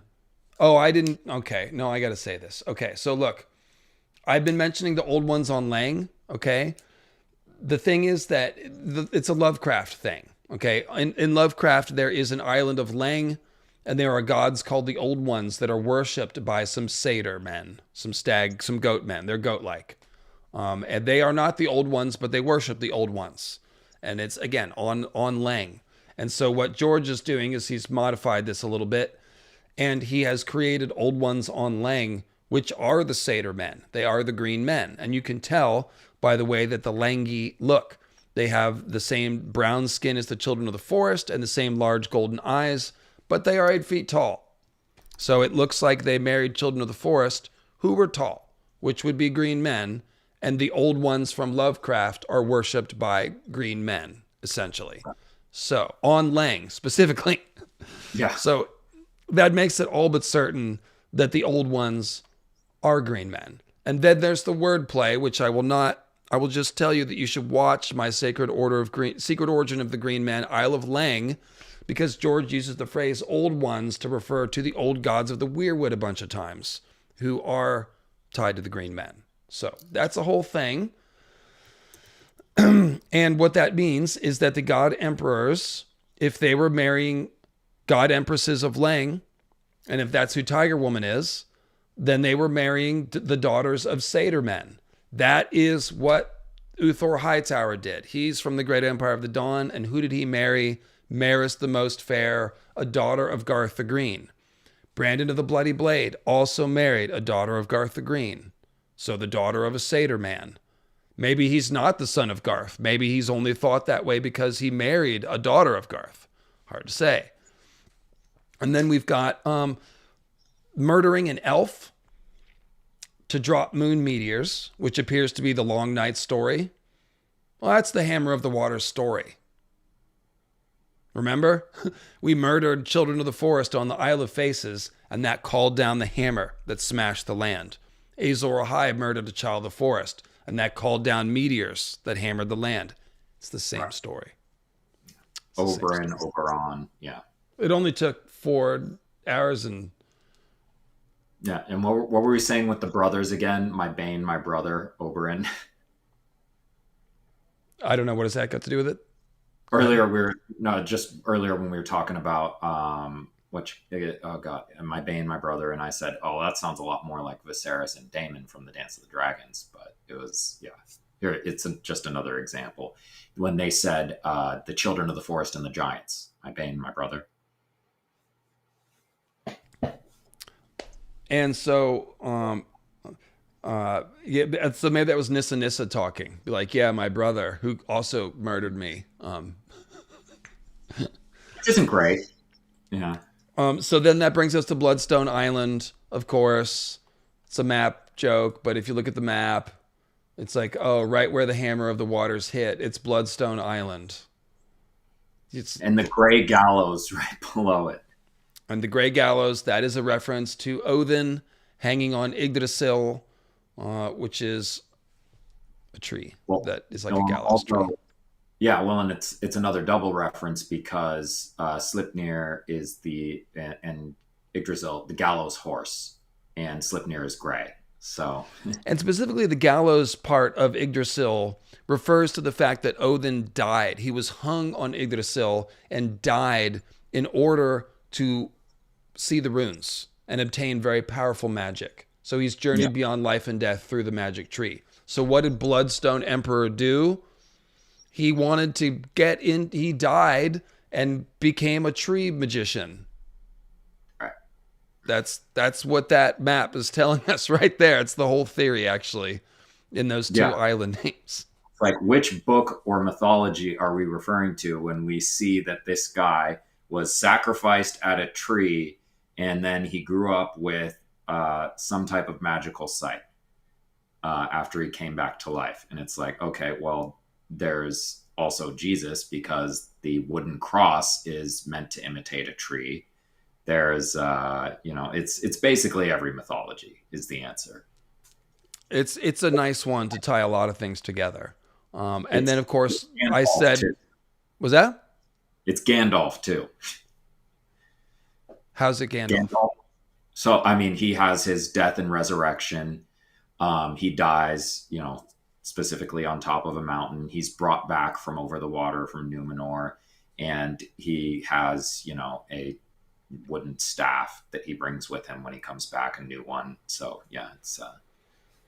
I'm going to say that's a little tenuous. It's not. It is more tenuous, but I mean, Gandalf is mainly an Odin figure, so he's doing a lot of these things at different times. Gandalf really is Odin. Like, he is just Odin thrown right into even the bit how he sort of unsettles everyone and like maybe causes chaos and the elves don't like him. Like, yeah, which is, so I did an episode called, I don't remember what it was called. It was about Oberyn's Odin Yes. parallels, something about Sunspear.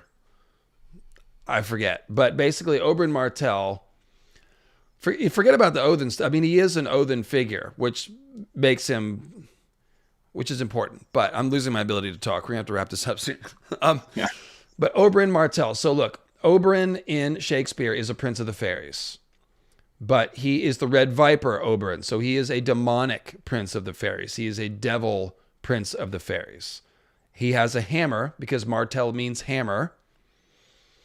And so we've got that's the Azor Ahai character. He wants to be a prince of the fairies, but he's a devil. And he has a hammer that he drops on the arm of Dorne, right? And then, of course, Oberyn Martell in his fight with the mountains being a part of the earth, but also a good symbol for the moon, he hits him in the arm with his sun spear. And the sun spear, of course, the metal of the sun spear is covered in black poison, which looks like black oil. So he's got a black oily stone that's a sun spear that he's jabbing into the arm of a mountain. And so here, if you look on the map, you can imagine the mountain and the sun spear that's an oily black bloodstone. It's all right there. Well, and then he plants it in Oberyn's chestnut, like a tree. He plants it like a tree and then uses it to vault over him, like he's using the power of the tree's specific wording to fly. But he has to die also, which he does by having his face turned all bloody like a weirwood tree. Carves his face he literally pokes his eyes out and then crushes his head. So yeah, and there's more to it as well. There is more to it. I think I did a 3-hour podcast breaking down all the symbolism in that fight. So there is more to it. Thank you for acknowledging that. But I really do like the Prince of the Fairies thing. That's the thing I didn't point out back then because I wasn't on to Nissa and all that stuff. So that was me. I was big on the Oberon thing, and it's also worth it to point out that that the specific Shakespeare we're talking about is called A Midsummer Night's Dream, and it takes place in the forest. So it's like it's green dreaming stuff. Nice.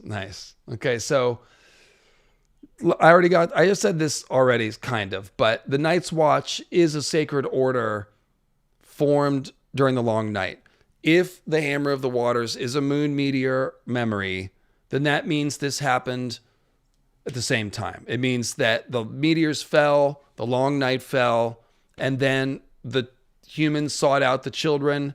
A sacred order was formed around Weirwood Oaths and Weirwood at the Night Fort, at least. Maybe it was formed first on the Isle of Faces, and then they went north to the other Weirwood. Who knows?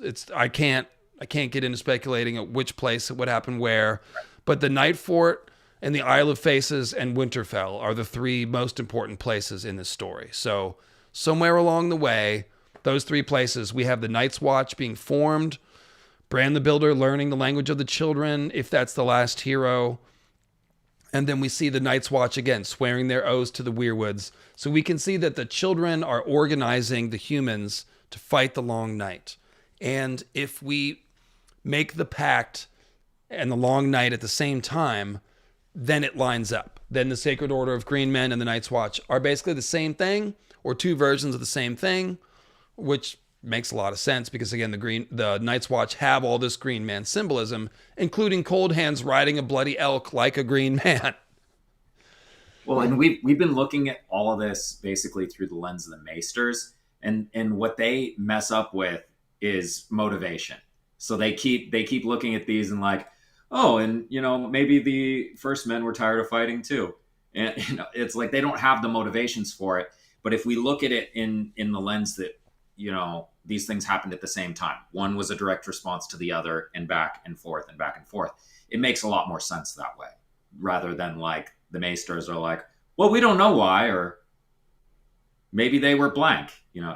So I always say we do well by sort of taking these stories apart and taking the bits apart and say, okay, we've got, like with the Garth legend, okay, we've got somebody leading the first men into Westeros. We've got somebody bringing farming to Westeros. We have people following a green man. We have, a line of kings in Highgarden. So if you take those bits apart, you can reassemble them in a way that makes more sense to fit the facts, because the narrative, the cohesive narrative, is what is wrong. The individual pieces definitely exist, but the Maesters are putting it together in a way that isn't correct. So, and so basically, yeah, this is the big timeline thing. And the post Long Night Age of Heroes, this is what really clinches it for me. This is bottleneck theory.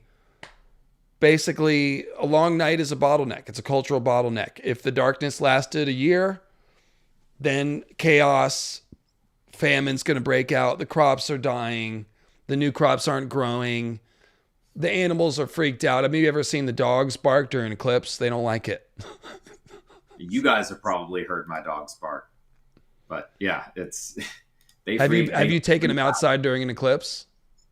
I wasn't here the last time, but yeah, they were outside they did not like it. A few years ago, there was an eclipse in my neighborhood, and I went outside to look at it, and I heard several dogs barking it was like the twilight bark. It's like, I was like, oh, they don't like this. Yeah, I get that. So, essentially it's a bottleneck. It just means that, like, when we hear all the history of the Dawn Age and the Age of Heroes, you can tell that the Age of Heroes comes after the Long Night, because the Age of Heroes establishes all these houses and orders that still exist to this day. Or in the case of the Gardener Kings, they were, until 300 years ago, they existed. Right. But like, you wouldn't have institutions that began before the Long Night that all endured through the Long Night and then were still around afterwards. Everything would have had to been rebuilt, reformed.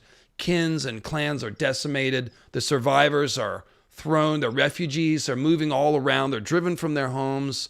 And once the snow retreats, the land is different. And we've got to create new institutions and new orders. And the survivors have to huddle together in probably just a couple places until they repopulate. So when we talk about the last hero, this Age of Heroes that founded all these houses and orders that are still around, this is what would happen in the centuries following the Long Night as humans spread back out to repopulate the world. And so it's basically The Dawn Age is all the murky stuff from before the Long Night, which would not be well remembered, because this is not only is it not written down, but 80 to 90% of the people died. So a lot of the village elders with the reliable old stories of what happened are dead. And the survivors, maybe they don't believe in the old religions anymore, because my grandma's religion didn't save us during the Long Night, so why am I going to follow that anymore? And that's the other part of this too, is we're told the first men adopted the religion of the children. Not sure how true that is, but if we need a motivating factor for them to switch religions, it's everybody just died and we would have gone extinct if not for the children. And we see real power in this. Well, and it's also another thing is like we've seen the confirmation of this in the real world, and this is something you talked about in your early podcast before YouTube, is the flood. In the real world, we had the flood. And it's not just that the Black Sea was flooded and now made saltwater, as opposed to it before being a huge source for drinking water, fishing, and basically people are able to live on all its banks, and it's the largest population center in the world. And now it's salt, it's poison, and all the close rivers and any crops that are near it are destroyed and poisoned and blah, blah, blah. So everybody escapes in all directions in the same way that we see it happen during the Long Night, where they're running away from Ahai across the Bones Mountains, the Flight of Bones, blah, blah, blah. The idea is it would be even worse during the flood, because you're not just having the Black Sea happen. You're having, water levels rise a few feet all over the world. It's entering so many different water tables for drinking water, for crops, for everything. So, most of humanity is going to die under those circumstances. And the other thing about this sort of flood myth thing is like multiple flood myths become one flood myth over time. Right. Okay. So like floods happen. They happen in all different ways. They happen from land subsidence. There was a lot of glacial floods, which is probably, if there's one universal inspiration for a lot of the flood myths, it would be the glacial flooding. But it's not so simple as to say it was the great flood of 7000 BC that everyone's remembering. It's not that simple. And everything is happening at different times. In some places, the sea level is rising gradually, but gradually can still feel really fast if it's like a few feet every year. Because it's like if your village is built on the water line, it's like, oh gosh, well, this first line of houses, we've got to get rid of them. And then 2 years later, it's like, oh, these houses have got to go too. And then you're like, we're being chased away from here. The sea level is rising. It's drowning our home. So this becomes a story of a flood that sounds like during God's grief, over centuries. Well, and it's funny because like the in Tiamat and Marduk, which is a big storm god versus primordial ocean serpent.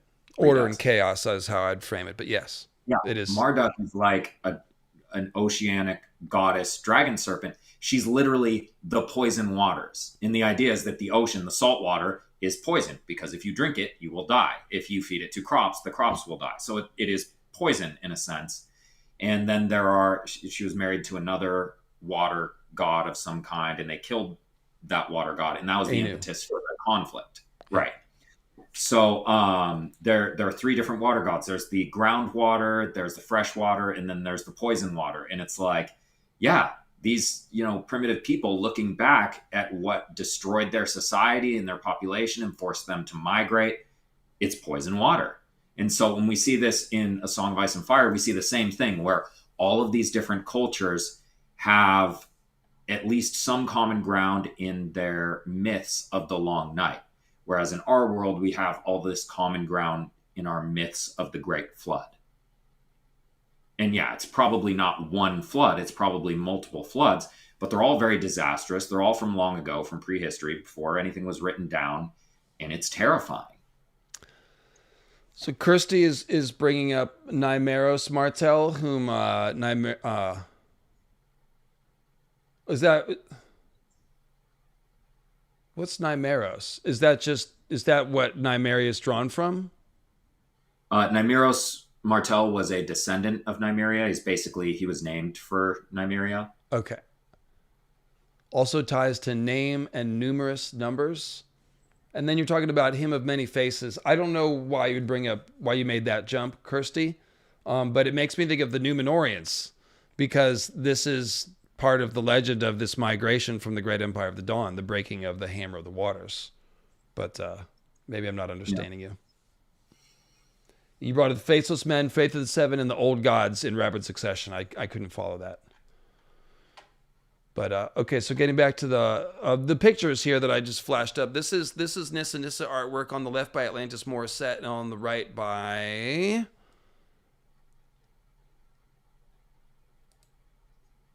I'm sorry, I can't read it. Oh, it's by Rhodora Jacob. And so this helps us put it all together, because it's like, well, Amethyst Empress looks Valerian, and you're saying Nissa Nissa is an elf, and these are all the same people. Well, guess what? A lot of fantasy elves have silver hair.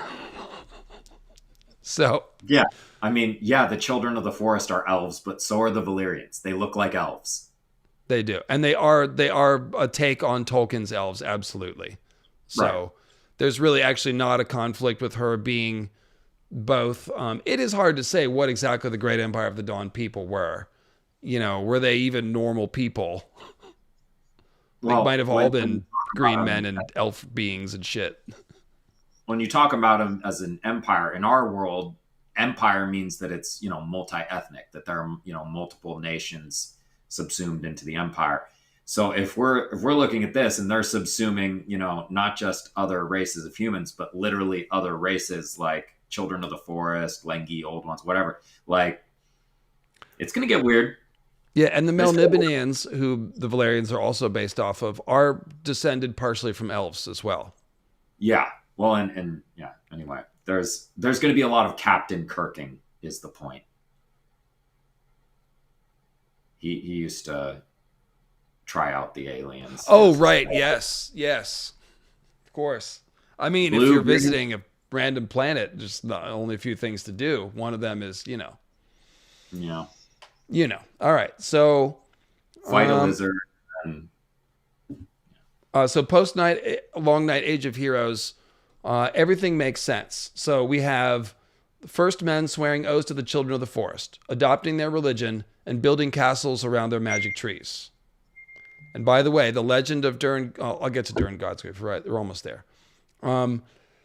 And so, House Stark, same thing. After the long night, the Children of the Forest are teaching Bran the Builder their language and watching him build his castle. So we can see the Children of the Forest, not only did they help the first men survive the long night, they then helped the first men rebuild, and the first men are rebuilding castles around the heart trees. Do you want to silence that, or? Sorry, that's... I don't know how to do it. It's because I'm on a Mac right now, and I'm not normally on a Mac. So it's their computer, not phone dings. Oh, yeah. Sorry. Bloody hell. But... Okay, don't worry about it. So then the other thing is, during God's grief. Remember, he's the one with the eyewitness to the breaking of the hammer, breaking the arm of. Okay, that's really, Sean. You got figured out. What was I saying? So during God's grief, his legend records a memory of the flood. Then what does he do right afterwards? He establishes a dynasty with a magic woman, Elenai. And we can't get into the whole mermaids thing and all that. But he's marrying a magic woman. He's living for 312 years or something and having tons of kids and founding a dynasty.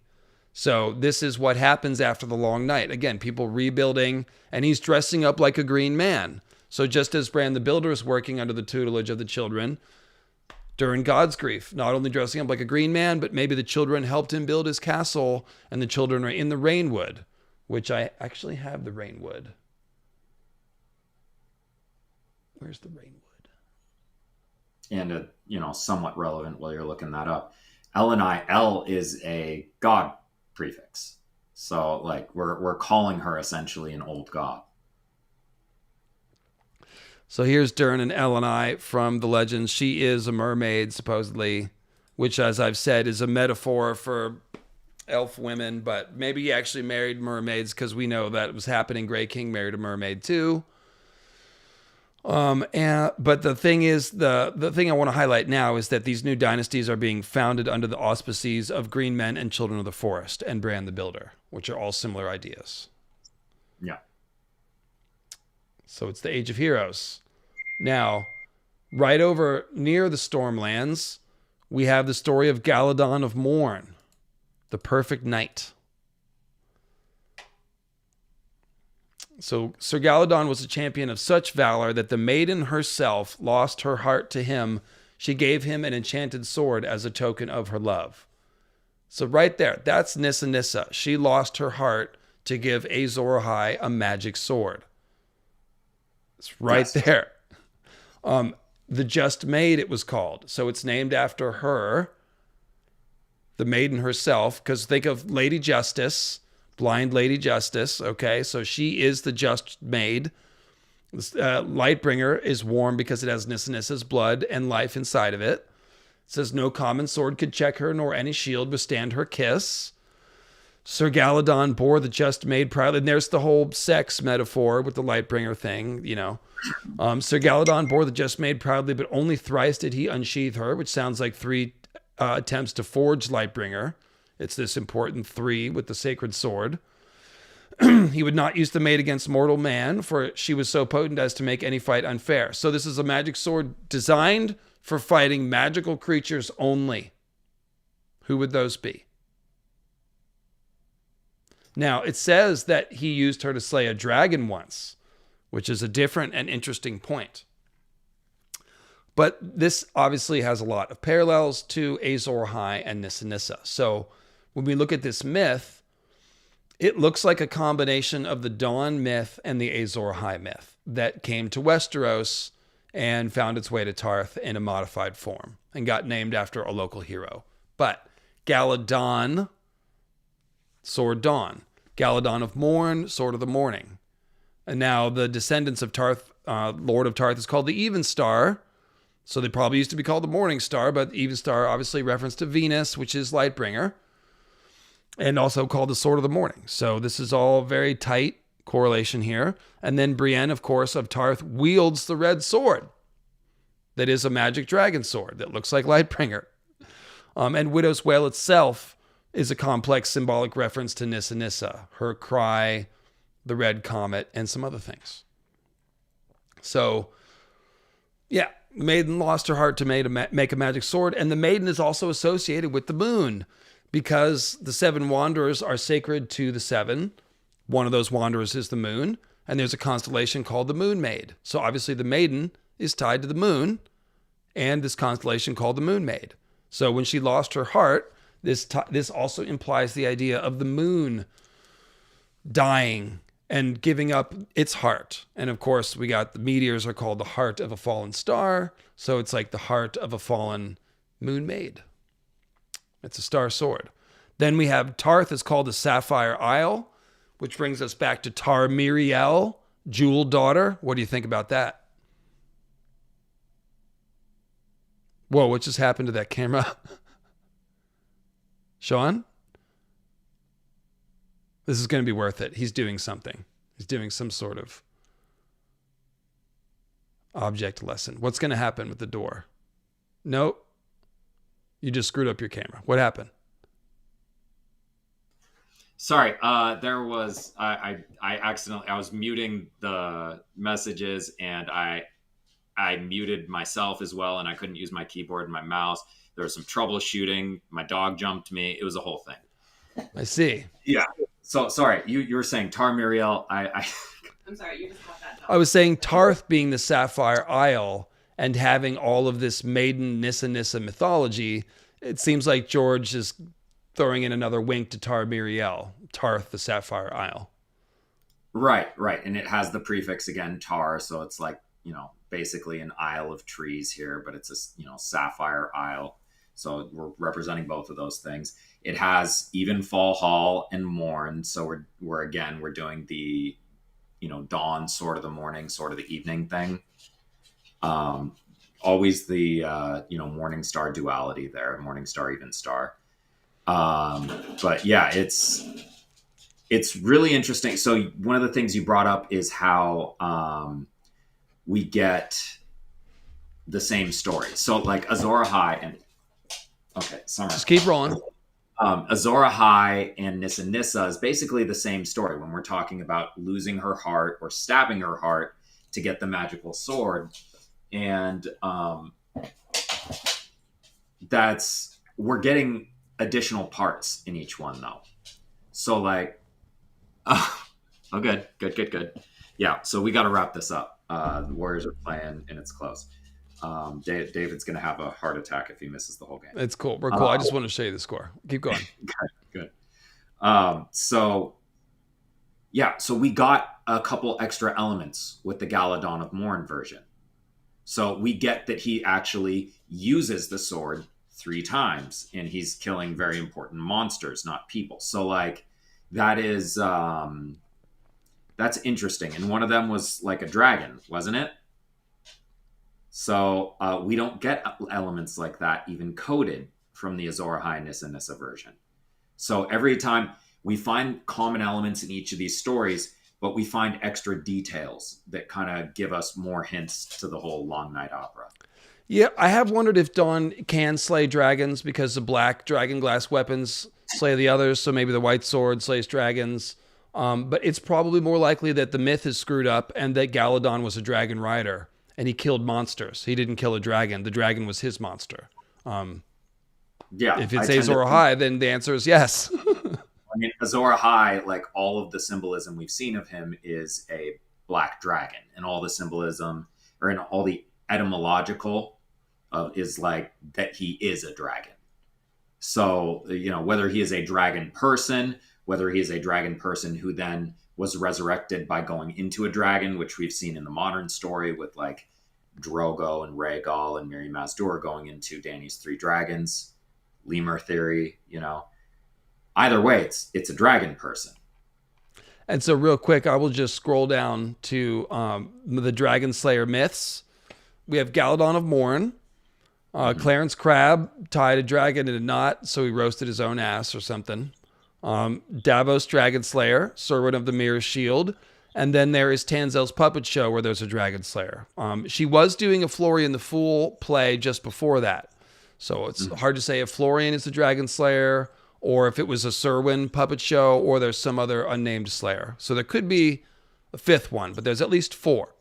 And again, I would say that George is probably calling them Dragon Slayer myths because in the real world that's what they have. But also there is the idea that like Azor Ahai is an invader and some of the Westerosi may have been fighting against him. So maybe somebody did slay a dragon. Yeah, well, and we know for a fact that Valyrians were not, and especially Valyrian dragon riders, were not on the continent until Aegon the Conqueror. But that's not to say anything of other dragon riding cultures of which we have a fair amount of evidence, not least of which from the Maesters, where we get the idea that dragon rider culture came from Ahai to Valyria. And then we get that implication from Dany as well. So, we have the idea, we know for a fact that there were dragons, at least some, in Westeros during the Age of Heroes. And we have... Because how else do you have Dragon Slayer myths? Right. If you've never seen it, if it didn't exist until Valyria, then you just happen to have the concept right about dragons from before dragons existed. And it could be a retroactive application or whatever. A legend that happened after Valyria that they think was older. But it does seem like Azor Ahai brought dragons to Westeros. There's a few Stone Battle Isle Fortress that we know. Check out Origins of Old Town video. Last Hero's sword is called Dragon Steel. Why is that? The Danes and Dawn are Númenóreans from the Great Empire of the Dawn. The Winged Knight might be a account of a dragon rider.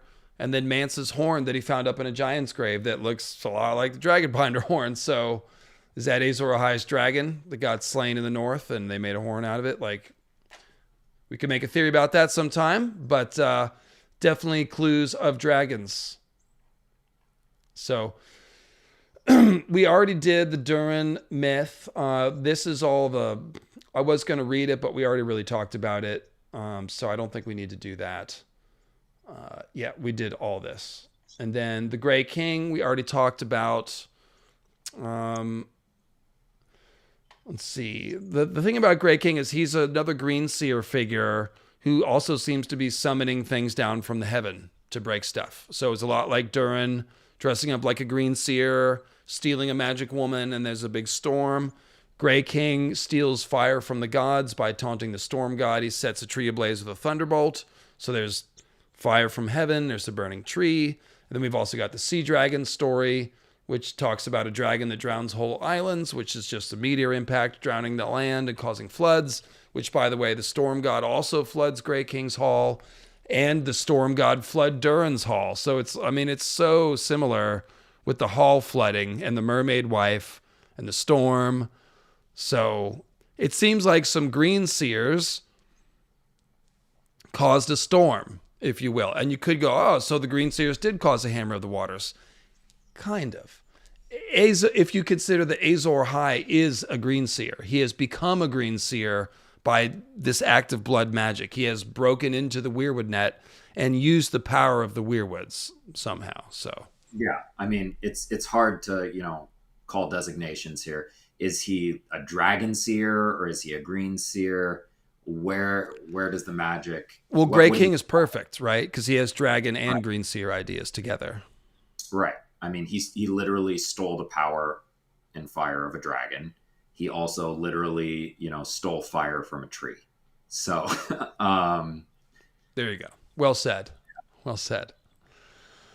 And so then we've got, and yeah, we could definitely skip through the Grey King. If you want Grey, you know where to find it. It's in the Ironborn playlist. But yeah, it gives us with meteor attacks, stealing the fire of the gods, and marrying magical women. So read this. Go ahead and read this Winged Knight legend. There is abundant historical evidence for the existence of Sir Artus Arran, the Falcon Knight, the first Arran king to rule over mountain and vale. His victory over King Robar II at the Battle of the Seven Stars is well attested to, even though the details of that victory might have been somewhat embroidered in the centuries that followed. King Artus was undoubtedly a real man, albeit an extraordinary one. In the Vale, however, the deeds of this real historical personage have become utterly confused with those of his... I'm sorry, I have to share this with you, Sean. I was looking at the play-by-play, and it's like, Jonathan Kuminga, rebound. Jonathan Kuminga, bad pass. Tari Eason makes dunk. Warriors timeout. Guy Santos enters the game for Jonathan Kuminga. He's saying this. He knows that I'm a Jonathan Kuminga hater. Anyway, just the secret. Yeah. Anyway, yeah. Sorry guys. It's me and Sean having a laugh here at our team. Go ahead. Have become utterly confused with those of his legendary namesake, another Artus Arran, who lived many thousands of years earlier during the Age of Heroes and is remembered in song and story as the Winged Knight. The first Sir Artus Arran supposedly rode upon a huge falcon, possibly a distorted memory of dragon riders seen from afar. Archmaester Periston suggests. Armies of eagles fought at his command. To win the Vale, he flew to the top of the giant's lance and slew the Griffin King. He counted giants and merlings amongst his friends, and wed a woman of the children of the forest, though she died giving birth to his son. If such a hero ever walked the mountains and vale, far back in the dim mists of the Dawn Age, his name was certainly not Artus Arran, for the Arrans came from pure Andal stock, and this winged knight lived and flew and fought many thousands of years before the first Andals came to Westeros. Like as not, it was the singers of the Vale who conflated these two figures, attributing the deeds of the legendary winged knight to the historic Falcon Knight, perhaps in order to curry favor with the real Artus Arran's successor by placing this great hero of the first men amongst their forebears, which is exactly what Sansa does when she tells the stories of the Winged Knight to Robin Arryn. Yes, she does. She does. She mixes it all up. Absolutely. She's currying favor with the existing Arryns. Yeah. Oh, right. Yeah. And she's doing that as well. That's true. That's funny. So yes, this is almost certainly a conflation. The Maesters are probably pretty close to the truth here. We know the Andals were, Andalizing Westerosi myth. So did Durin really build 7 castles? No, that's the Andalized version of the story. He built a castle. There was a storm. He built a castle. It became 7 later. Same thing here. 7 charges on the battle. Who knows? But I'm interested in this Artis Aaron name. So Artis Aaron could be a first man name because the Eyrie has probably been called the Eyrie since long before there was a castle there. Because the very first memory we have is the Griffin King and the Falcon Knight contesting over it. So these are bird skin changers. Obviously, we know that you skin changers choose birds quite often. We know that first men skin changers were kings. So this obviously sounds like one skin changer king supplanting another. Armies of eagles flying at his command. It's very obvious what that is.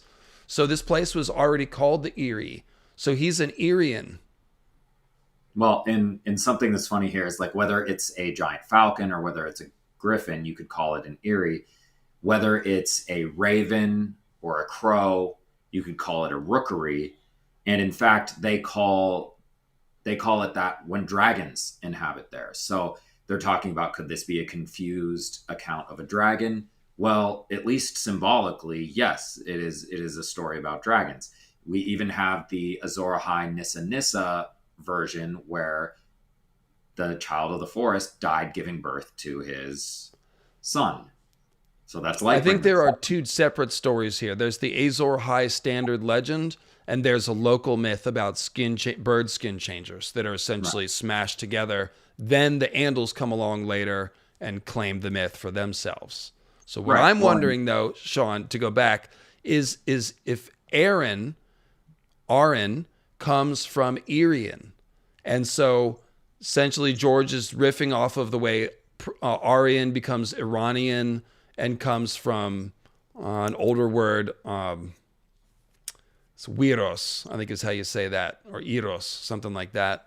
But that's the PIE. But basically, yeah, it's the same word that takes all these different forms. So Artis Irian, and also it makes sense to use the Aryans since the Andals are blonde and the Targaryens are referenced. Well, okay, I know what that is. So, yeah, I wondered maybe Artis Arin, even though the Arins are of Andal stock, could Arin be a name that was already in the Eyrie that they adopted? Because Artis Aaron grew up in the Vale. So he may have been given a Vale name, either retroactively afterwards or at the time. So I'm wondering if Arin is actually a first man name. Total speculation, but... Well, if we are... if we're looking at real world stuff, it's fascinating etymology there too, because Arin, Arin, in Gaelic means like a mountain, like high mountain. Oh. And Aaron, from the Hebrew tradition, Aaron, also means like high mountain or strength or mountain of strength or whatever. So we're getting those implications. It's also have you ever seen like Ireland? Have you ever seen like the original spelling? It's like Irie. It's kind of like Erie. It is. It looks like Erie. Yeah. Yeah. So and it's kind of pronounced in a similar way. So if Arin means mountain, that kind of makes it more likely that this is a first man name. It's related to the mountain and the Eyrie. Yeah, and that Artis Aaron, the later one, took a first man name potentially, because this is, if he wants to masquerade as the Falcon Knight, then yeah. So it could be that the original Falcon Knight did have the name Arin. Artis, I'm not sure. Well, that's okay. So, and that's why I was going with, I'm looking hard at the Irish translation and stuff like that, Gaelic, Celtic, because they're one of the main figures who we actually know exist, but may or may not have been part of the basis for King Arthur. We talked about it this morning, Artos the Bear, Artos.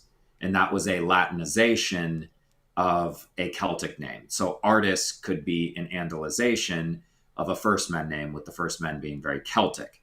And it's King Arthur stuff. So like King Arthur, there's a big tradition of dragons and magical swords around King Arthur. So and then Artis Arin is also AA, just like Azor Ahai. So it doesn't really sound like Azor Ahai, but it definitely... Well, and like Arthur of the Mountain. Arthur is a classic mountain king under the mountain figure. Oh, So so this is a king on the mountain. So I'm not right. sure if griffins are real or not. Griffins are half eagle, half lion. Probably not, but basilisks are, so maybe. Hard to Yeah, I say. mean, I think what was going on is just bird skin changing here, you know. right, right. If it's referring to dragons, it's probably more of a symbolic, metaphorical thing. But like the idea that skin changing flying animals is similar to creating a dragon bond with a dragon and then flying on it. Yeah, they're kind of similar ideas. And then we've got this an echo in Visenya. She flies to the top of the giant's lance, just like Artis Arin does, and wins the mountain. Visenya flies to the top on a dragon and wins it from what's her name, and takes her, is it Shara Aaron, I think, and takes all 3 crowns. So it's a little bit of an echo, yeah. So maybe, and it's a dragon is the point. It's a dragon rider doing the echo of Artis Arin. So that could be a clue about dragons being involved with this myth after all. So, we're done. Look at that. Boom. There's more to read. I was going to read some other stuff in the world of Ice and Fire, but at this point it is mostly redundant. We didn't get into, like we talked about Bran the Builder. We didn't read the legend of it from the north. We talked about the Barrow King, but yeah. We're 5 hours, so I'm gonna go ahead and call it. And we've actually done a lot of that, honestly, in the Wildling stream that I did with Tim. We covered a lot of the northern world building, so that's probably the other one that goes with this series is the Wildling stream. On, can you imagine? We were going to do the Gaelics in addition to this stream, or the Celtics in addition to this stream. You see how crazy that would have been? Oh no! And the whole time that I was trying to write stuff, I was like, nope, I can't put that. And it's important stuff about their history, but it's like, how long do we have? 5 hours. That's the limit. Yeah. Hard limit. We got 2 5-hour streams back to back. So just to give you a quick idea, I will have a new video for you this Wednesday. It'll be my produced Andal. It's called The Truth of the Andals / Ancient Andals Debunked. I said the whole Andal stream, I'm not debunking ancient Andals. Well, we're going to do it. So I've got about a 45-minute video on why the Andals invaded and when. Basically all the best stuff that we learned from the stream. I marinated on it and wrote a script. So I've got my concise Truth of the Andals video. That's going to be fun. Got that coming out, and then I'll have the Dothraki video in a couple weeks. Dothraki Part 2. Grey Waste, Tim says a new video is out on his channel, The Scottish Play and the Dragon Show. Is that... There you go. Scottish Play is Macbeth. You're not supposed to refer to it as that. You're supposed to, because it's bad luck, so you refer to it as the Scottish Play. It's a theater tradition. So Grey Waste, Tim, theater kid, is cool. Superstitious. You're picking up what he's cooking. All right, I got you. Yeah. You're smelling what he's cooking. Okay, cool. Well, there you go. So do check out Grey Waste Tim's channel. You just type in Grey Waste Tim, super easy to find. And new video alert for the theater nerds. Tally ho. And I'm working on some stuff as well. I keep saying it. I'm working on a Beowulf video. I've been working on it for a long time. It is a huge subject, and I'm trying to do it justice in the context of how Tolkien was using it. And it's brutal research. I love it. I know I've been promising it for a long time, if you've been paying attention to my socials and anytime I come on here. But it is coming pretty soon now, I promise. And I'm also now working on a Patreon video called, who's the name? Sumerian Babylonian hero king. Gilgamesh? Gilgamesh. Yeah, Gilgamesh and the Quest for Immortality is the Patreon video. So please tune in. YouTube, Patreon, whatever. I appreciate you taking a look at my stuff, and I'm probably going to hit 1,000 subscribers today, so a little milestone for me. Oh, nice. And Tim's video comes out tomorrow, by the way, so don't get mad if it's not out and you go there now. It's out tomorrow. He misled us. But do go subscribe. And you know what's cool about that Gilgamesh myth is that his sacred tree has a bird on top of it too. And why is that? Because that's Sumerian myth. But the world tree is a very old myth, and apparently it has a bird on it. I mean, birds live in trees, but there's always one particular bird at the top. It's pretty consistent. So yeah, you could call the top of that tree an Eyrie. you could. So thank you for coming with us on this journey throughout First Man history and the timeline and all their mythology. So appreciate y'all. Click like on the stream. And what would be really cool is as you leave and file out of the pews here, as soon as the stream shuts down, just hit reset and leave a comment. Let me know what you thought about the stream. YouTube loves that. It'll make them show it to more people, and I would appreciate it. So thank you. And I'll see you on Wednesday with a new video. And that's it. Go Warriors. And thank you, Sean.